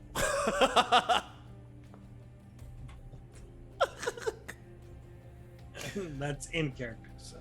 Okay, he looks at you and he's like, I mean, you're not fully dead if we're having this conversation right now. You're just, you need a little bit of encouragement. Why are you here? Why are we all here? I mean, you're the one that I'm pretty sure was like I'm dead. gonna grab the skull. Whoa, put me down there, guy. I mean, I'm gonna grab his jaw and like make a little talk. Like, does it do anything? he just like grits his teeth. You know, if somebody did this to you, I'm pretty sure you wouldn't be as amused.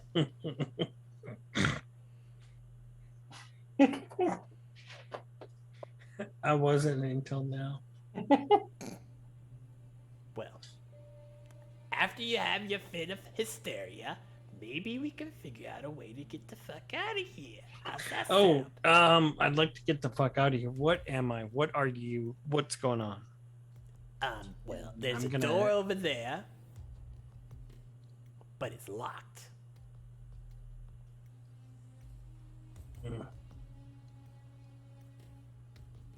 Okay.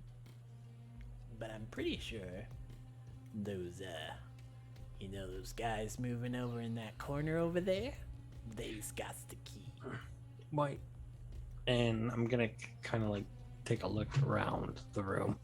And The only people aside from you two that are potential people is the sluggish ones moving off in the corners of the room.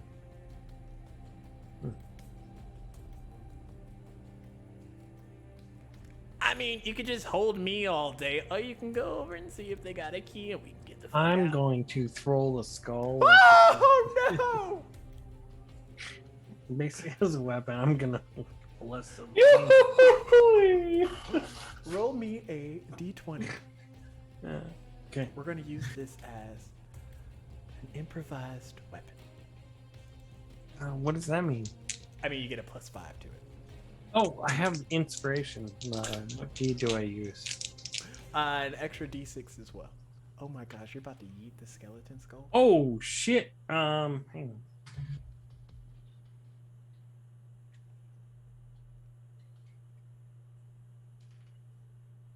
That is a 19.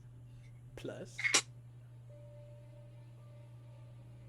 So you're like, oh, and launches at the So closest. you watch like- as this yeeted skull goes head first into one of these zombie boys and gets like lodged into like a section of its like rib cage meat. And then you just hear like, "You're not fucking funny! How about you come over here and give me the fuck out of this thing?" I'm gonna look at the other guys. And they're just like,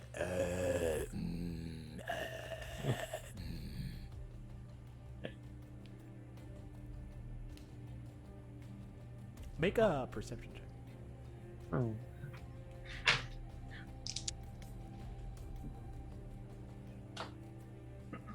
And for this one, you get a +3. Good. Is it disadvantage or advantage? Nope, it's just straight. 6. Okay. Is that 6 on a die or a 3 on the die? No, that's a 3 on the die. Oh my God. I got a 2 also. So as you're looking around, you get a glimpse of yourself from like your perspective, and your skin looks very decayed, still intact, but like a lot grayer toned than normal.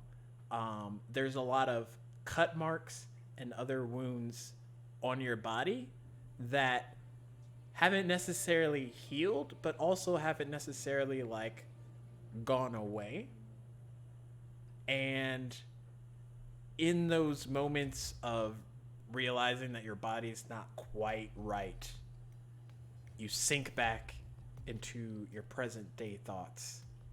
And Sarion, your maps and your books are kind of like jostled a bit as you wonder what the fuck that just was. Look around towards anybody near me. There's people in the library. It's still roughly early, and Yeah, they're just I'm, like, I'm looking for Rafik and nobody. okay, so you're gonna leave the library to. I'm assuming Asham didn't actually like join us, so I'm just kind of like I'm looking for faces I know. Okay, so I would say, frantically, you would leave the library. Probably forget to check out some books. There might be some calls at your name that you just ignore. That's okay. Give him a fat gate dress, so it's all right.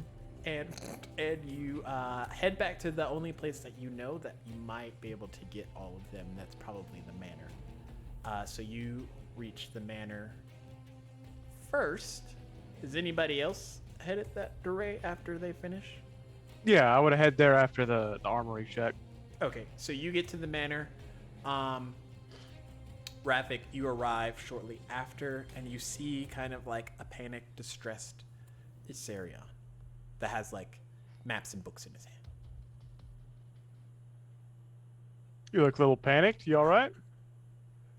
No. So where have you been? Where is everybody? Like we need to like sit down and talk. I think nobody went back out to go help some more people. I don't know where Axiom is. All right. I Let's. don't know find where it. Axiom is. We told you where Axiom is. Oh yeah, mean, still with Mo at her shop. Yeah. we kind of know. We're just kind of like leaving you out. Okay. So let's get Axiom. We'll catch nobody up. We'll catch Something's nobody up. That's a statement. That's what's gonna happen when you guys are relying on me for notes next week or in the next session. We're gonna Don't catch rely. nobody up. Yeah, indeed. Don't rely on me for notes because I don't take them. So No, I'm not taking them right now. I'm gonna have to rewatch this thing and take notes while I'm not actively involved. all right. So I figured out we need to figure out where the red wizards came from, and everything seems to be kind of iffy here. Maybe we should not talk in the public. And you're at the manor, and the only people present to overhear potentially are the servants, and they're not like. I mean, they're eavesdropping, servants. They're just like standing there. Okay, so I would have grown accustomed to servants, so I'm not gonna like hide my voice around servants because they're servants. So there's that DM. Around that time, coming from up the stairs, you see Mortimer come down, which you all know you would have came from the basement to exit out of the manor, but he came from upstairs. And he looks at the two of you. Ah, you decided to come back. Yeah, need a place to stay. Should I show you to your Um, rooms? Sorry, would you like to go to the room? I would love it if you would offer us a room. It's kind of like rude to just impose yourself upon our host. The lord of the house has assured me that you all have your own rooms should you choose. And that would be nice. I would love. Ooh, do you have a bath? Like hot baths? Yes, we have a bath here. I would love a nice hot bath drawn. Ooh, what type of wines do you have today? All the types? Perhaps a Merlot? No. Cabernet? Okay. White wine? Yes. No. Yeah. Yes. Let's do a white wine. A very hot bath. Nice chilled white wine. I would love that. Should try the Pinot Goblin Grigio. It's amazing. And I exit. Okay. Exit out of the manor or exit up to the rooms to figure out where the rooms are? Exit the room. Exit stage left. I guess I follow. So, Mortimer shows you both your individual rooms. They're very large, have very big beds, have outside views to different sides of the manor to see parts of the district and whatnot of the Trades Gate. The rooms themselves are designed in a way that's like not quite the same. I guess if you have a lot of money, you're gonna take the time to make sure all of your guest rooms look different. But you see, after he shows you your rooms, Mortimer talks to a couple of the servants to ensure that they get dinner prepared with the wines, different options, as well as would one of them take the time to start a hot bath for Isarion. And then he looks at you two and he's like, I was just going to go downstairs to check on the other patient. If you need anything, you can ask one of the servants or myself. And I will probably see you all at dinner, if that is fine. And if there's nothing else, he starts to head off back down the stairs to check on the other patient that is in the basement.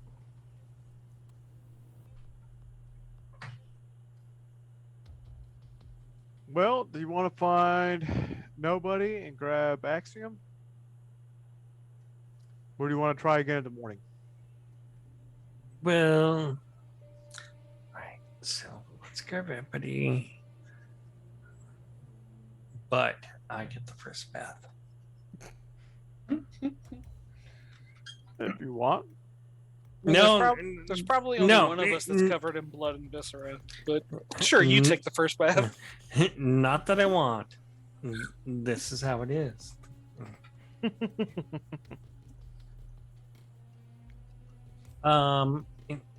Syrian will actually grab Revix and drag him around and try to locate nobody. As soon as we do, I'm gonna tell you about the dinner we have planned, so we need to clean up, and if he's seen Axiom and where we can find where she's at. Okay. I just need to know from nobody, after your particular events, would you have gone back to the manor? Yeah, probably, or would have at least headed in that direction. Okay, so after Mortimer showed you where all of your different rooms would have been, and he would have addressed those rooms are for Axiom if she decides to show, or if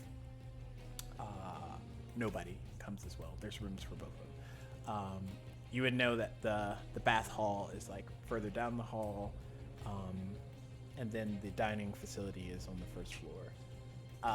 But after y'all come back downstairs, going to look out for nobody, that's when nobody kind of arrives back at the manor.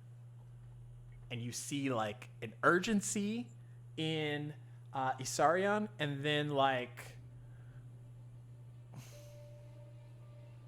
just followed suit with Rafik, sort of I'm here to go along for the ride, sort of thing. And then he frantically catches you up on the fact that y'all need to find Axiom so that he can tell you all information. Nobody.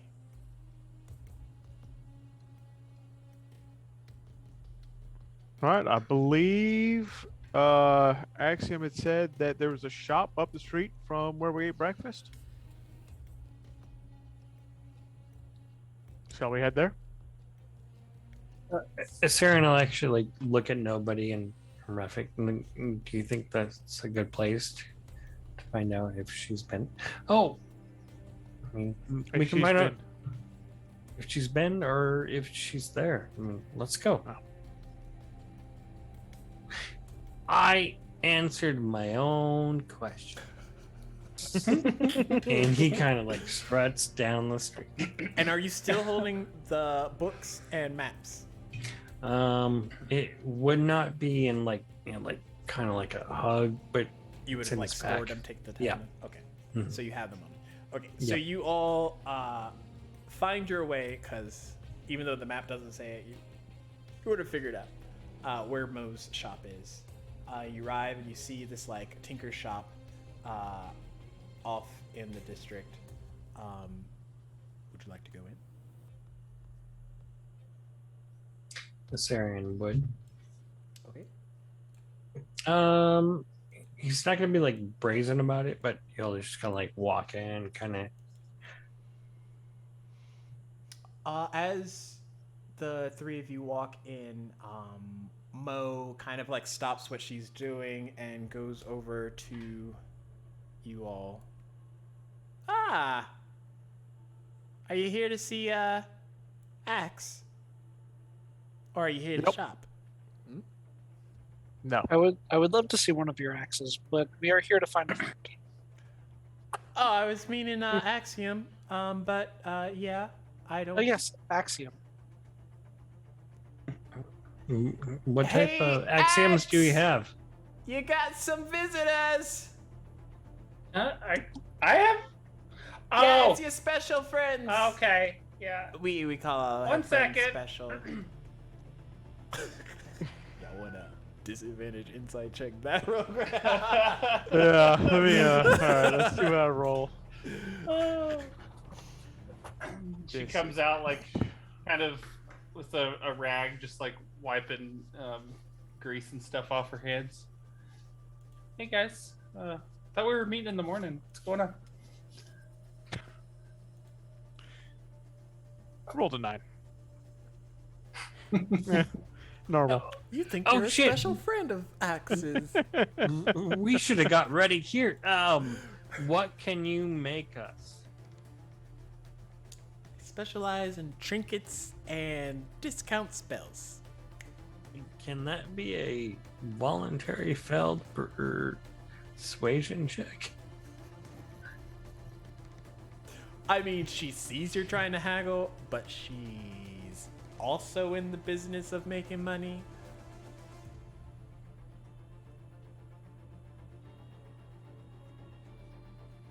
I mean, feel So- free to look around.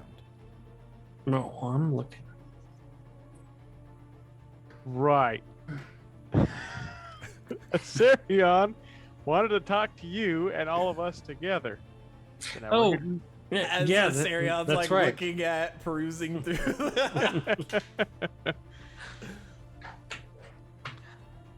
Okay. Yeah. Mo, can I take him to the break room? We can just chat. Mhm. Okay. Yeah, come on with me. We can have a chat up in the break room. Out of character, is anybody else besides us in the area? No, like Mo's Okay. what you would say gets usuals, and they're not there currently. Yeah. Okay. All right. So Assyrian will like follow Axiom and nobody. Epic. She'll lead him upstairs to this little side room. There's like small little table. There's 2 chairs sat at the table, but there's like a few off to the side because it's usually just her and Mo up there. But she kind of pulls the other chairs up to the table. There's a Keurig with a variety pack, but only the French vanilla Keurig cups are left.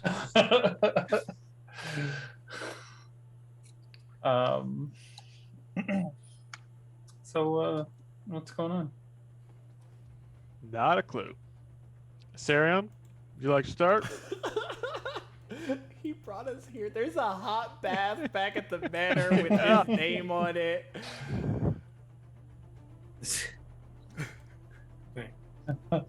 So Assyrian kind of like swaggers in. He grabs a chair and like sets it in between, and then he just like straddles it. It's like, so what you got, like, brewing? Like, I know you make stuff, right? For me, I'm working on a few things, but they're most of my stuff. The stuff that I work on is just for me. I'm trying to, add on to these things a little bit here and there. These things. What are you talking about? Look, don't take this the wrong way, but I just fucking met you guys. It's true. So I'm not in the business of just spilling everything right out the gate. So We Okay. did sleep in the same room for over a week. Nobody is right. I mean, Nobody is right. nobody is right. I am the equalizer. But Yes. that doesn't mean that we got to know each other. And if there's one thing that I can tell you about me, it's that You snore? I don't trust very easily. So we're in the same boat. You kind of understand where we're coming Just because we're in the same boat doesn't mean we all have to lay out every single detail about ourselves. We got to work together. from. That's true. That's the extent of it. So working together, like, what's on your resume that you would tell me? I mean, I've built these, you know. You want a demonstration? Is that what you're asking for? Sure. So Shoot you in the kneecap. she takes her thing and she like looks up for a second, like, no, and you see like her arm piece, like gears start to turn and things start to move around on it, and then after a few seconds of things falling into place, you see the arcane energy kind of start to channel through it a little bit, and out of this port, a circle opens up, and this like purple hand kind of reaches out of it and goes across the room and like pulls the pot of coffee from there and pours some more into a few more cups, and then individually grabs the cups and puts them in front of you, and you all have now a cup of Moe's extra strong coffee sitting in front of you No with one's the mage sleeping hand tonight. that came out of her Y'all are apparatus, resting off this thing. and then it like just sucks back in and everything closes back up and reverts back to where it was. I love that so much that I She's need like- you all to roll an Arcana check. Disadvantage, I'm Regular, guessing? just regular Arcana. Oh, That's how fun this is gonna be. I got a 14. I got a 13. I got a 4.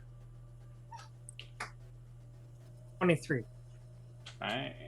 After the display of the mage hand kind of like sets you all up with a fresh cup of Moe's coffee, something else happens on like an arcane level. And you watch as from Axiom to Isarion to Nobody to Ravik, small orbs of light start to appear around your chest, like individually. Like if Ravik, you were to look down, there would be one around your chest. Nobody, if you were to be able to see down through your mask, which kind of makes sense for your Arcana, there would be one there, and then so on and so forth. And each of the orbs kind of like shoot out and link together into a much larger singular orb that connects all four of you in that space.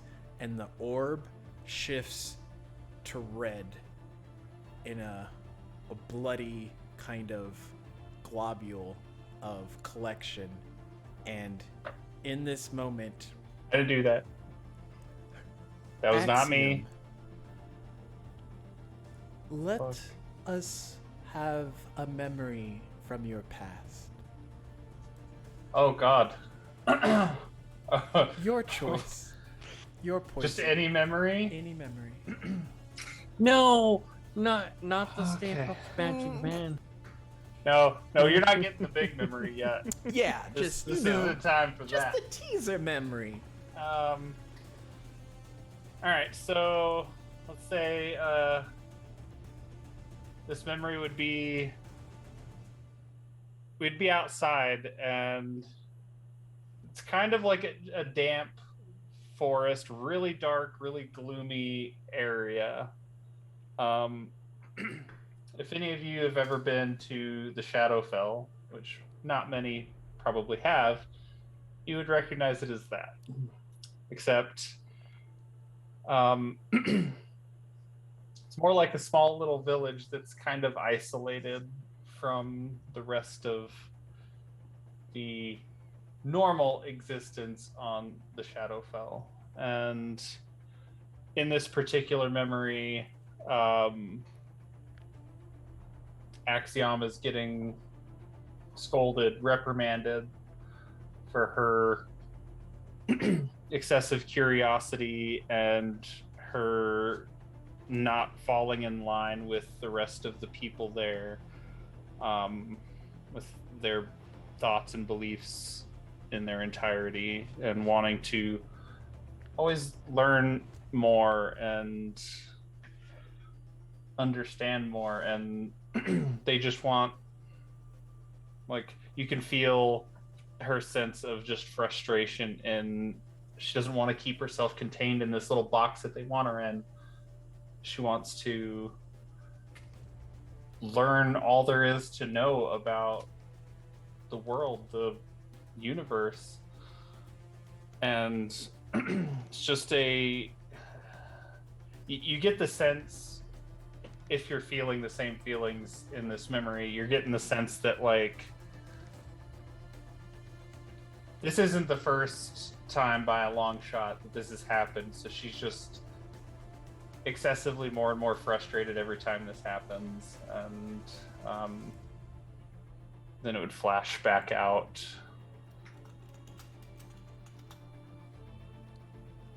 And as that memory receptively transpires over all four of your consciousness, nobody, what memory do we get from you?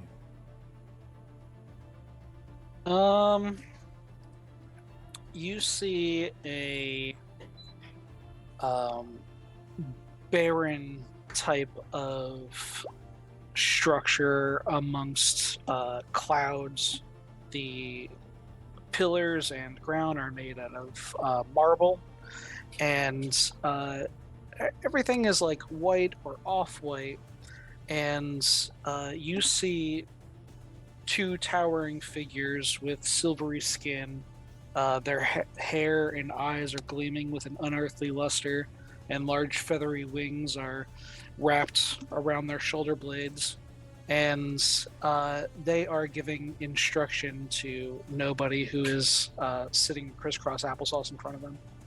And they inform nobody that they are not a person, and that they are of no value unless they provide value to other people.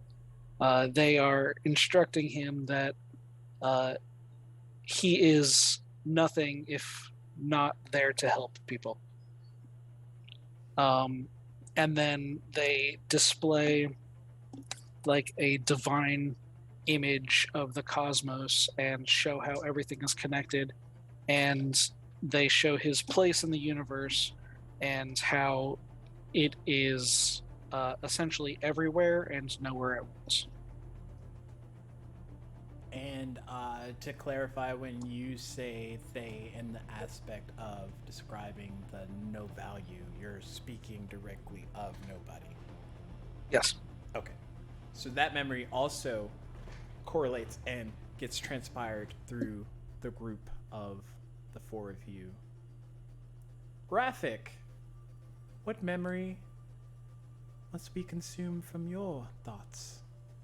You see a caravan.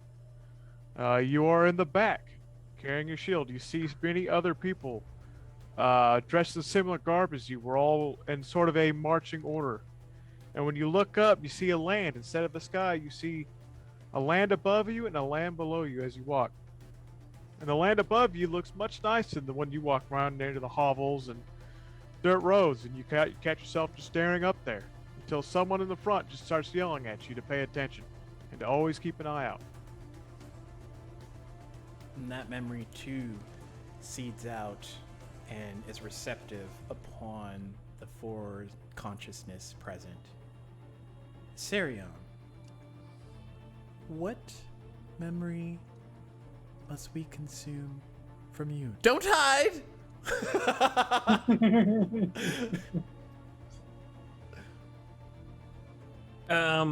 What is the moment that this? So this moment would be any moment before the Crimson Burst that is a memory true to Asarion, like one of his life prior. Okay, so an actual life event. Yeah. Okay.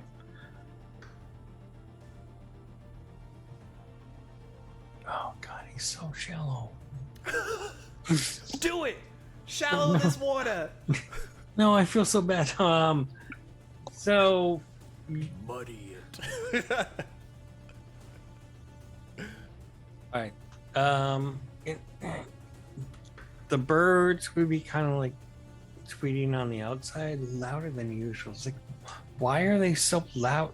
Oh God, it's not the morning. Oh, I'm in bed with. Oh no. Oh, fuck. And he's gonna start looking around. It's a lush apartment, but his clothes are not anywhere he can see them. He's gonna. Oh. A walk of shame, remember? Oh. And you just kind of like, he slinks down the mattress and.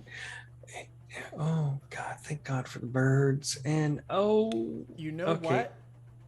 I'm gonna have you roll a stealth check at regular Okay. because you're not afflicted with this exhaustion in this memory. Just to see if the person that's still in the bed knows that you're trying to slink out on them. I do. Oh, fuck me. Natural 20 for 23. You slip out. You get the fuck out of there. You don't know where your Well clothes are, but you can Yeah. always buy new clothes. Like, this is just a win state for me. Yep, I'm out the window. I'm like,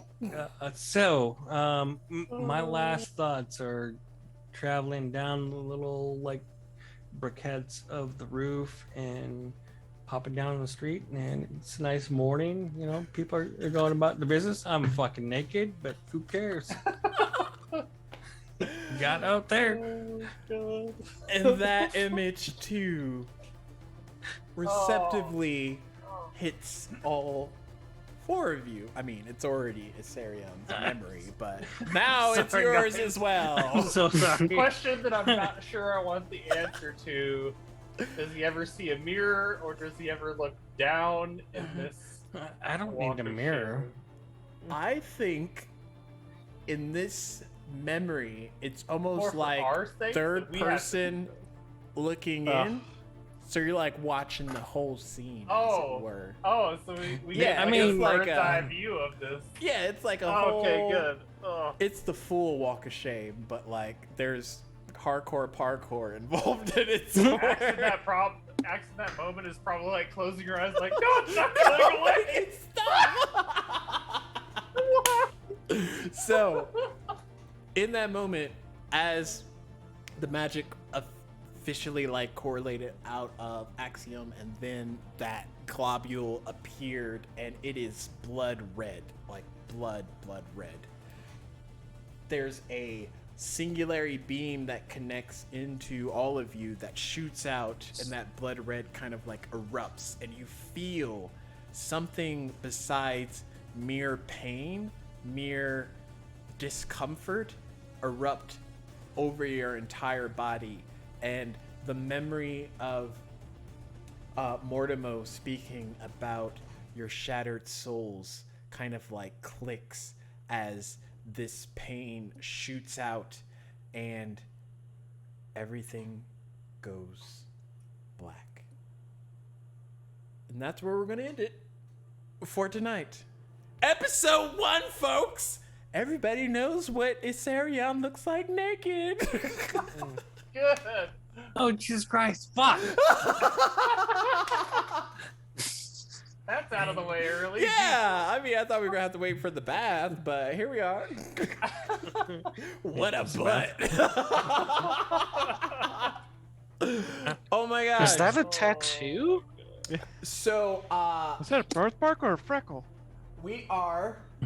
Guess you'll have to find out. We're gonna roll for who wins the dice.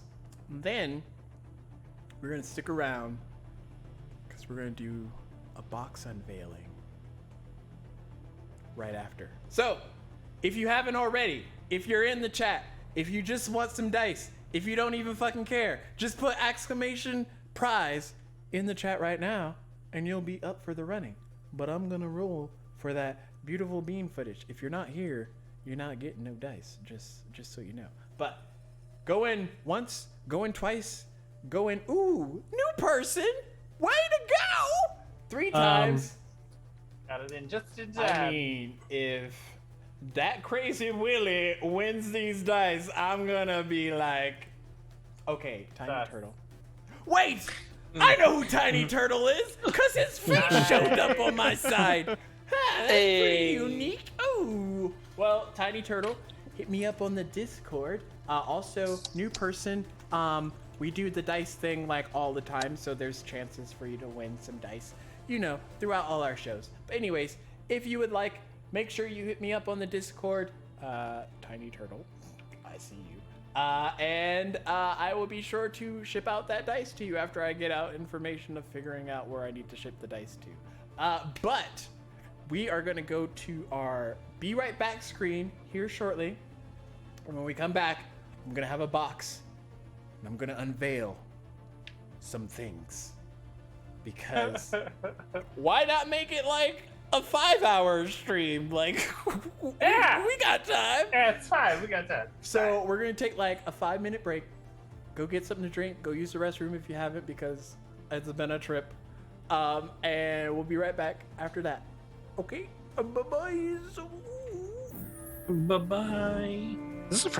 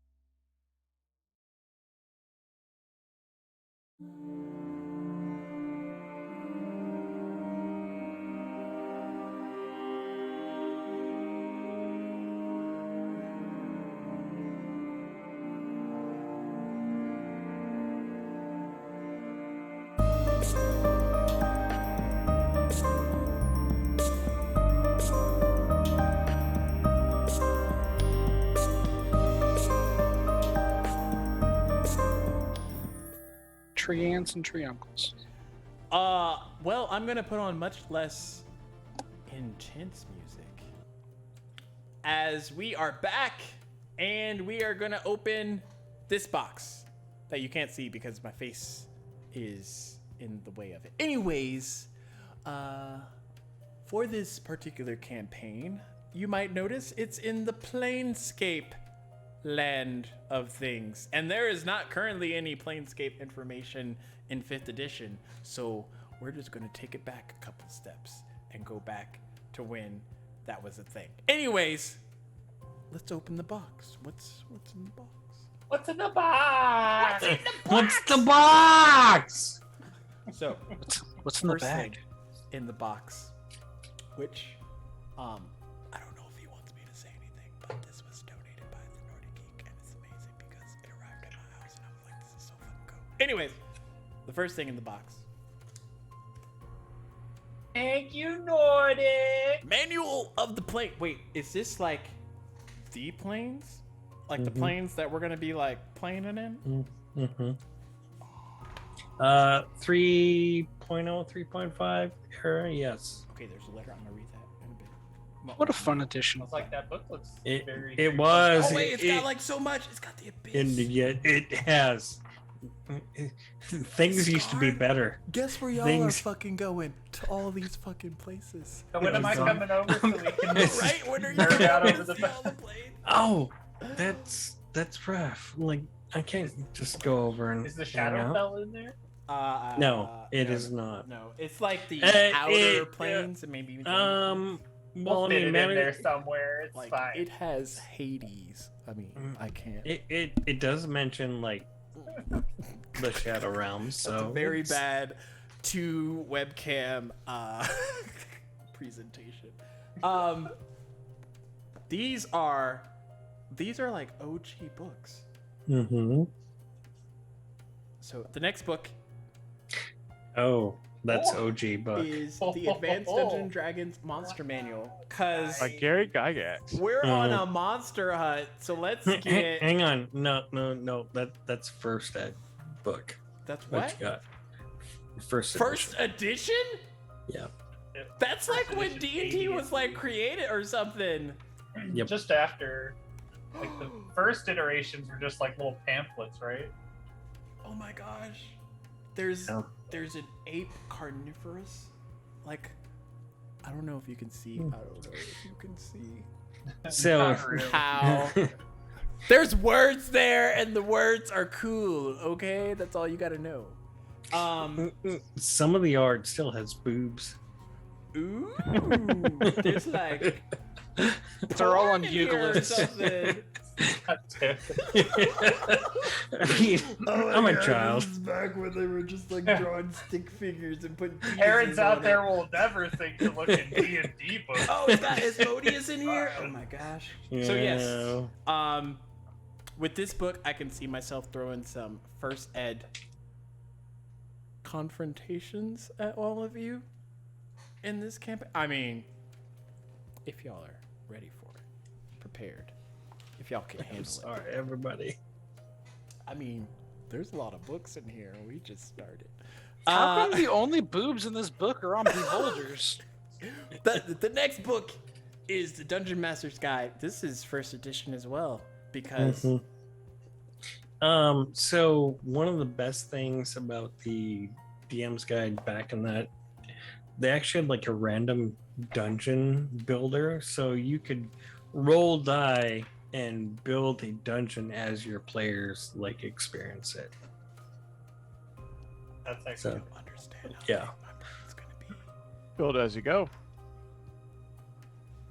There's so much stuff in here. Hey, open the door. What do I see? I don't know. Let's find out together. Yeah. We need to do like old school rules or something as channel point rewards to see if Ooh. like people Oh, can that's a. Oh no. Oh. the dark You side. say, yeah, you want to see us die real Dragon quick? Kings, Yeah. Advanced Dungeons and Dragons. Which edition is this, Nordic? Second. I am holding like some relics in my hand right now. Hey, Don't look at Sacco. Patty, there's Don't warriors in this edition. find anything. I told you. Well, look at that. Well, would you look at that?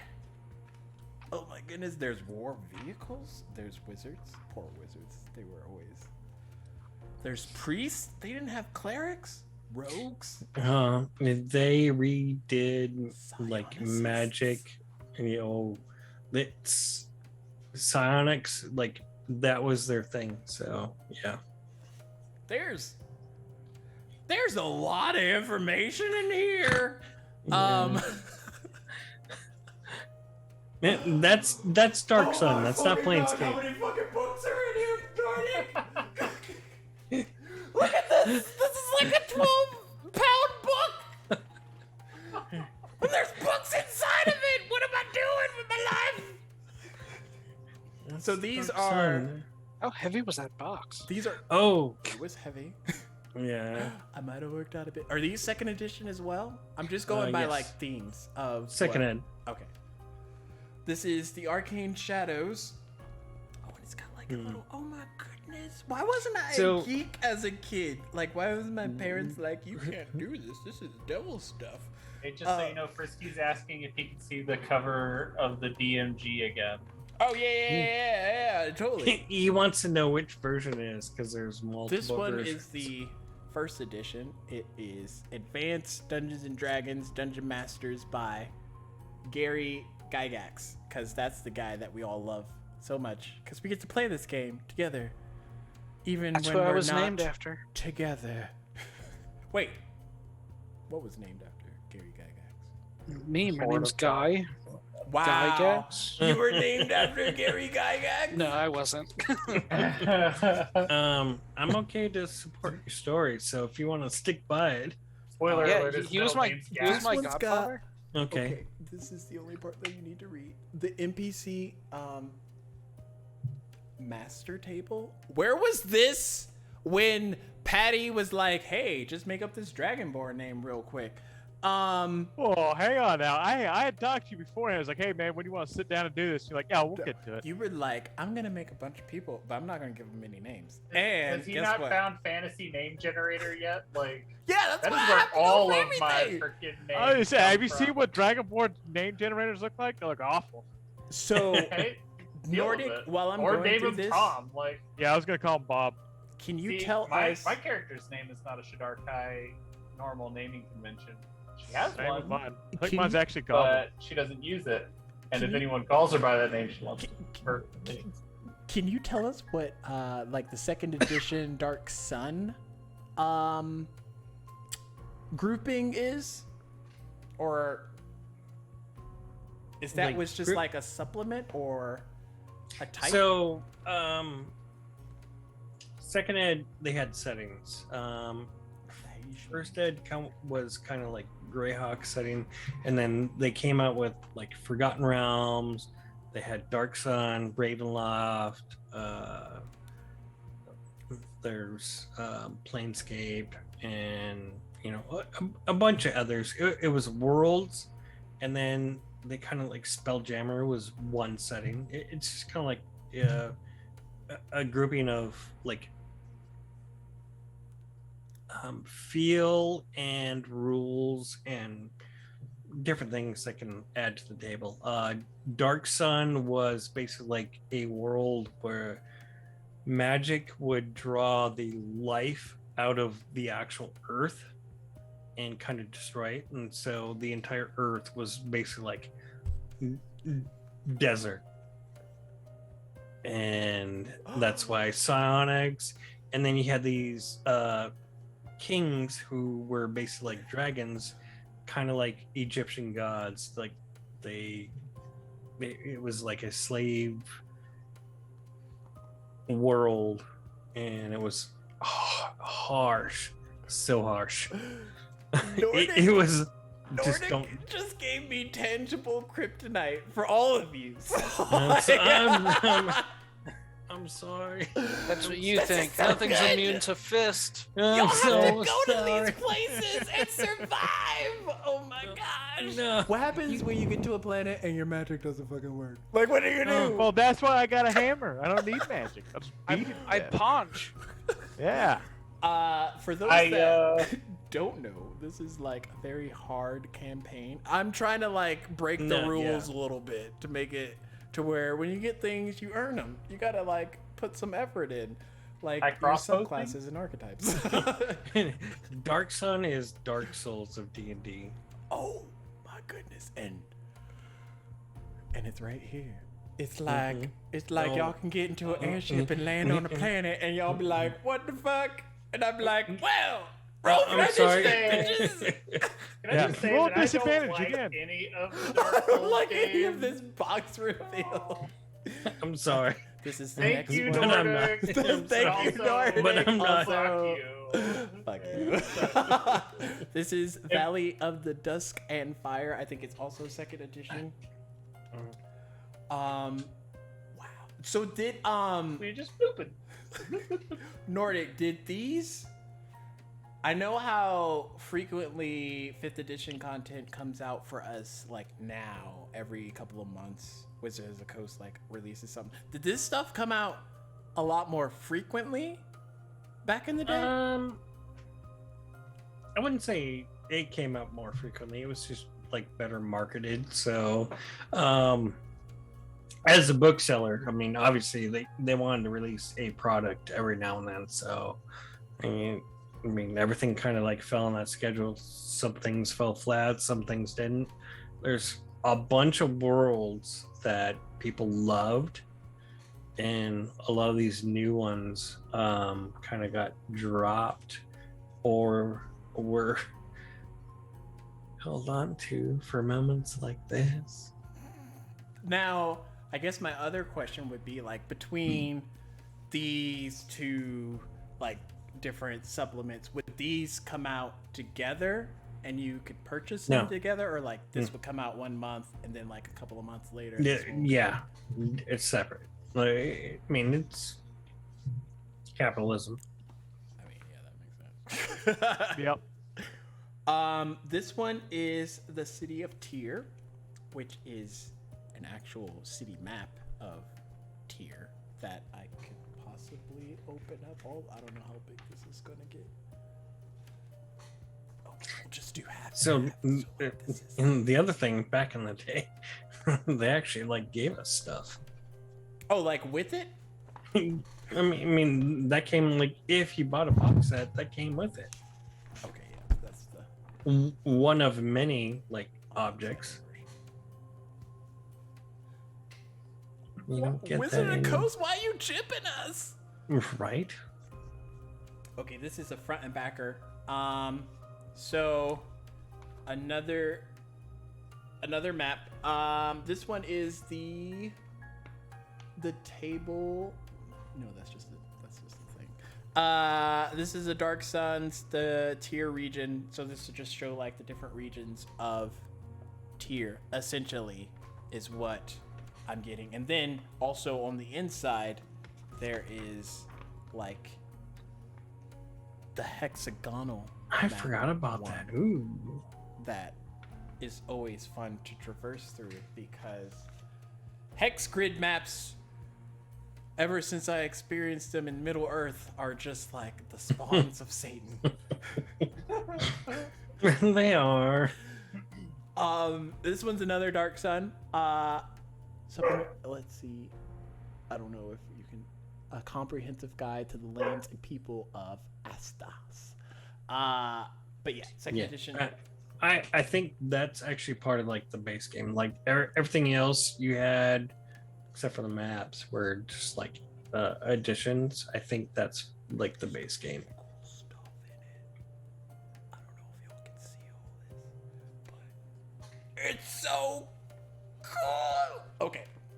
I gotta contain myself because I can't throw all of this at y'all at the same time. I mean, unless it's associated with one another. That's just Stark's. Yeah. He hasn't even like touched the Planescape stuff. I know, that's a whole nother thing. I haven't even got to the bottom of this box.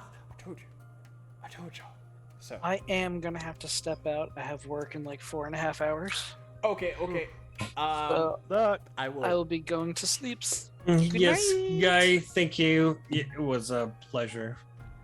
I will do Indeed. this. I look forward to the next game. Yes. Bye. Bye. So we're going to be like that for just a second as I open that and then do that and then Oh no. We're all in different There we go. places. there we go. I think we're fine. Okay. So I'll move faster. I'm sorry, folks. This is taking so long. Okay, this is Sorry. the next book. Another Dark Sun. Part of the base game. A guide to comprehensive set beneath the Dark Sun. Yeah. So that book and the other book were all in. That's a like Collective campaigns. book. Okay. Yeah. Character creation. Character classes. Mm-hmm. Oh, and oh yeah, half giants, half dwarves. It's got the three half green. dwarves. Half dwarves. The three green is the like insectoid one, which I Mhm. think they might be doing something similar in Spelljammers, but I could be wrong. They should. It originally came out in at least as a monster in Forgotten Realms, and then they came out with a little bit more. Like Threat Green kind of like became a player race in Dark Sun. I want to make these like other subclasses that aren't classes in it. And then, well, I'm saying finally, there's more. There's these flip books as well that are in it. And there's art on the back too. But there is like tons of things to like be a D&D nerd about as you go through all of this stuff, but that is a little knowledge and introductory adventure set beneath the Dark Sun.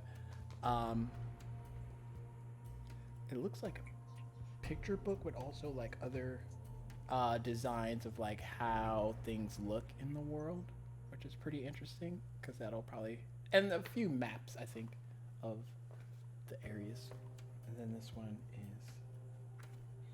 is It's basically like a the dual word. thing. So you have like a picture book, you can present your players, and then the adventure. So it's like for really new people, you could just pull those up and then like play it out. And then the last thing in this one is A Little Knowledge by Jerry Oltion. And it looks like it's a story, a short story of a story within probably the Dark Sun world, which is pretty cool. Oh my goodness! Imagine when y'all arrive at a realm that has monsters y'all have to kill in like the Dark Sun world, and it'll just be like fun because like everything will just like be way harder for some reason. So when you do that, can you remember who gave you the supplement, please? Like that's the best part because everyone's gonna be like, "Why does this fucking suck?" And then everybody looks over at Norden and they're just like, "Oh yeah, you fucking shipped it to the motherfucker." Be like, I'm not sure of the I know. motivation, but my character all of a sudden smacks this area on him. I don't know why I'm compelled to do this right now, but I'm so sorry, happens. everybody, but I I'm feel also like not this sorry. is what my character would do in this moment. And then Break open the Planescape, bud. Planescape. Like, if y'all don't know Planescape, like, where have you been your whole life? Planescape, it is the only D&D setting that, like, scares me. I mean, I didn't know about Dark Sun. That kind of scares me as well as I start to read up on that. But Planescape scares me on the premise of just, like, what the Lady of Pain herself can do. Like, I've read stuff about her, and I'm just, oh, remember that map that you said that you wanted to see of...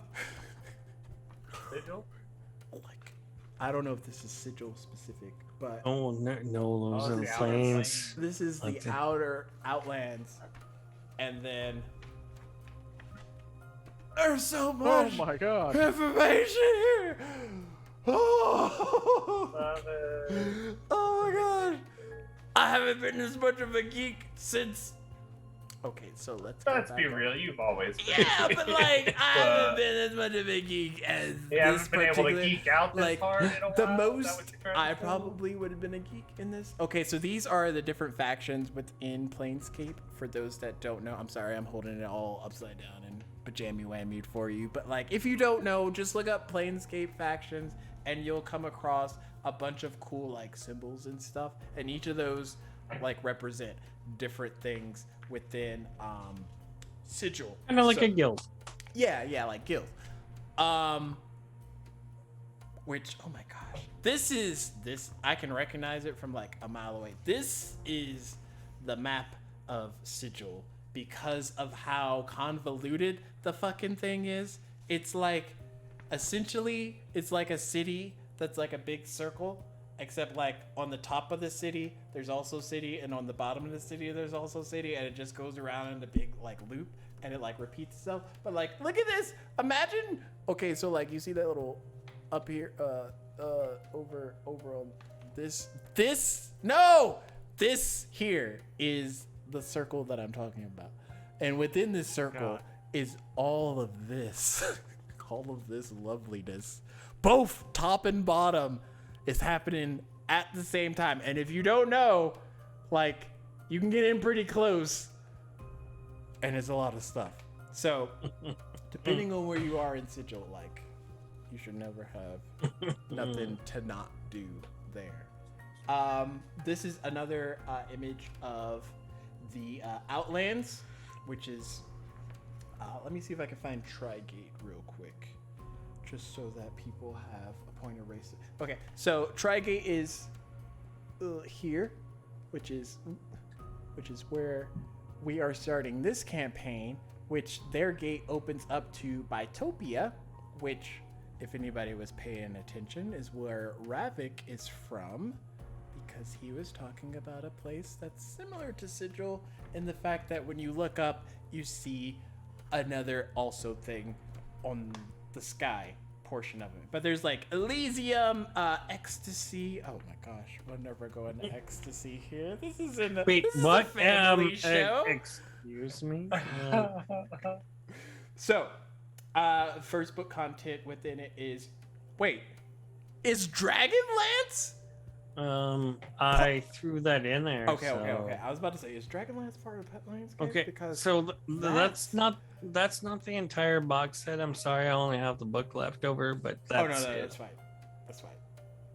Because, like,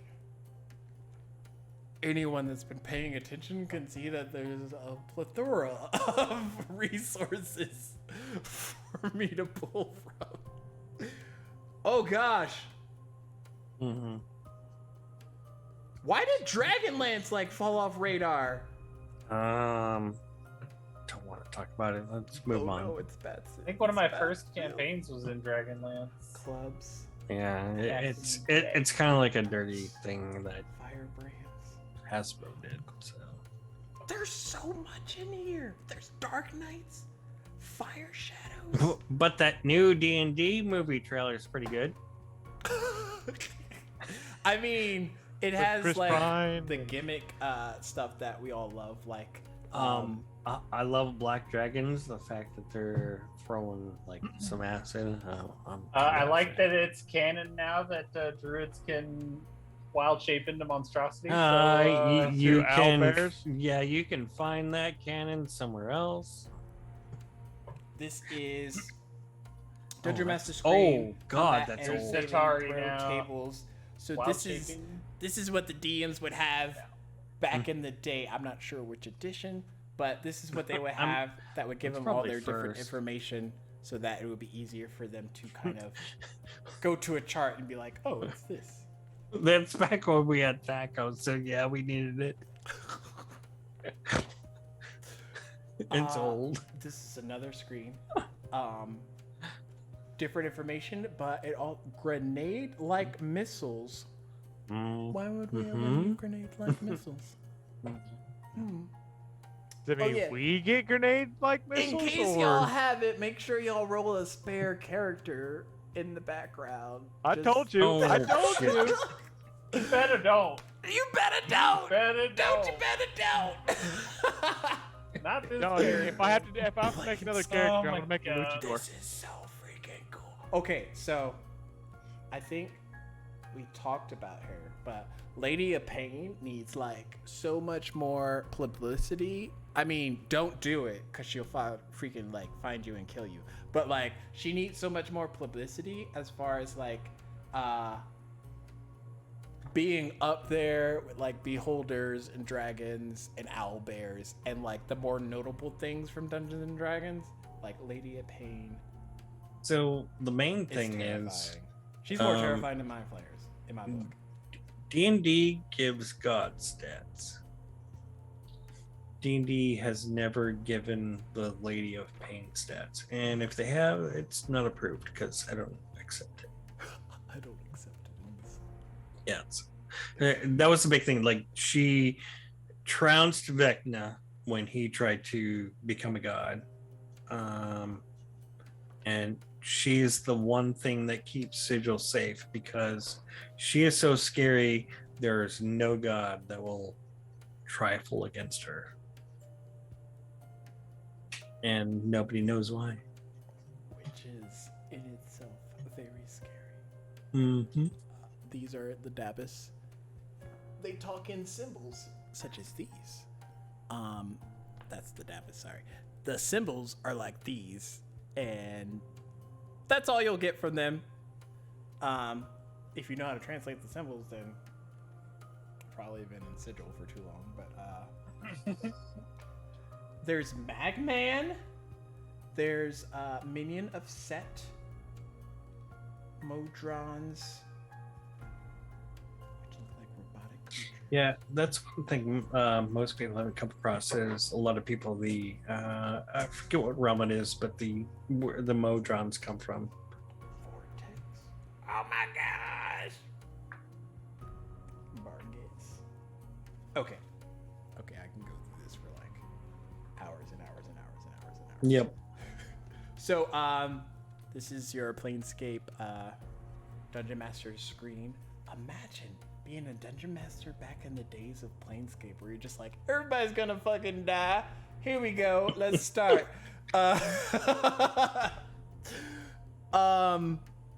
Oh my gosh. There's so much stuff here. Like, information. Liv, I'm gonna need you to be my translator in the background. Just like And this is all basic stuff that came in your box set for $40. you would get all this Oh, for this 40 year? bucks? This, $40. This means they only have 12 hit points, and Yeah. and this stacko here means their AC is like 10. Oh wait, you're trying to Uh, rescure? No. You I asked thought me to meant y'all translate. only I had don't know. 4 hit points or something. Oh no.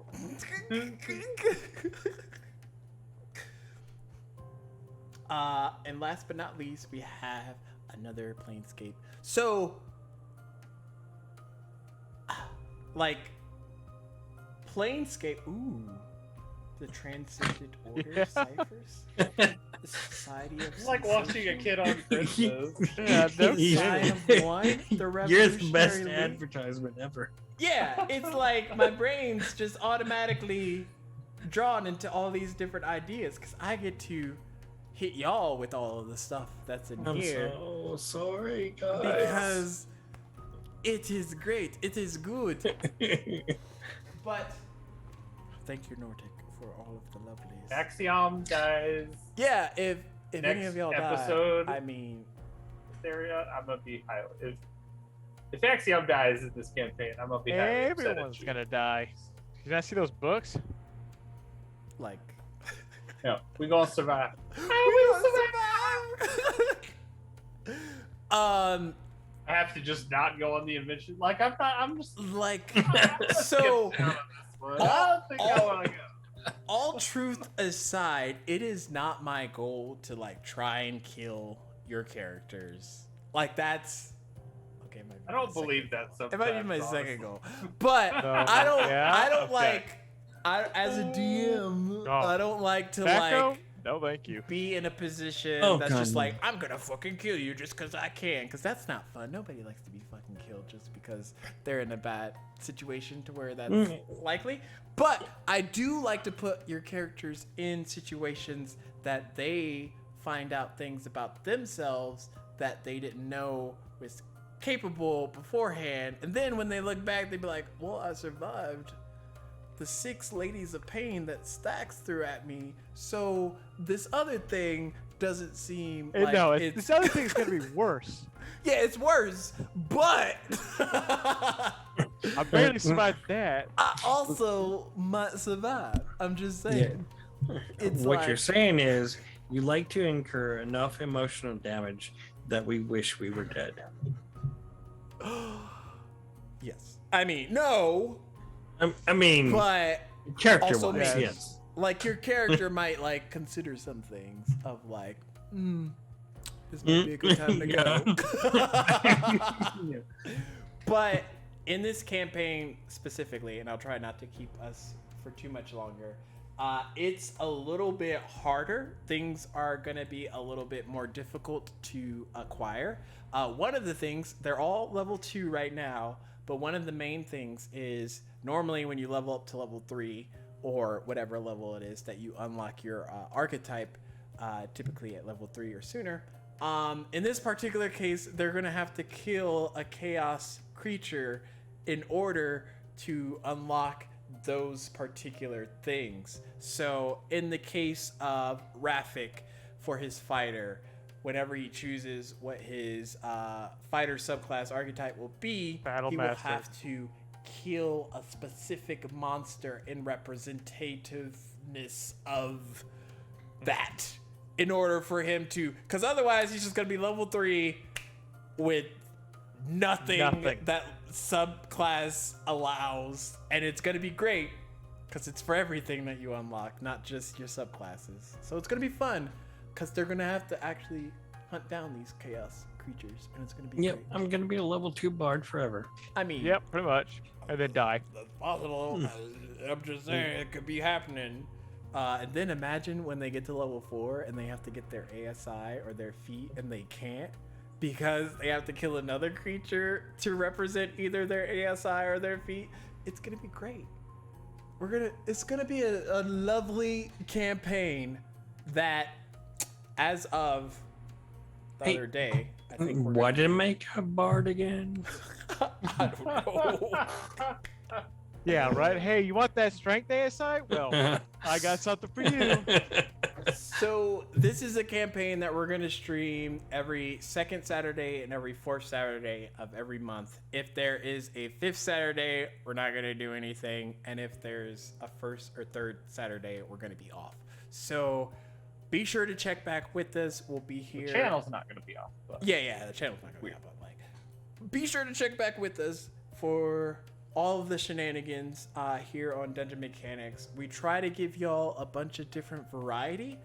This is our first, I would say, hardcore campaign that is being streamed. Hey, it's the first campaign for And me. it's the first campaign that Patrick's in, so it's even more better because that's proper English. I mean, his first game on this channel was the prequel, in which Yeah, the cogs and y'all all all stuck pretty in much chaos, almost so- died. So Hey, welcome to the meat grinder. And that was the one Oh, where no we kidding. actually saw the Lady of Pain. Yeah. which That's you right. can find Oh, that's on right. our YouTube. But I can't even Exclamation type point anymore. YouTube. Like, tonight's been. But yeah, check out our YouTube. Go watch Godsland's Untold, the Crimson Burst, so you can see the preceding event of why these poor saps are at such a disadvantage at such an early part.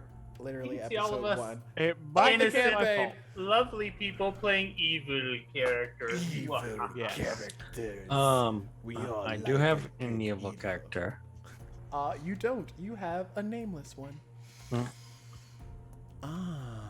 Spoiler? Sort of spoiler? It's great. I mean, I didn't expect the skull to go into a cadaver today, but here we are.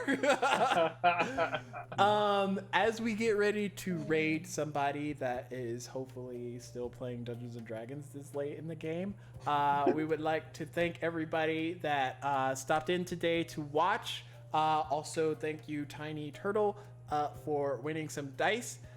Be sure to come by for all our future episodes because you'll have a chance to win dice as well. And thank you for everyone who has given out mech points to assist the players or the DM. Or, just here to watch and see our shenaniganry. We will be back here the next time. Be sure to join our Discord if you have not already so you can see what our monthly schedule is and check in on all of our amazing shows. And to leave you off with something to look forward to, be sure to check back here tomorrow. I'm going to make sure I put in the right time because I am not DMing this one, so I don't want to fuck it up. Be sure to check in with us tomorrow at 6 p.m. Mountain Standard Time for the second half of the Legends of Noia 2-shot that is being played, which is kind of a story that takes place before the Legends of Noia.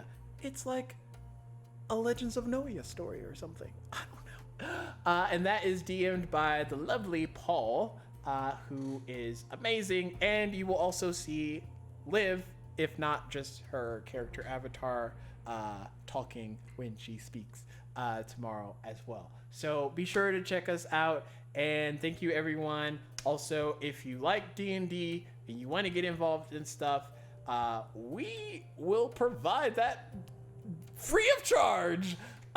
Be sure to check the Discord because we have loads of DMs that do one-shots, running campaigns. All of it may be streamed or not streamed. Just see what you can fit in, what fits in with your schedule, and we will check you all next time.